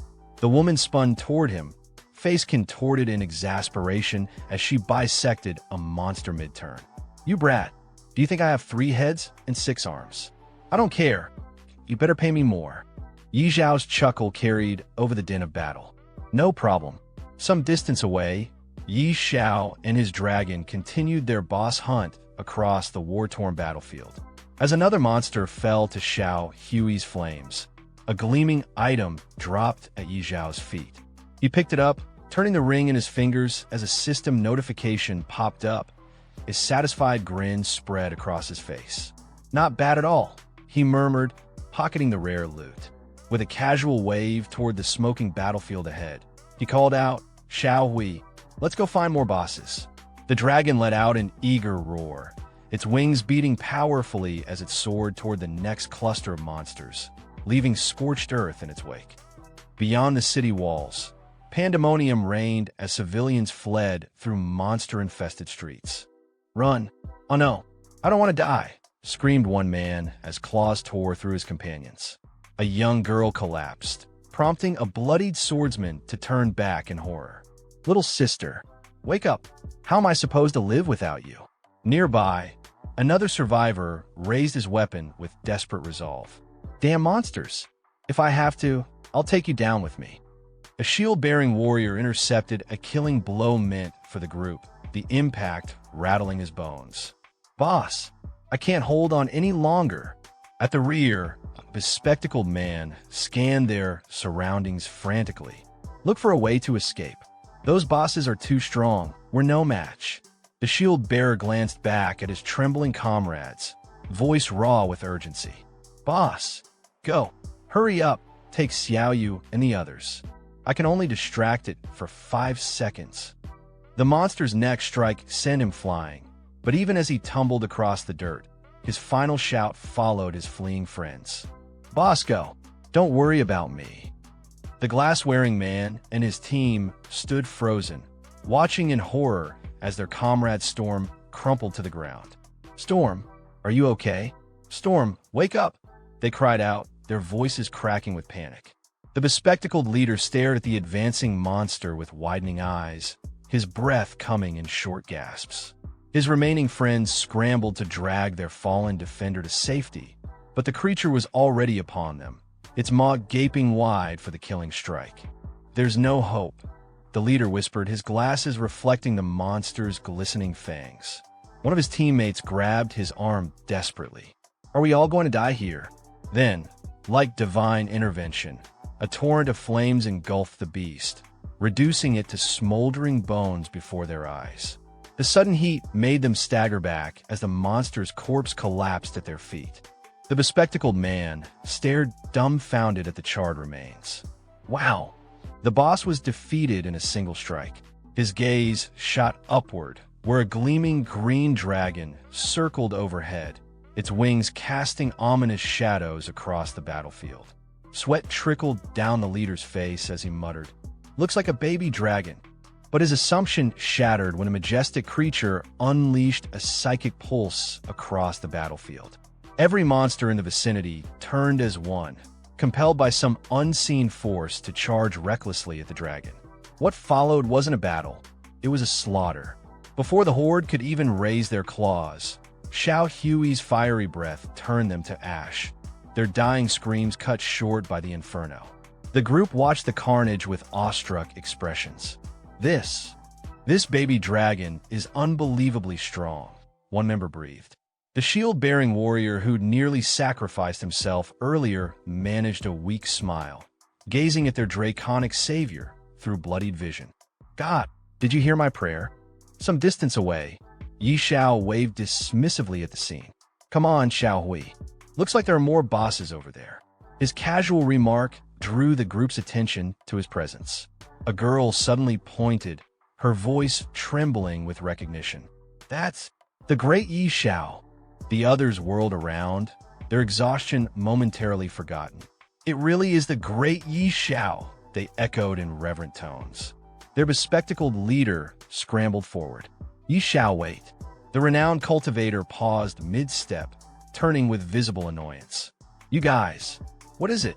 Though his tone made it clear he wasn't interested in conversation, the group bowed deeply.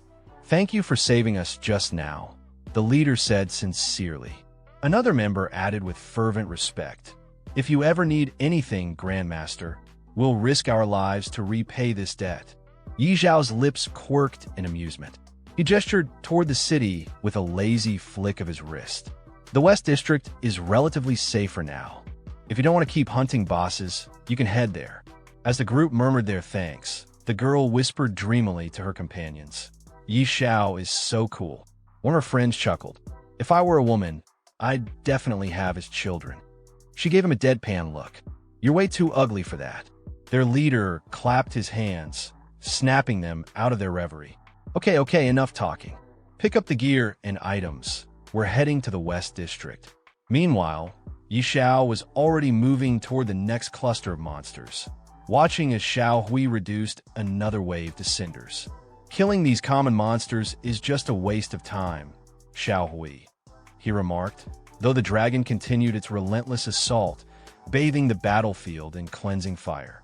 Yi Zhao's gaze swept across the burning cityscape, flames licking at the night sky like hungry serpents. The acrid scent of smoke stung his nostrils as he tightened his grip on his weapon. "Come on, Xiao Hui," he muttered, his voice cutting through the chaos. "We should head to the city gates. That's the real battlefield of this strange invasion." The dragon gave a rumbling growl of agreement as they turned toward the heart of the inferno. The scene shifted to the smoke-choked streets where the rescued group staggered through the aftermath. The bespectacled leader wiped soot from his glasses, surveying the relatively intact West District. Just like the great Xiao said, "This area is much safer." But the girl beside him wasn't listening. Her wide eyes reflected the dancing flames as sweat traced lines through the grime on her face. "If it's safe here," she whispered, "then why is the great Xiao still fighting outside the city? Could he really be hunting bosses to level up?" Her question hung in the air as she suddenly stiffened, pointing toward a glowing board in the distance. "Look, Xiao leveled up again." The group turned as one, their leader's glasses nearly slipping off his nose when he saw the ranking display. At the very top, Yi Zhao's name blazed brighter than the surrounding fires, the numbers beside it now reading. "W what? 35? The leader stammered, mopping sweat from his brow. Just yesterday, he was level 31. How many bosses did this man slaughter to... A deafening roar from above cut him off mid-sentence. The group barely had time to look up before a meteorite streaked across the sky, its flaming tail painting the smoke crimson. It struck with earth-shaking force somewhere near the main gates, the impact tremor making them all stumble. "What in the..." the girl shrieked, bracing against a collapsing wall. Their leader's glasses reflected the growing fireball as he whispered hoarsely. That came from the direction of the main city gate. Through the billowing smoke, they could just make out the crater's outline. The meteorite had landed squarely amidst the city's central buildings, its ominous glow pulsing like a diseased heartbeat. Xiao stood tall at the main gate of Fengye's central city, his gaze locked onto the ruined landscape before him. The scorched buildings, shattered defenses, and trails of smoke told a single, brutal truth. What had occurred here wasn't a battle. It was a massacre. Just then, a monstrous pressure surged behind him. A massive skeletal figure emerged, towering over the wreckage, cloaked in dread. System alerts flashed, Skeleton King, level unknown. Xiao turned around, narrowing his eyes at the creature's presence. This wasn't just any enemy. He recognized it immediately, a level 100 Lord-class boss. And judging by its aura, this wasn't going to be a fight he could handle solo. Some distance away, atop the city walls, chaos erupted. A city guard rushed toward a nobleman draped in a decorated mantle, Lord Eider. The guard's panic was evident. The main gate's wall was obliterated. The archer squads were collapsing, healers barely clinging to their roles. They were at their limit. In desperation, the guard pleaded for an order. Should they abandon the front lines? Lord Eider didn't hesitate. He turned to the guard, voice stern and unwavering. He ordered a retreat. The magician beside him acknowledged instantly. But the skies had other plans. A thunderclap tore through the heavens. Lightning cracked downward, illuminating the burning city below with divine fury. Lord Eider froze, eyes wide as he witnessed the energy descend. Sweat rolled down his temples, not from fear but from awe. And then, with a sudden shift in presence, realization dawned upon him. Reinforcements had arrived. Not just any reinforcements, a divine-level expert. His composure flipped into excitement. With renewed spirit, he called out to his warriors to rally. Hope sparked in the inferno. Meanwhile, back near the gate, Zhao's ally, Sister Tao, landed beside him, irritation written all over her face. She had clearly been summoned in a hurry, and the presence of the Lord-class monster explained why. She questioned Zhao's intent. Surely, he didn't plan on taking down that level 100 boss himself? Xiao met her gaze with a teasing grin. Of course he did, but he wasn't going to do it recklessly. He hinted at a plan, one that required her help to get close enough. Tao's expression twisted between disbelief and exasperation. Even she wouldn't dare challenge a creature of that caliber so directly. Yet Xiao, with unshakable confidence, simply smiled back his resolve unwavering. With a resigned sigh, Tao raised her hand and snapped her fingers. A vibrant blue glow wrapped around Xiao's body, surging him with power. She grumbled as she cast the buff, annoyed but supportive. Xiao looked at his hands, now crackling with energy, exactly what he needed. He then turned his eyes toward the Skeleton King. The battlefield was still thick with enemies. It wouldn't matter how strong he was if he couldn't reach the boss. He glanced back at Tao with a challenging look. Wasn't it her job as a divine sorceress to clear the way? Tao didn't even flinch. She lifted her staff and stepped forward. If he had the guts to fight a Lord-class monster head-on, she'd return the favor by blasting the path wide open. With a swift gesture, Sister Tao raised her staff high, and once again, lightning tore down from the heavens. She continued channeling the energy, eyes locked on the towering undead figure as the storm above intensified. Still holding the lightning in place, she turned her head slightly, signaling Xiao to move in. Without hesitation, Xiao launched forward, darting toward the Lord-class monster with determination burning in his eyes. As he dashed through the scorched battlefield, he glanced back for a brief moment, flashing a confident grin. Her support, as always, was unmatched. Suddenly, Lord Eider emerged before Sister Tao, eyes filled with a rare mix of admiration and hope. He acknowledged her contribution with formal gratitude, knowing full well that her intervention had shifted the tide. But she didn't have time for praise. With an irritated expression, she sharply dismissed the pleasantries and barked out orders. He was to lead his forces to defend the north, while she and Xiao handled the front. Lord Eider wasted no time. He accepted her command and immediately turned back to his men, rallying them toward the northern sector.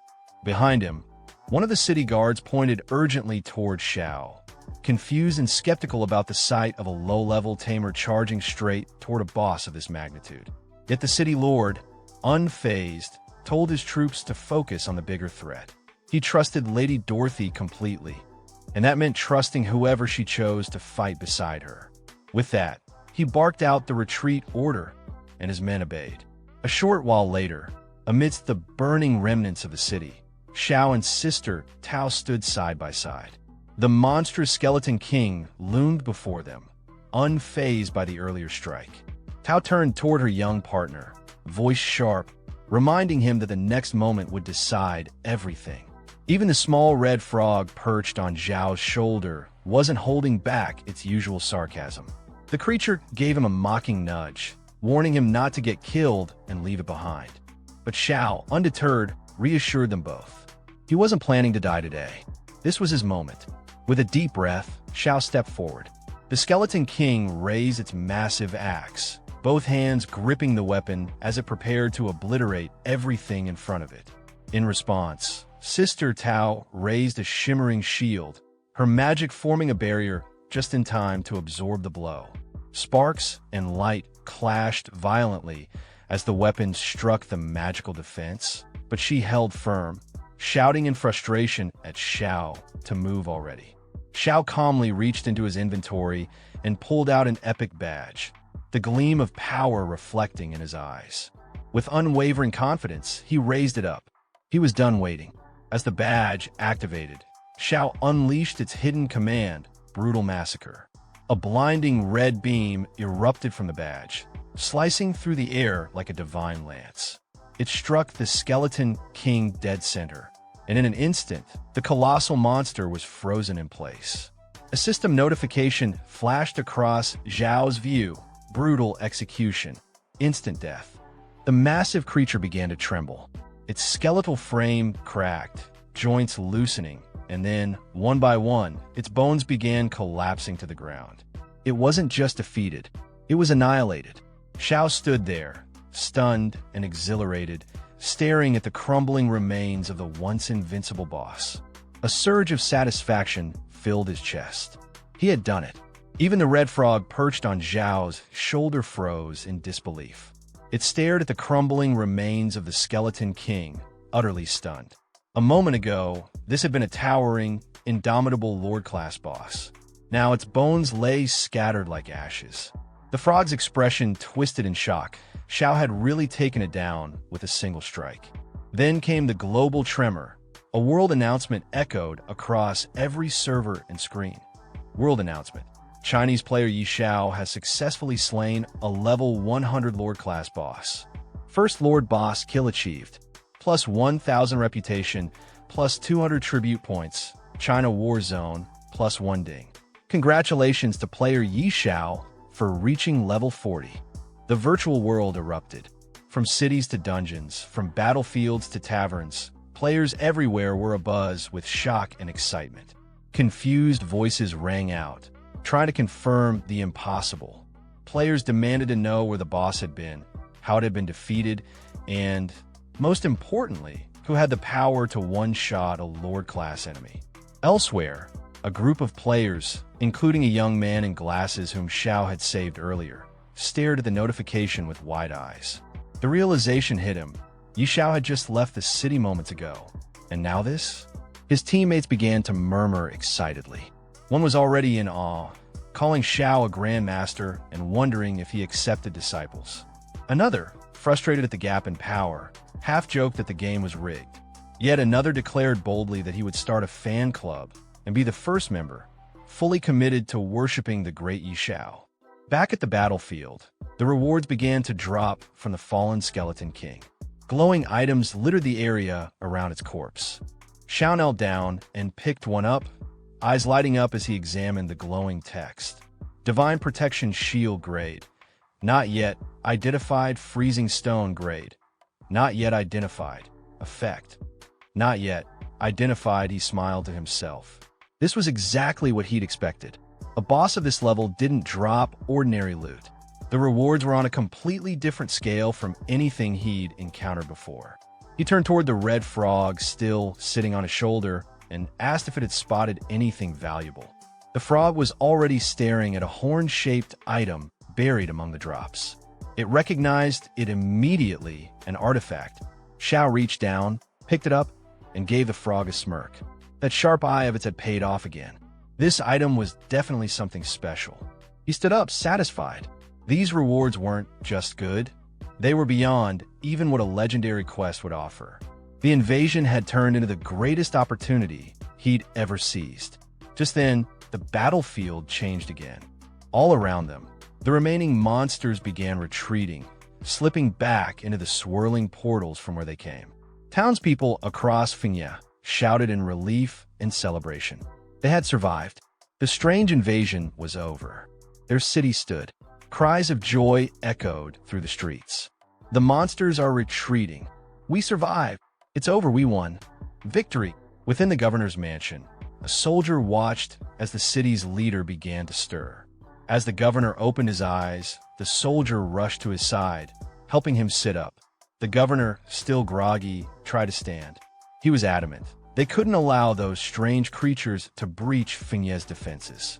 But the soldier gently informed him that he was too late. The invasion had ended over an hour ago. The governor froze in disbelief. He had been unconscious all this time. How could it be over so quickly? The soldier explained everything. While the governor lay unconscious, Lord Yi Xiao and Lady Dorothy had intervened, repelling the invasion and saving the city. Repairs were already underway. A look of amazement crossed the governor's face. He hadn't expected such a hero to rise, someone beyond even the already legendary Lady Dorothy. At the city's darkest moment, Yi Xiao had emerged and turned the tide. Without hesitation, he ordered the soldier to make arrangements.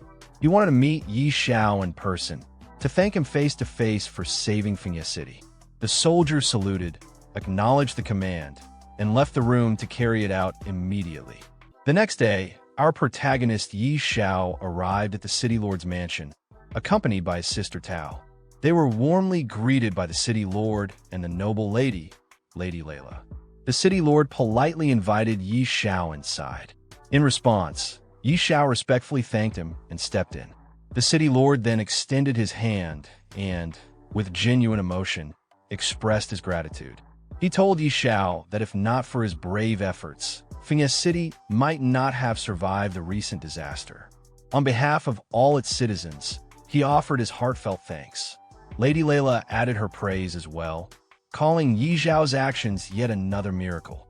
Standing behind Yi Xiao, Sister Tao addressed the governor and Lady Layla with humility, saying they were being too kind. She clarified that it was Yi Xiao himself who personally defeated the powerful Lord-level enemy. At that moment, a notification appeared before Yi Xiao. Favorability with Aaron has increased by 20. You have earned the respect and recognition of Fengye City's governor. New title acquired, Friend of Fengye. Yi Xiao glanced at the message and then bowed slightly to the governor, brushing off the praise with modesty. He told Sister Tao she was exaggerating again and that the invasion had just been a strange incident, not worth making a fuss over. Turning back to the governor, Yi Xiao gently suggested that they move on to the real matter at hand. Taking the cue, Sister Tao addressed the governor, saying that if there was nothing further, she would return to the Supreme Temple to handle other affairs.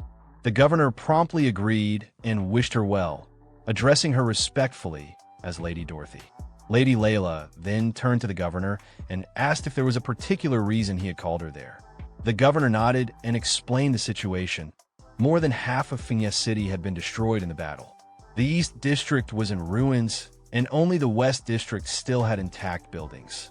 That's why he wanted to ask if she could provide some properties in that area to help with reconstruction. However, Lady Layla replied that she wasn't in a position to decide that. Then, turning to Xiao, she pointed out that most of the West District's properties were now under his ownership. The governor, a bit surprised and disappointed, said he didn't realize Yi Xiao owned the entire West District, but asked if he might consider transferring some of the property to aid the city. Yi Xiao smiled and calmly said that he didn't mind, so long as the price was fair. At that point, the red toad perched on Yi Xiao's shoulder chimed in with a mocking tone, calling him a brat and teasing him for profiting once again. This time, it's worth noting that I am referring him as a toad rather than a frog, correcting a detail pointed out by a subscriber in my previous video. Returning to the story, the governor, pleased by Yi Xiao's cooperation, told him to name his price, and he would have the Fengye Bank prepare the gold coins immediately.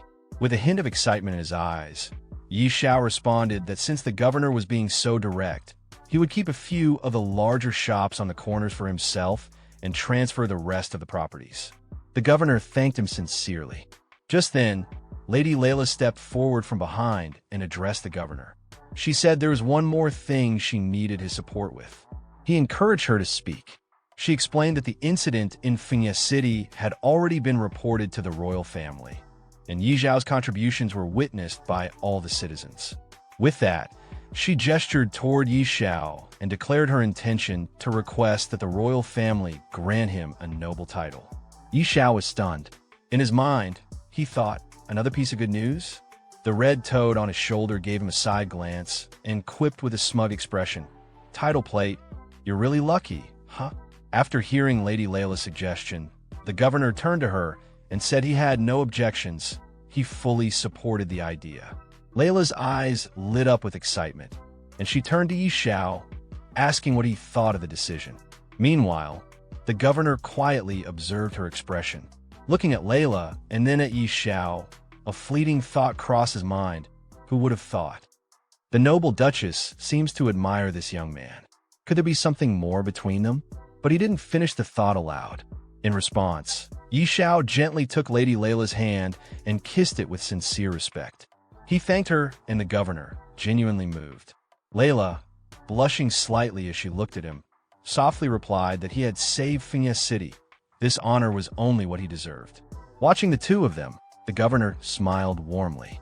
He remarked that, in truth, it was he who should be thanking Yi Xiao on behalf of all of Fengye City. Sometime later, in the real world, inside an apartment belonging to Yanran, an emotional outburst shattered the quiet. Yanran screamed out, tears in her voice. "Zhou Hong, answer me. Stop joking." She sat on her sofa, eyes locked on her phone screen. Her hands trembled, and her expression was on the verge of breaking. Again, she cried, "If you keep this up, I'm really going to get mad." On the screen was an image showing her current boyfriend, Zhou Hong, along with other players, lying dead in-game. Tears streamed down her cheeks as she shouted, heartbroken and furious. "Zhou Hong, you're useless. I gave you the gear I bought with my entire savings, and you still couldn't defeat one strange monster." Her voice cracked. "What am I supposed to do now?" A wave of panic surged through her. Sweat began to roll down her face. She rubbed her cheeks with trembling fingers, trying to snap herself out of it. Her eyes sharpened with a mix of desperation and clarity. "That's it. I can still look for Yi Xiao," she exclaimed. Gritting her teeth, she continued, "That useless Zhou Hong. I was wrong to trust him. He's the one who led me astray. If it weren't for him, Yi Xiao and I wouldn't be like this now." She finally realized it. "Now I understand. Yi Xiao is the one who's treated me the best in this world. Yes, I can still find him." She stood up from the sofa, her mind set, and began walking briskly. Her voice, firm but emotional, echoed in the apartment. "Yi Xiao loves me deeply. If I just sincerely apologize, I'm sure we can go back to how things were." Her footsteps quickened. "This time, no matter what he wants, I'll give it to him. As long as I lower my head, he's sure to forgive me." Alone and full of urgent longing, she made her way toward Yi Xiao's apartment.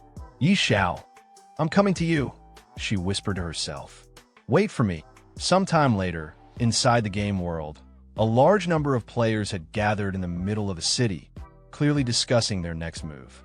One of them loudly declared that starting tomorrow, he would find a way to transfer his character to Fiancée City. He believed the other regions had become far too dangerous, and only Yi Xiao could ensure their safety now. Another player quickly agreed and asked if anyone wanted to form a party for the journey, believing it would be safer to travel together. Others were offering to buy city transfer scrolls, even willing to pay high prices, open to negotiation, just to reach Fiancée City. Excitement surged through the crowd as more players ran around, scrambling to buy property in the city. Shouts filled the air, with players bidding higher and higher amounts for available houses, offering thousands, even tens of thousands of gold coins. Amid the chaos, Yi Xiao stood quietly, observing the commotion. He couldn't help but wonder why so many people were suddenly flocking to Fiancée City. It puzzled him, but instead of dwelling on it, he decided it wasn't the right time to take on new challenges. He figured he should focus on forging equipment first. With that thought, Yi Xiao made his way back to the blacksmith he had met earlier. Upon seeing Yi Xiao, the blacksmith respectfully asked what brought him back this time. Yi Xiao explained that he needed to forge and identify some equipment. However, the blacksmith regretfully pointed out that his shop had been destroyed and he didn't have the means to help at the moment. Yi Xiao then thought for a moment and told him not to worry. He could lend the blacksmith a forge and an identification device. This surprised the blacksmith, but he followed Yi Xiao without hesitation. When they arrived at a well-kept shop in the West District, Yi Xiao gestured for him to go inside. The blacksmith was stunned and tried to ask about the place, but Yi Xiao simply encouraged him to step in and see for himself. Once inside, the blacksmith was amazed. The forge was top-tier, clean, modern, and fully equipped with high-grade tools and even identification equipment.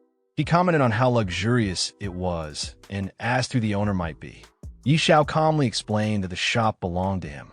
He offered to let the blacksmith take over the place under the same profit-sharing arrangement the blacksmith used to have before. Since the shop had been sitting unused and the blacksmith was clearly skilled, it made sense. The blacksmith was overjoyed, deeply moved by Yi Xiao's generosity. Especially in a time when many in his profession had been left unemployed, he expressed his heartfelt gratitude, promising to give it his all in return for the opportunity. After settling the blacksmith into the new forge, Yi Xiao pulled out a mysterious item and held it out toward him. He told the blacksmith there was no need for thanks. The important thing now was the work. He then asked if the item could be identified, clearly interested in testing its properties. The blacksmith examined it carefully. He seemed surprised, asking if this was truly an artifact meant for identification. As he took it into his hands, his expression grew more serious and slightly disheartened. Without even looking up, he admitted that even with the most advanced identification tools currently available, he couldn't guarantee a successful result. Yi Xiao, unfazed, simply encouraged him to try anyway. Motivated by Yi Xiao's trust, the blacksmith immediately began working on the process. He was determined to give it his all, doing everything he could to identify the mysterious artifact. However, after some time, the results were disappointing. The blacksmith lowered his head and admitted he had failed. He couldn't even maintain the identification spell. Just as he had feared, the artifact was far too advanced. Yi Xiao asked whether it was really that difficult. The blacksmith responded honestly, explaining that no one had ever successfully identified an artifact of this nature before. He apologized, clearly feeling he had let Yi Xiao down. But Yi Xiao didn't seem bothered at all. With a calm expression, he pulled out a few more items, 3 epic grade ones, and handed them over. He acknowledged the artifact was probably too complex, so it was better to start with something more manageable. The blacksmith immediately shifted back into work mode, replying that identifying epic-grade equipment wouldn't be a problem. Meanwhile, elsewhere in the city, a man was trying to enter the governor's mansion, but the guards stopped him firmly. They told him the governor was far too busy to meet visitors and insisted that he leave immediately. Moments later, Yi Xiao arrived at the mansion and approached the same guards. When he asked if the governor was available, their tone changed instantly. Recognizing him with respect, they informed him that the governor was in his office and invited Yi Xiao to go right in. Yi Xiao nodded in acknowledgement and proceeded inside without hesitation. When Yi Xiao entered the governor's mansion and stepped into his office, the governor turned toward him, visibly surprised. He hadn't expected this visit. Curious, he asked Yi Xiao if something urgent had brought him here. Without hesitation, Yi Xiao replied with a serious and determined tone. He got straight to the point. He wanted to search for the long-lost race. The governor raised his eyebrows at that. Turning slightly in his seat, he commented that searching for the lost race was nearly impossible. According to legend, they had vanished over a century ago. It would be like trying to find a needle in a haystack. But Yi Xiao didn't waver. He acknowledged the difficulty, but insisted that he still had to try. Impressed by his resolve, the governor asked what kind of support Yi Xiao needed from him. Yi Xiao then proposed something bold. He wanted the governor to issue a bounty. Anyone who could find the lost race would receive a massive reward, 5 million gold coins and 3 pieces of dark gold-grade equipment. Hearing the size of the offer, the governor's eyes lit up. It was an extremely generous reward, clearly indicating that this mission held great importance to Yi Xiao. He assured Yi Xiao that he would have the bounty posted right away. Yi Xiao gave him a brief but sincere thank you, and the governor responded warmly, saying there was no need for thanks. It was no trouble at all, especially for someone like Yi Xiao. The following day, an in-game global announcement was broadcasted to all players. As the notice appeared, it created immediate buzz among the players. One player excitedly shouted for everyone to take a look. Yi Xiao had leveled up again. Another chimed in, stunned that Yi Xiao was back to grinding levels. As more players read the update, they became increasingly shocked. News spread quickly that Yi Xiao had managed to pass the incredibly difficult level 40 Abyss trial. One player couldn't help but marvel at the feat, while another tried to rationalize it, saying that now that Yi Xiao had hit level 40, his pace of leveling would probably slow down, at least they hoped so. Meanwhile, deep inside the level 40 Abyss trial ground, Yi Xiao was engaged in a fierce battle against a powerful monster known as the Abyssal Guide. The creature let out a deafening roar and lunged at him with deadly force. But Yi Xiao held firm, raising a glowing golden shield just in time to block the incoming blow. High above the battleground, his loyal dragon companion, Xiao Hui, circled in the air. Without any command, the dragon unleashed a searing blast of flame, engulfing the monster and burning it to ash in moments. The Abyssal Guide let out one final cry before collapsing lifelessly to the ground. Perched on Yi Xiao's shoulder, the Red Toad looked down at the defeated monster and remarked snidely that Yi Xiao would have been toast if not for the powerful shield, something only possible because he had money to afford it. Yi Xiao didn't bother to argue. Instead, he replied with calm confidence, pointing out that ever since Xiao Hui had received the blessing of the Dragon God, the dragon's stats had skyrocketed, making it much more powerful than before. Still airborne, Xiao Hui continued to glide above the battlefield while Yi Xiao bent down and picked up the item dropped by the fallen monster. Examining it, he immediately recognized what it was, another fragment, the fourth one so far. He muttered to himself, wondering just how many of these pieces were needed to complete whatever they were meant for. Just then, a message flashed before his eyes. It was from Aaron, Lord Yihan, asking Yi Xiao to come to his residence immediately. There was news about the lost race. The words hit Yi Xiao like a bolt. He was stunned. Could it really be true? Had there already been a discovery so soon after the bounty was issued? Far away in a distant region of the game world, 3 adventurers sprinted toward a nearby city in a frenzy of excitement. One of them swore that the small figure they had spotted, short in stature, stocky, and with unique facial features, looked exactly like a dwarf. They were convinced they had stumbled across a member of the lost race. The second adventurer practically screamed with joy, realizing what this discovery could mean. If this really was one of the lost race, then the rewards offered by Yi Xiao would change their lives forever. But the third wasn't about to lose the chance. He shouted at the others to back off, insisting he'd seen the dwarf first. They all sprinted faster, each trying to be the first to report to Yi Xiao and claim the bounty of gold and dark gold equipment. Meanwhile, back in Fengye City, Yi Xiao rushed to the governor's mansion. Entering the governor's office, he wasted no time. His expression was serious as he asked if the rumors were true. Had there really been news about the lost race? The governor turned to a heavily armored knight standing nearby and gave a simple instruction. He told him to go ahead and explain everything to Yi Xiao. Sometime later, just outside the governor's mansion, Yi Xiao was seen speaking with the armored knight who had been tasked with delivering the report. The knight greeted him respectfully, addressing him as Lord Yi Xiao, and explained that in the forest just outside Fengye City, he had spotted a group of strange, short-statured individuals. Their proportions and features didn't match any common race. They strongly resembled dwarves, likely remnants of the lost race Yi Xiao was searching for. Yi Xiao raised his hand slightly, gesturing as if to clarify something, then asked the knight if he was absolutely certain that such a group had appeared so close to the city. The idea that the lost race could be hiding right outside Fengye City was almost too convenient. The knight responded with full confidence. He swore he had seen them with his own eyes while hiding in the woods during the recent strange invasion. If not for Yi Xiao's intervention that ended the event, he admitted he might not have survived long enough to bring this news back. Yi Xiao cut him off mid-sentence, not out of rudeness but from urgency. He didn't need flattery. What he needed was action. He ordered the knight to take him to the forest immediately. The two of them quickly made their way outside the city gates, moving at a brisk pace. As they walked, the knight offered to summon additional soldiers to accompany them, concerned about possible danger. But Yi Xiao declined without hesitation, asserting that he could handle it alone. Meanwhile, deeper in the forest, a group of short, stocky individuals moved cautiously between the trees. Their faces were lined with weariness, and they carried hammers and crude gear.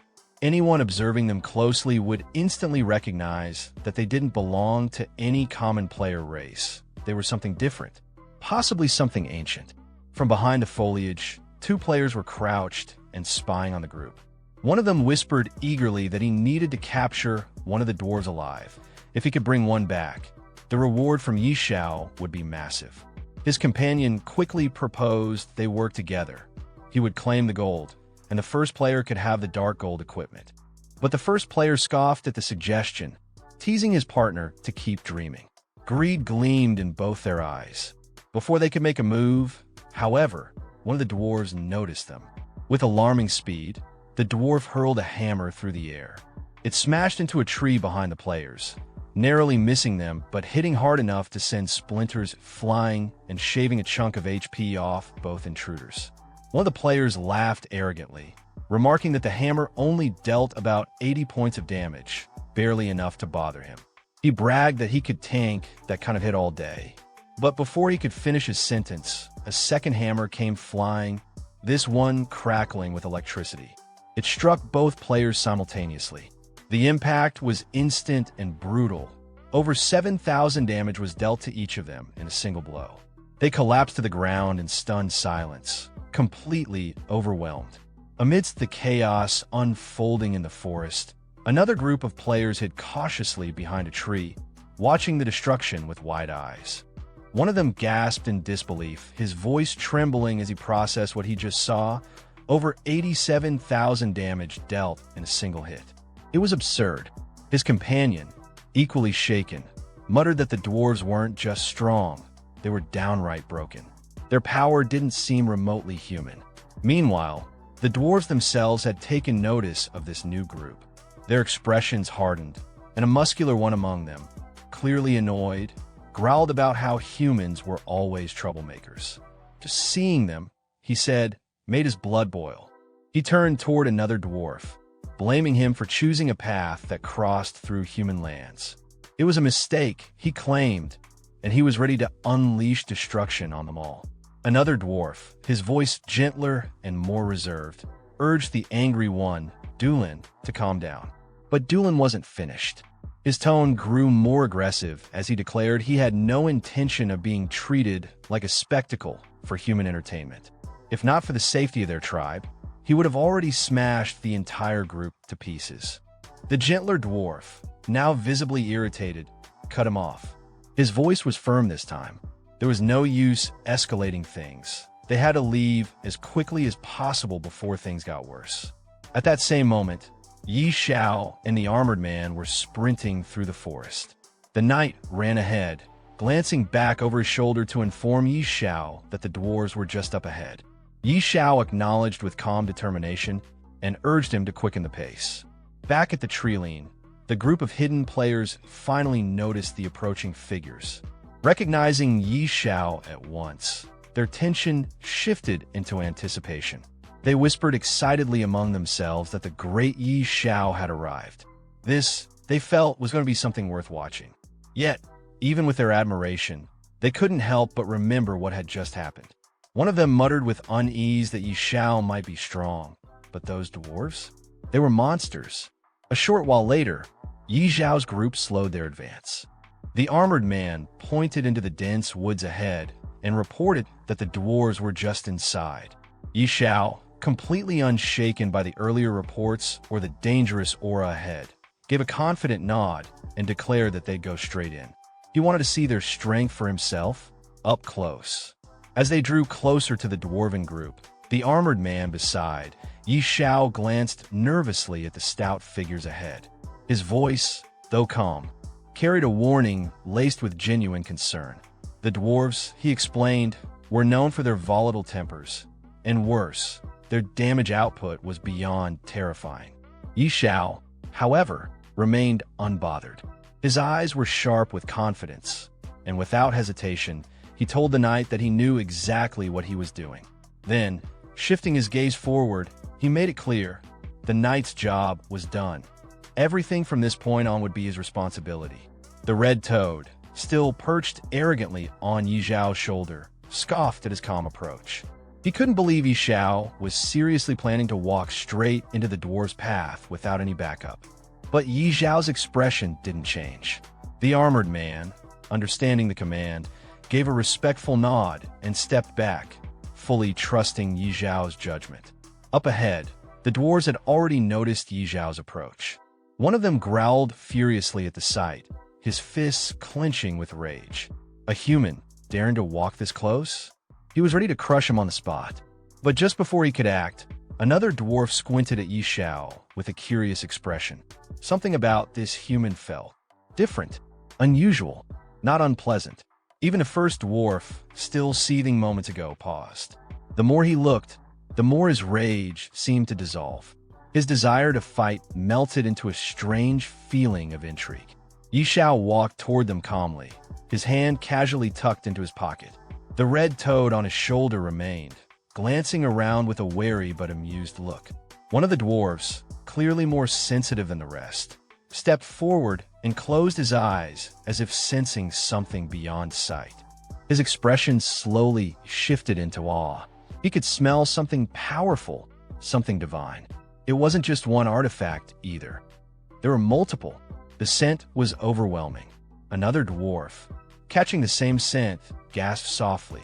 It was unmistakable. Several divine artifacts were emanating from Yi Zhao's presence. The energy was rich, ancient, and unbelievably strong. But then, as they focused further, their expressions twisted into something more intense. Beneath the divine aura, there was something else, another presence. One they hadn't felt in what seemed like ages. Familiar, yet distant. Ancient beyond belief. Beads of sweat formed on the dwarves' foreheads as they stared at Yi Xiao, eyes wide with recognition. Then it hit them. One of the dwarves whispered in awe, barely believing the truth he was sensing, the faint, unmistakable scent of a god. A true deity. It wasn't just magical residue. It was divine essence itself. The kind only the most ancient races could recognize. The second dwarf, after a moment of silence, nodded slowly. Now that it was mentioned, he could feel it too. That aura. It belonged to no artifact. It was the aura of a god, something not seen or felt for a very long time. One of the dwarves pulled out a scope and examined Yi Xiao closely. He noticed that Yi Xiao was only level 40, which was relatively low. However, as he scanned further, something unexpected caught his eye. Yi Zhao's mental strength was exceptionally high. It was unusual enough that he called out to another dwarf to come look. Taking the scope from his companion, the second dwarf also analyzed Yi Xiao and was taken aback. He was surprised by how extraordinary Yi Zhao's mental attributes were. To him, it wasn't just a matter of raw stats. It almost seemed like Yi Xiao had been directly guided or blessed by divine power. As Yi Xiao reached the group and stood calmly in front of them, none of the dwarves made any hostile moves. This shocked the nearby players, who had been watching the scene unfold. Many whispered among themselves, wondering why Yi Xiao wasn't being attacked. It was especially strange considering that other players had been assaulted just for getting close. The general feeling was disbelief, while others triggered aggression. Yi Xiao had simply walked in, completely unchallenged. One of the onlookers even commented sarcastically about how impressive it was to witness such privilege in action. Nearby, a group of players had started recording the event, treating it like breaking news. They made casual, joking remarks about how the situation looked from the outside, like a betrayal of expectations or a twist in the story, with even the proud dwarves seemingly bowing to Yi Zhao's influence.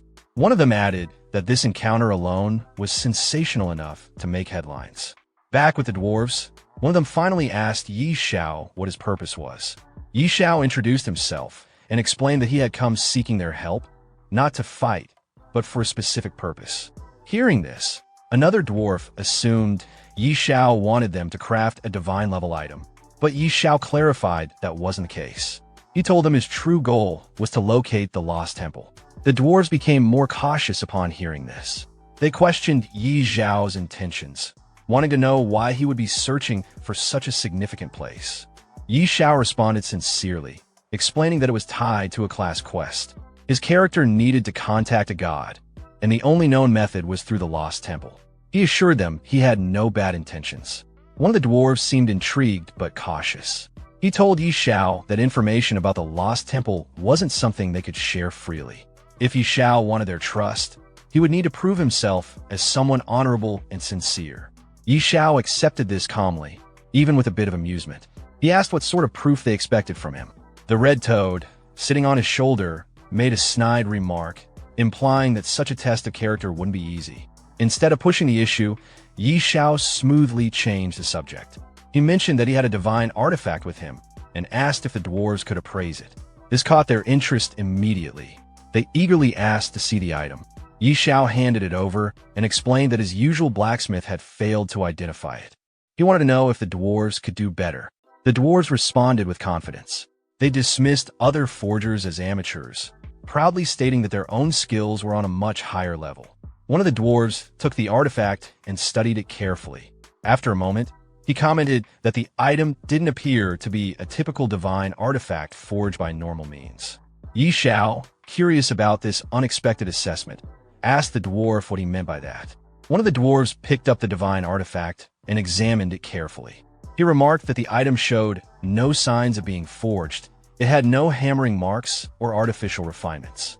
Instead, he explained that the artifact had likely formed naturally into its divine state after coming into contact with a certain rare element, due to its already high-grade nature. Another dwarf took the artifact to inspect it as well. After a moment of study, he concluded that it appeared to be the horn of the god of destruction. He speculated that it was either severed or had fallen off naturally at some point. Curious and cautious, the dwarves asked Xiao how he had come to possess such a rare divine object. Xiao casually replied that he had obtained it by defeating the boss during the recent bizarre invasion. That revelation shocked the dwarves. The idea that someone had managed to kill a Lord rank boss from the bizarre invasion seemed unbelievable to them. Some even questioned whether Xiao had actually ventured into the divine realm itself. Xiao, however, didn't elaborate further. Instead, he refocused the conversation and asked whether or not the artifact could be appraised properly. The dwarves affirmed that they were capable of appraising it, though they warned him that the cost would be very high. There was uncertainty in their tone, as if they doubted whether Xiao could afford it. Unfazed, Xiao responded with confidence, while the red toad, sitting on his shoulder, asked them directly for the appraisal fee. The dwarf held up 5 fingers, intending to suggest a number. At first, Xiao misunderstood and thought the dwarf meant power, but then the dwarf clarified he meant 500 gold coins. Both Xiao and the toad were stunned by the steep price. To them, it felt outrageous. One of the dwarves, seeing their reaction, tried to bargain a bit. He insisted that even 300 gold coins was the absolute minimum they'd accept, and if Xiao couldn't pay that, he would have to think of alternative solutions. But Xiao wasn't interested in haggling. He simply stated that if the appraisal was successful, he would reward them with 1 million gold coins. That left all the dwarves stunned and speechless. The thought of that much gold seemed unreal to them, an amount that could feed a tribe for generations. To prove he was serious, Xiao threw a bag of 1,000 gold coins down as a deposit. He promised to send even more supplies and food later. The dwarves were overwhelmed. Their excitement bubbled over as they hurried to begin the appraisal immediately. One of them became so eager, he shouted out that they should start at once. Not long after, the appraisal was complete. The lead dwarf proudly announced that they had succeeded. Xiao took the artifact back and studied its new stats with great interest. The results clearly confirmed that the dwarves' appraisal skills were top tier.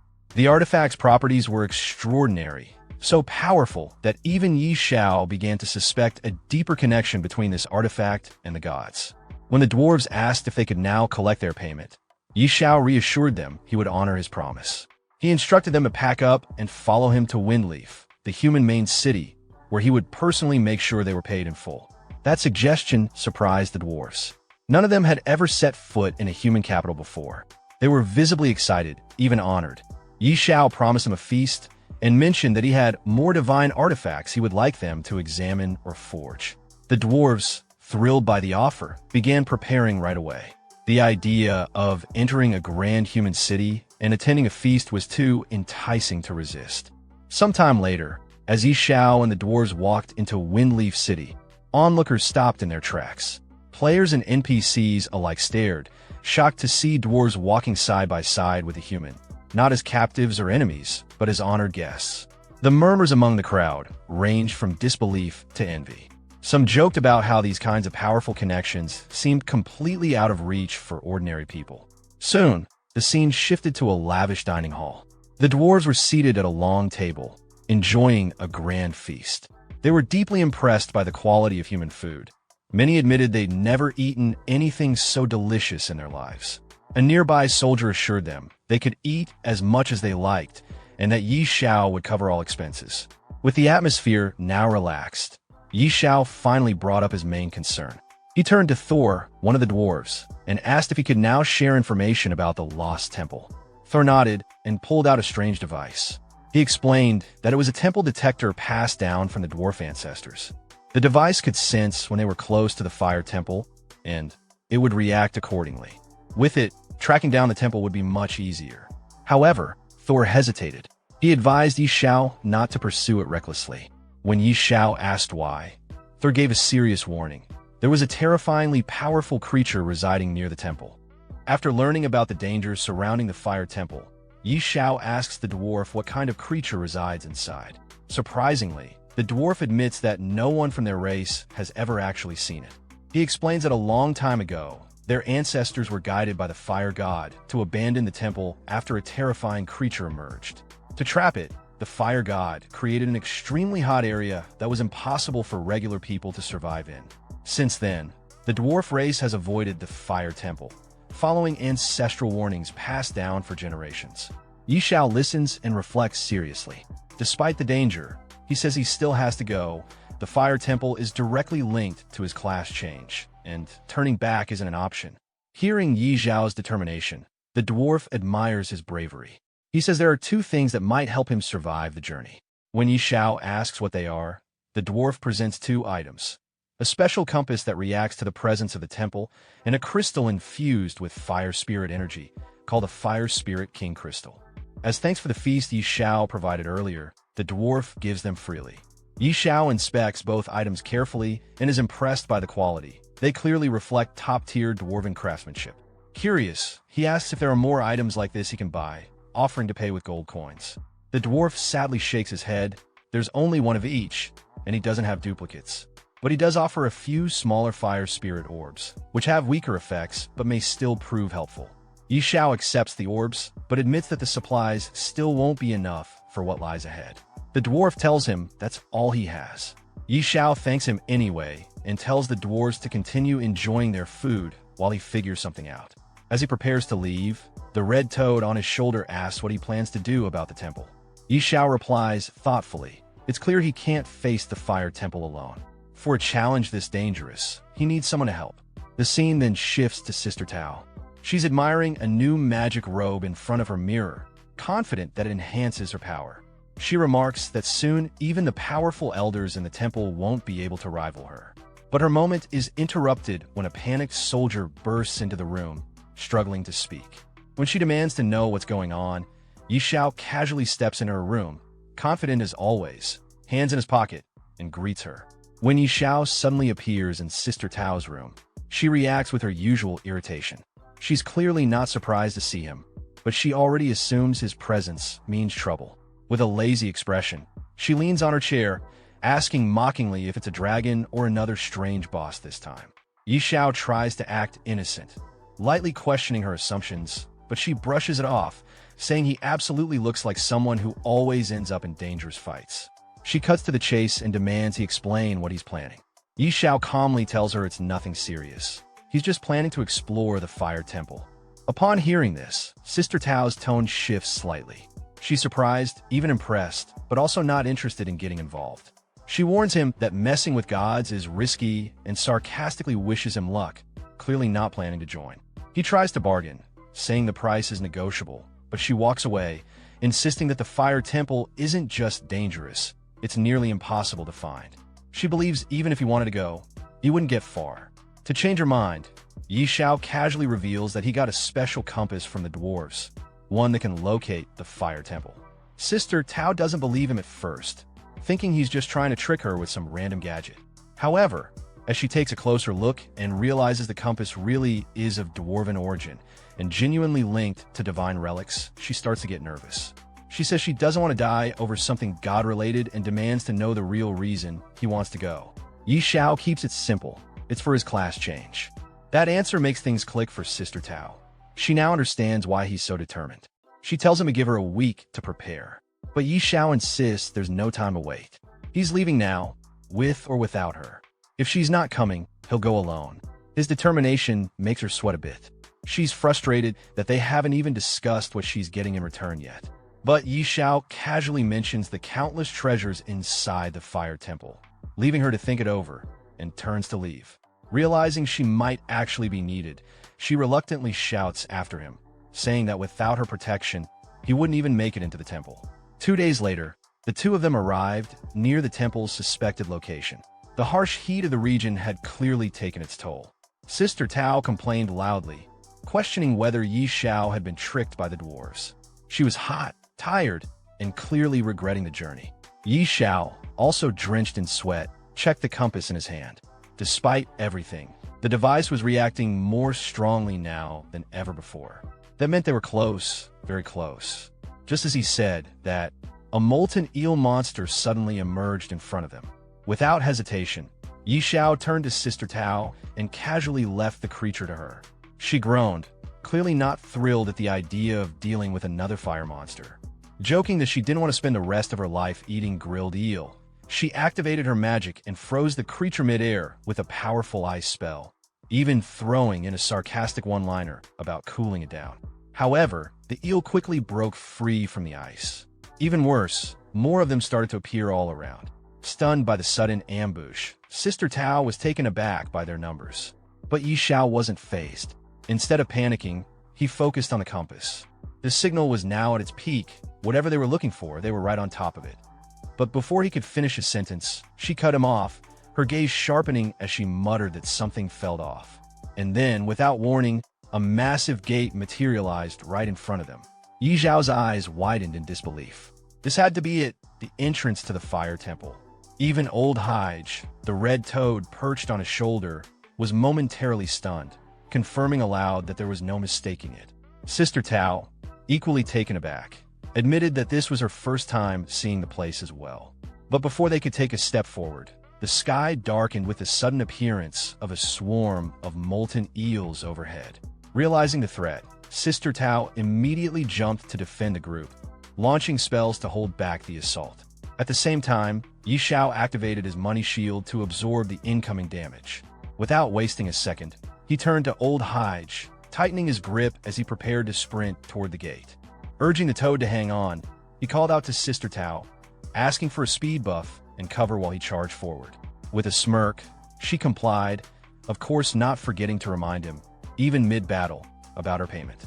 Xiao burst forward, ignoring the fiery strikes pelting him. Flames scorched across his shield, the damage indicators popping up one after another. He was losing health rapidly, even without the fire spirit crystal. The pain was sharp, but he pushed through it, shouting over the roaring flames that not even the gods could stop him now. Old Hige grumbled sarcastically from his shoulder, complaining about getting scorched alive, but Xiao didn't slow down. He kept running, straight into the inferno. Finally, with one last stride, he crossed the threshold. Inside, the atmosphere shifted. The air was stifling, yet eerily still. The ancient temple stood silent and barren, filled with nothing but dust, heat, and mystery. Then, suddenly, a statue before him stirred, its stone eyes locking onto him. It addressed him in a deep, ancient voice, asking for his purpose. Xiao, slightly puzzled, replied that he had come to explore the ruins. The guardian statue let out a low chuckle and declared that if he wished to unlock his full potential, he would need its blessing. After Xiao questioned whether second-class change really required a blessing, the guardian statue responded by asking him to kneel, offer praise, and submit. The red toad on his shoulder found the statue's demand strange and mocked it lightly, while Xiao refused with confidence, wondering why a mere statue would expect him to kneel. The guardian statue became visibly angry and declared that it was a great honor to kneel before Hephaestus, the god of fire and craftsmanship. As the guardian spoke, the temple began to shake slightly, and it seemed like an attack might come at any moment. Xiao prepared to fight by summoning his divine artifact. But before he could act, his pet dragon, Ashi, unexpectedly exited the pet inventory on its own. Xiao was surprised and told it to return, but the dragon ignored him and immediately launched a fire breath attack at the statue, dealing heavy damage. The statue couldn't withstand the attack and broke apart into several pieces. As it collapsed, the guardian's voice warned Xiao that breaking it could cause a sealed demon to escape and accused him of making a serious mistake. It also said Xiao would pay for his arrogance. Shortly after that, beams of golden energy came down from above and began to strike around Xiao. He tried to avoid them, realizing that the attacks might be from a divine source. It became clear that damaging the statue had triggered a reaction from the gods. The attacks continued, and Xiao understood that things had escalated beyond what he expected. He started questioning whether he could handle the consequences of what had just happened. Suddenly, a mysterious voice echoed through the temple, angrily calling out Hephaestus' name and declaring that he deserved to die. Xiao, caught off guard, looked around in confusion, unsure where the voice came from. Right after that, the ground beneath him started to collapse. He fell through the broken floor as the structure shook violently, realizing it was likely an earthquake triggered by the destruction of the statue. While falling, golden beams, possibly divine attacks, continued to strike around him. To defend himself, Xiao quickly activated his money shield. However, each second of defense came at a steep cost. His gold coin balance dropped rapidly, minus 18,637,291 minus 18,637,301 minus 18,637,311, and so on. In mere moments, he had lost a total of 5,823,742 gold coins before deactivating the shield upon hitting the ground. Still recovering, he slowly got up and looked around to assess where he had landed. What he saw was completely unexpected. A phoenix wrapped in thick chains, radiating an immense aura. Its appearance was imposing and otherworldly. Unlike usual enemies or beasts, all its stats, grade, level, and attribute were unknown, which instantly alerted Xiao to the danger. Recalling what Thor had mentioned earlier about a sealed demon, Xiao realized this phoenix might be the very creature the fire god had imprisoned long ago. It made sense now why the temple had such heavy restrictions. The phoenix, noticing Xiao's presence, questioned whether he had destroyed Hephaestus's statue. Connecting everything that had just happened, Xiao understood there was deep enmity between this phoenix and the fire god. With confidence, he admitted to it. In response, the phoenix warned him to leave as soon as possible. If Hephaestus arrived, things would become much worse. Upon hearing the phoenix's words, Xiao's expression shifted in shock. He couldn't believe what he had just heard. Was that figure truly returning? The phoenix didn't hesitate. With a proud and powerful tone, it confirmed Xiao's suspicions. The statue had been broken, its power awakened once more, and soon it would shatter the last of its restraints. And before that moment arrived, that man, without a doubt, would return. As Xiao processed this, he clutched the chain in his hand and questioned the phoenix directly.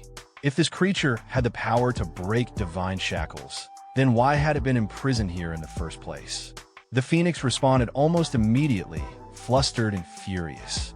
It shouted about a vile conspiracy, an ambush carried out by Hephaestus, a false god.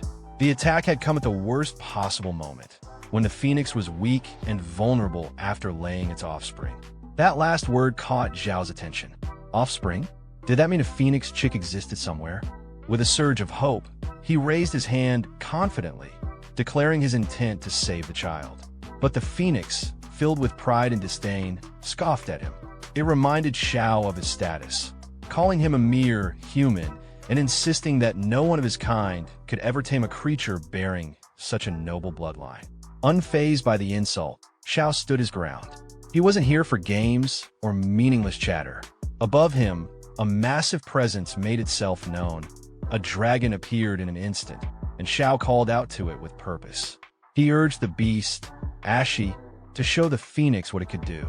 Ashi soared toward the phoenix, and the moment it came into view, the majestic bird recoiled in disbelief. It was stunned. A dragon of such caliber under the control of a human? That was simply beyond comprehension. Sweat rolled down the phoenix's face as it struggled to accept what it was seeing. The idea that the dragon god, an ancient, revered being, would grant his blessing to a human seemed utterly absurd. But Xiao didn't flinch. He summoned his divine artifact without hesitation, eyes locked on the phoenix, demanding once more to know where its offspring was hidden. Seeing Xiao's resolve and the divine power at his disposal, the phoenix finally relented. It seemed to accept that this moment was perhaps dictated by fate itself. With a heavy but calm voice, it told Xiao to go and find the chick. Then, as if guided by destiny, it released one of its feathers, letting it float gently toward Xiao. Catching the feather, Xiao's eyes lit up with excitement. The thought that another mythical rank pet was within his reach had him grinning wide. But just then, the red toad nearby snapped him back to reality with a warning. This wouldn't be easy. Xiao wasn't just stepping into danger. He was walking into a literal sea of fire. Looking ahead, Xiao caught sight of the blazing terrain. Panic flashed across his face for a moment as he realized it wasn't just fire, it was magma. Still, determination returned almost instantly. A mythical ranked pet was worth any risk. Even if it meant diving straight into a pool of flames, he was all in. Gripping the feather tightly in front of him, Xiao began his walk into the fire. Beads of sweat poured from his face as the heat intensified. Thankfully, the Fire Spirit King crystal he possessed granted him a 95% resistance to fire. Without it, he admitted to himself, he'd be roasted like a pig by now. He pressed forward, pushing through the searing heat. But he couldn't take it much longer. He called out, desperate to reach the end of this blazing trial before he collapsed. As he moved further in, the feather in his hand began reacting more violently. He knew then he was getting close. With each step, the aura grew stronger. Then finally, just ahead, something caught his eye. There was a large yellow egg, glowing faintly amidst the magma. Xiao's breath caught in his throat as realization dawned. It wasn't just any egg. It was a phoenix egg, and he had finally found it. With a large yellow egg now in front of him, Xiao reached out and tried to lift it with both hands. A grin spread across his face as excitement welled up inside him. He couldn't help but chuckle to himself. This was a big deal. Still holding the egg, he called out to Old Hull, half-jokingly asking if he knew how to hatch something like this.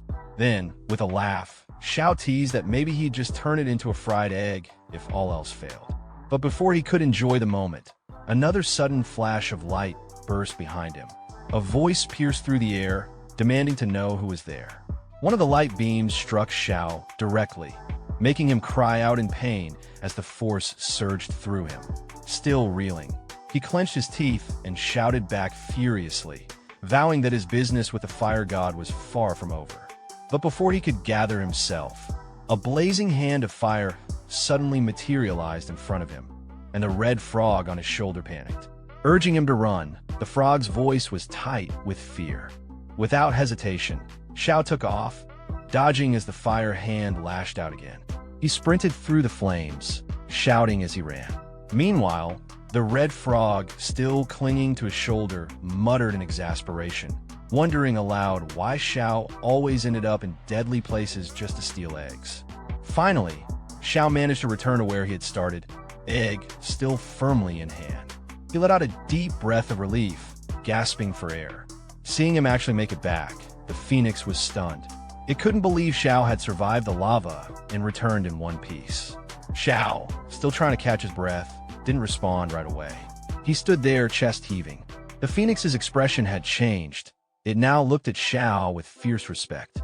It was hard to believe a mere level 40 mortal had managed to survive the terrifying lava and return holding the phoenix egg. Eventually, Xiao gave a casual reply, brushing off the feet as if it were nothing. Egg stealing? That was child's play to him. It wasn't even his first time. But before the phoenix could respond, another beam of divine light descended from the sky and struck the ground in front of Xiao. A booming voice filled the air, filled with fury and disdain. The divine figure accused Xiao of destroying a sacred statue and touching the forbidden egg, crimes that couldn't be forgiven. It declared that it would personally tear Xiao apart and make him suffer the wrath of a god. Hearing that declaration, the phoenix turned urgently to Xiao. There was no more time. Hephaestus was almost upon them, and once he arrived, there would be no escape. The phoenix pleaded with Xiao to leave immediately. He was to take the phoenix's offspring and run as far as he could. When the chick had grown strong enough, he was to return and make those responsible for all of this pay. Sweating from both heat and tension, Xiao's thoughts raced. Sister Tao wasn't here to back him up. If the fire god showed up, even with his money shield, the cost of surviving would be astronomical. In a quiet voice, almost to himself, Xiao asked the phoenix if there was truly no way to help it break the seal that kept it bound. The phoenix paused, then admitted there was a way, but Xiao was far too weak. Even the strongest of humanity might not be capable of doing what was required. But Xiao wasn't discouraged. Reaching into his pocket with confidence, he encouraged the phoenix to share the details. What if he did have a way? The phoenix finally gestured toward two faint, black aura-filled markings nearby. They shimmered with power and mystery. It explained that these two marks were divine seals. The only way to undo them was to break them at the exact same time. Xiao responded without hesitation, remarking that it didn't sound too difficult. But the phoenix immediately shot down that idea. A mortal had no power to open divine seals. Still calm and collected, Xiao raised his divine artifact, the horn-shaped relic he carried, and asked whether it would be possible with this. The phoenix's eyes widened as it recognized the artifact immediately.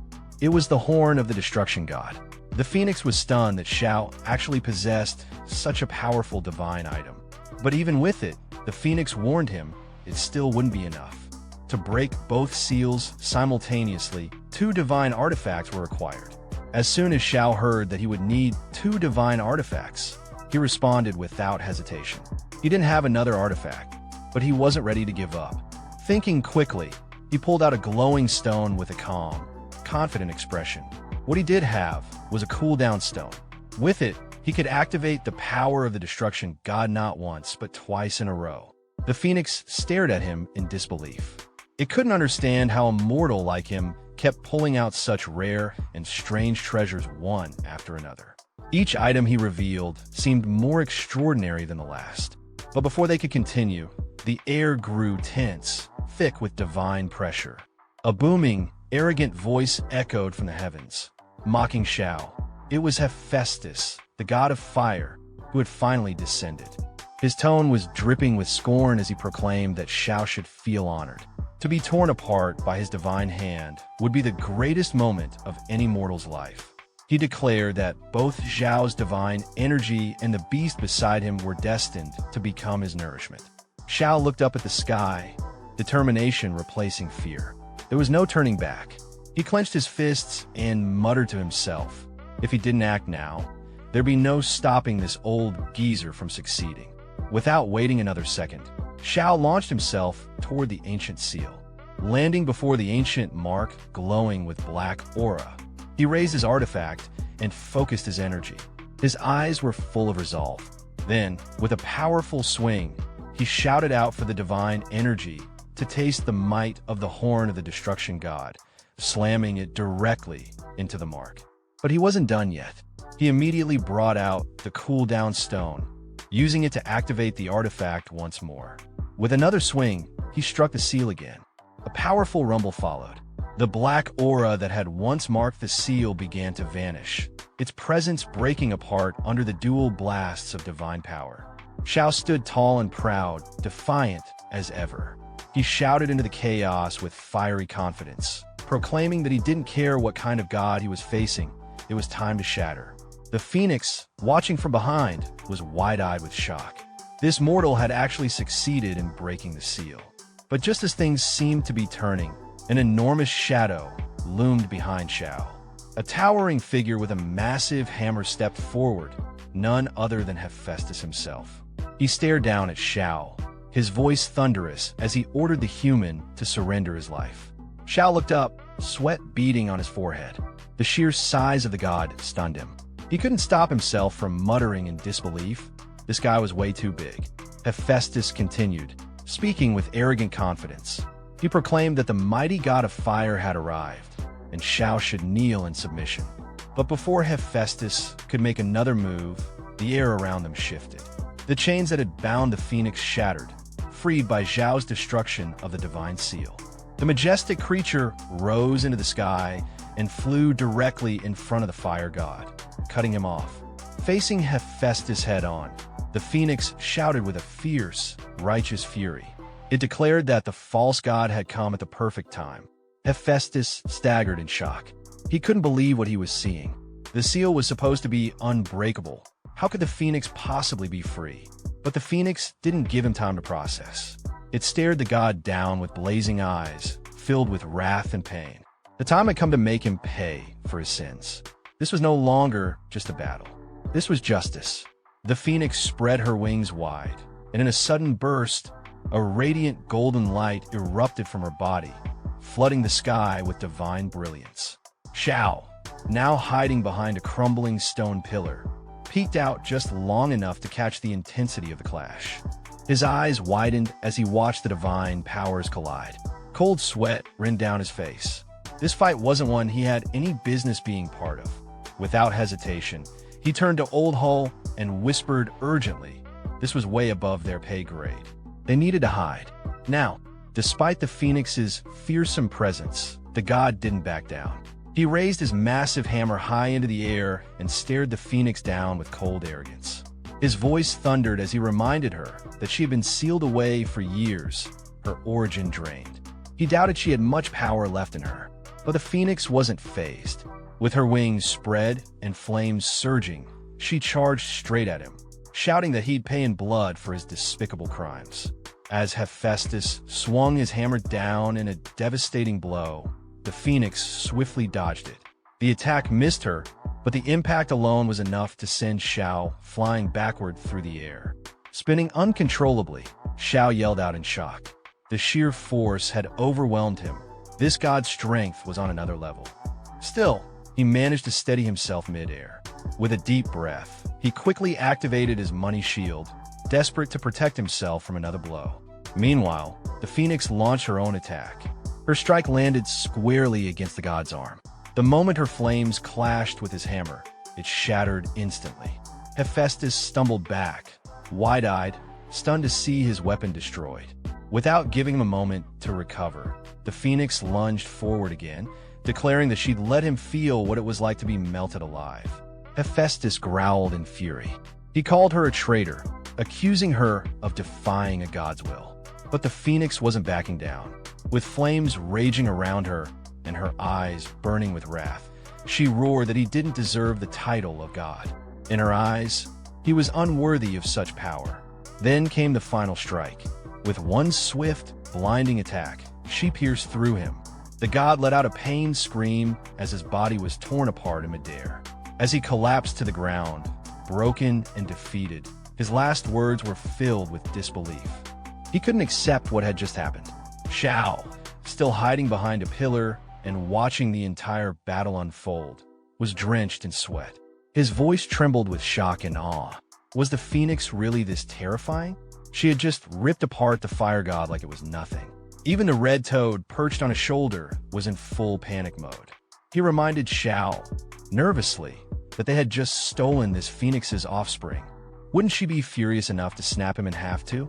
Hovering above the lifeless body of Hephaestus, the Phoenix spread her wings wide.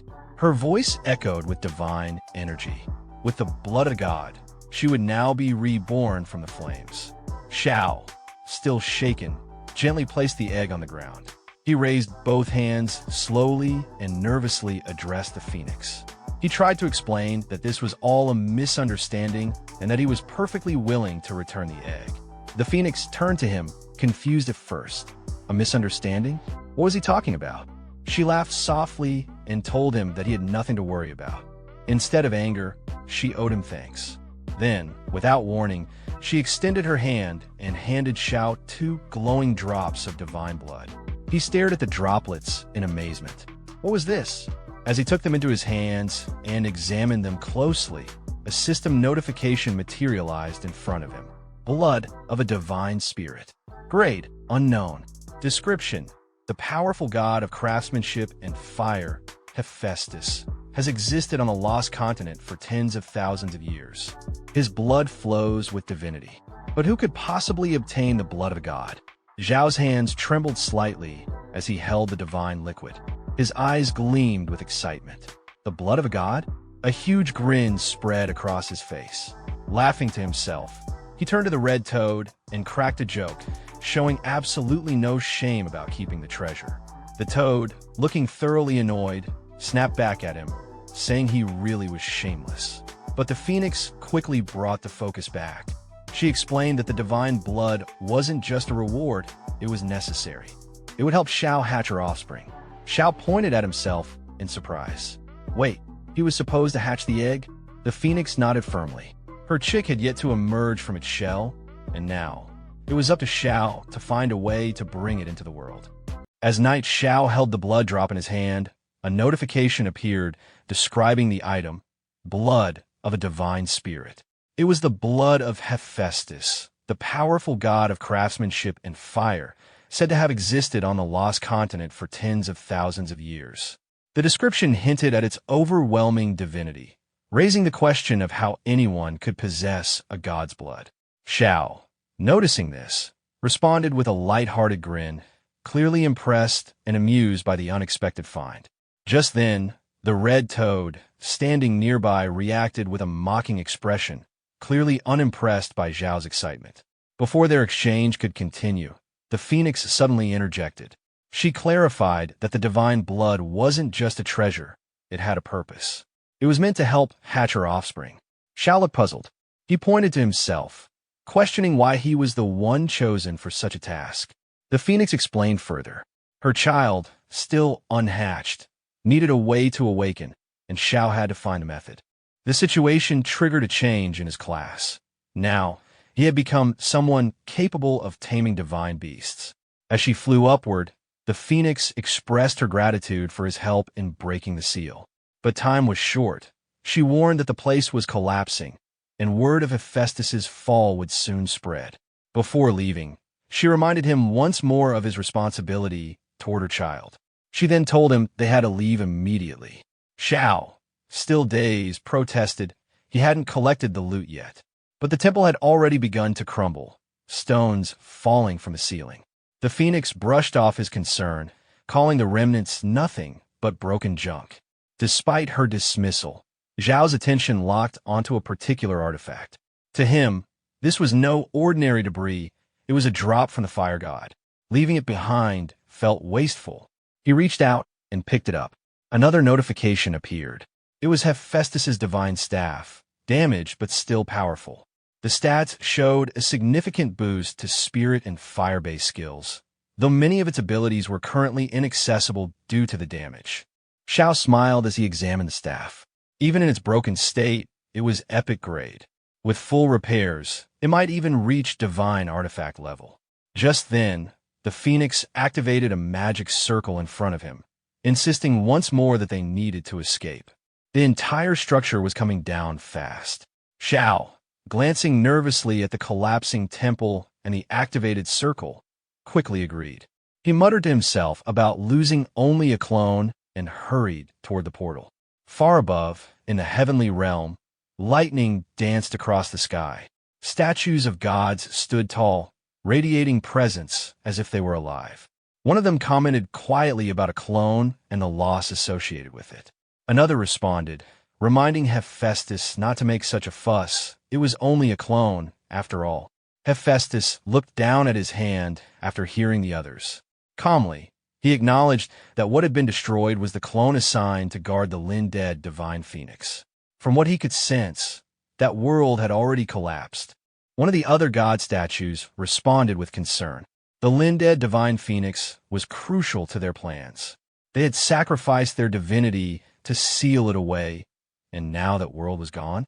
Another god joined in, pressing Hephaestus for an explanation. His tone was sharper, impatient. Then another statue, clearly angrier than the rest, accused Hephaestus of incompetence and even called for his death. The tension built until one of the god statues finally stepped in to stop the argument. He reminded the group that after so many years of extracting origin power, they had gathered enough. Now, the focus should be on identifying the root of the problem. The rest of the statues fell silent and nodded in understanding. Meanwhile, outside the fire temple, Sister Tao stood by the entrance, waiting. Beads of sweat rolled down her face as she glanced at the crumbling structure in front of her. She began to wonder if that brat had died inside. Then suddenly, Xiao appeared in the sky alongside the phoenix. She was startled to see him, shocked that he was still alive. As Xiao descended and landed in front of her, she couldn't help but blurt out her disbelief. Xiao, full of energy, responded teasingly, asking why she sounded so eager for him to be dead. Before she could answer, her attention shifted to the phoenix beside him. She was stunned. It wasn't just any creature, it was a high-level divine being. Her expression turned even more serious as she realized what Xiao had gotten involved with. At that moment, the phoenix spread its wings and released a warm aura across the area. It then took off into the sky, leaving behind a parting message to Xiao, telling him to take care of her offspring and that they would meet again. Xiao acknowledged the message casually. Sister Tao, still overwhelmed, tried to take it all in. She pointed out that not only had he survived, but he had also come out carrying a phoenix egg. She guessed aloud that he must be blessed with unbelievable ancestral luck. Xiao replied confidently, saying that maybe one of his biggest strengths was simply being hard to kill. Without wasting time, Sister Tao pressed him about what else he had picked up. She wanted to see more of the treasures he'd brought out. Xiao happily revealed a drop of divine blood, holding it up proudly. The moment Sister Tao laid eyes on it, her expression changed again. She immediately recognized it for what it was, blood of a god, and was stunned. Xiao, examining the blood, realized something incredible. It held real divinity, and both of his classes had advanced because of it. Above them, the red toad hovered in the air, congratulating Xiao. Since Xiao's God of Fortune class had advanced, the red toad, his companion, had also been upgraded. As Xiao checked the notification in front of him, he noted how powerful the class skills had become. One particular skill, Rolling in Riches, granted him a 2% daily increase in gold. He joked to himself that even someone like Warren Buffett would be jealous of that. The red toad couldn't contain himself after reading the skill details. He shouted about how overpowered it was. Xiao then brought up another talent, Infinite Beast Taming. With it, even a Lord-rank beast could evolve into a mythical rank once it hit peak cultivation. It was clear he was proud of his newly strengthened potential. Sister Tao, watching all this, admitted that hidden classes really were frighteningly powerful. She even confessed a bit of envy. Soon after, Xiao placed the phoenix egg onto the magma surface. As he watched closely, the egg seemed to twitch slightly. He questioned whether he had imagined it, but it looked like the phoenix inside was beginning to hatch. He gently placed a hand on the egg. For what he could tell, it would hatch in 72 hours. He figured the enhanced divinity from his class advancement was what triggered the change in the egg. With that, he decided to wait. It was time to head home. Sister Tao looked over at him and asked if he was leaving already. She wondered if he wanted to explore the area more. Xiao didn't hesitate. He had no plans of returning to this place. Sister Tao, slightly disappointed, brought up her commission. Xiao reassured her without hesitation. That was a small matter, and he'd take care of it. Later, in Windleaf Main City, inside a building, someone suddenly shouted, telling others to leave and threatening violence if they returned. As the protagonist entered the building, he paused, raising an eyebrow at the noise. He looked toward the source of the commotion and, to his surprise, recognized the man shouting. It was none other than the city lord himself. At the same time, Sister Tao glanced at the person being scolded and recognized him too, Aaron. The city lord noticed the protagonist and greeted him casually, acknowledging his return. Still confused, the protagonist scratched his head and looked at the city lord's unusual outfit, asking what exactly he was wearing and what was going on. Before the city lord could respond, a soldier nearby stepped in, clearly nervous and sweating. He motioned the protagonist over and began explaining the situation. According to him, ever since the dwarves had settled in the city lord had been doing everything possible to get them involved in rebuilding the main city. However, the dwarves had proven extremely difficult to communicate with and completely ignored all attempts made by the city lord. Still puzzled, the protagonist asked how that connected to the strange clothes the city lord was wearing. The soldier explained that, out of desperation, the city lord tried to appeal to the dwarves' preferences.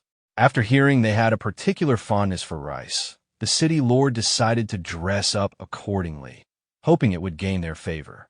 The protagonist, stunned by the logic, could barely process what he was hearing.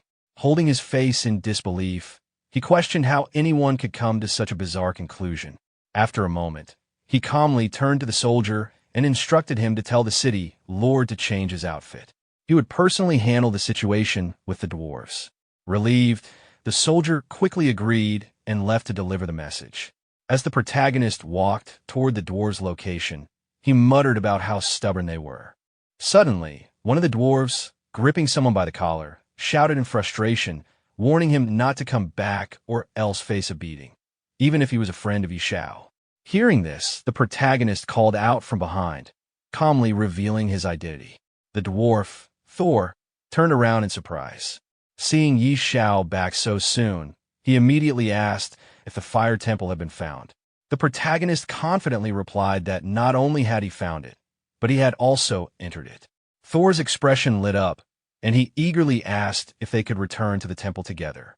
However, the protagonist shook his head and explained that returning wasn't an option.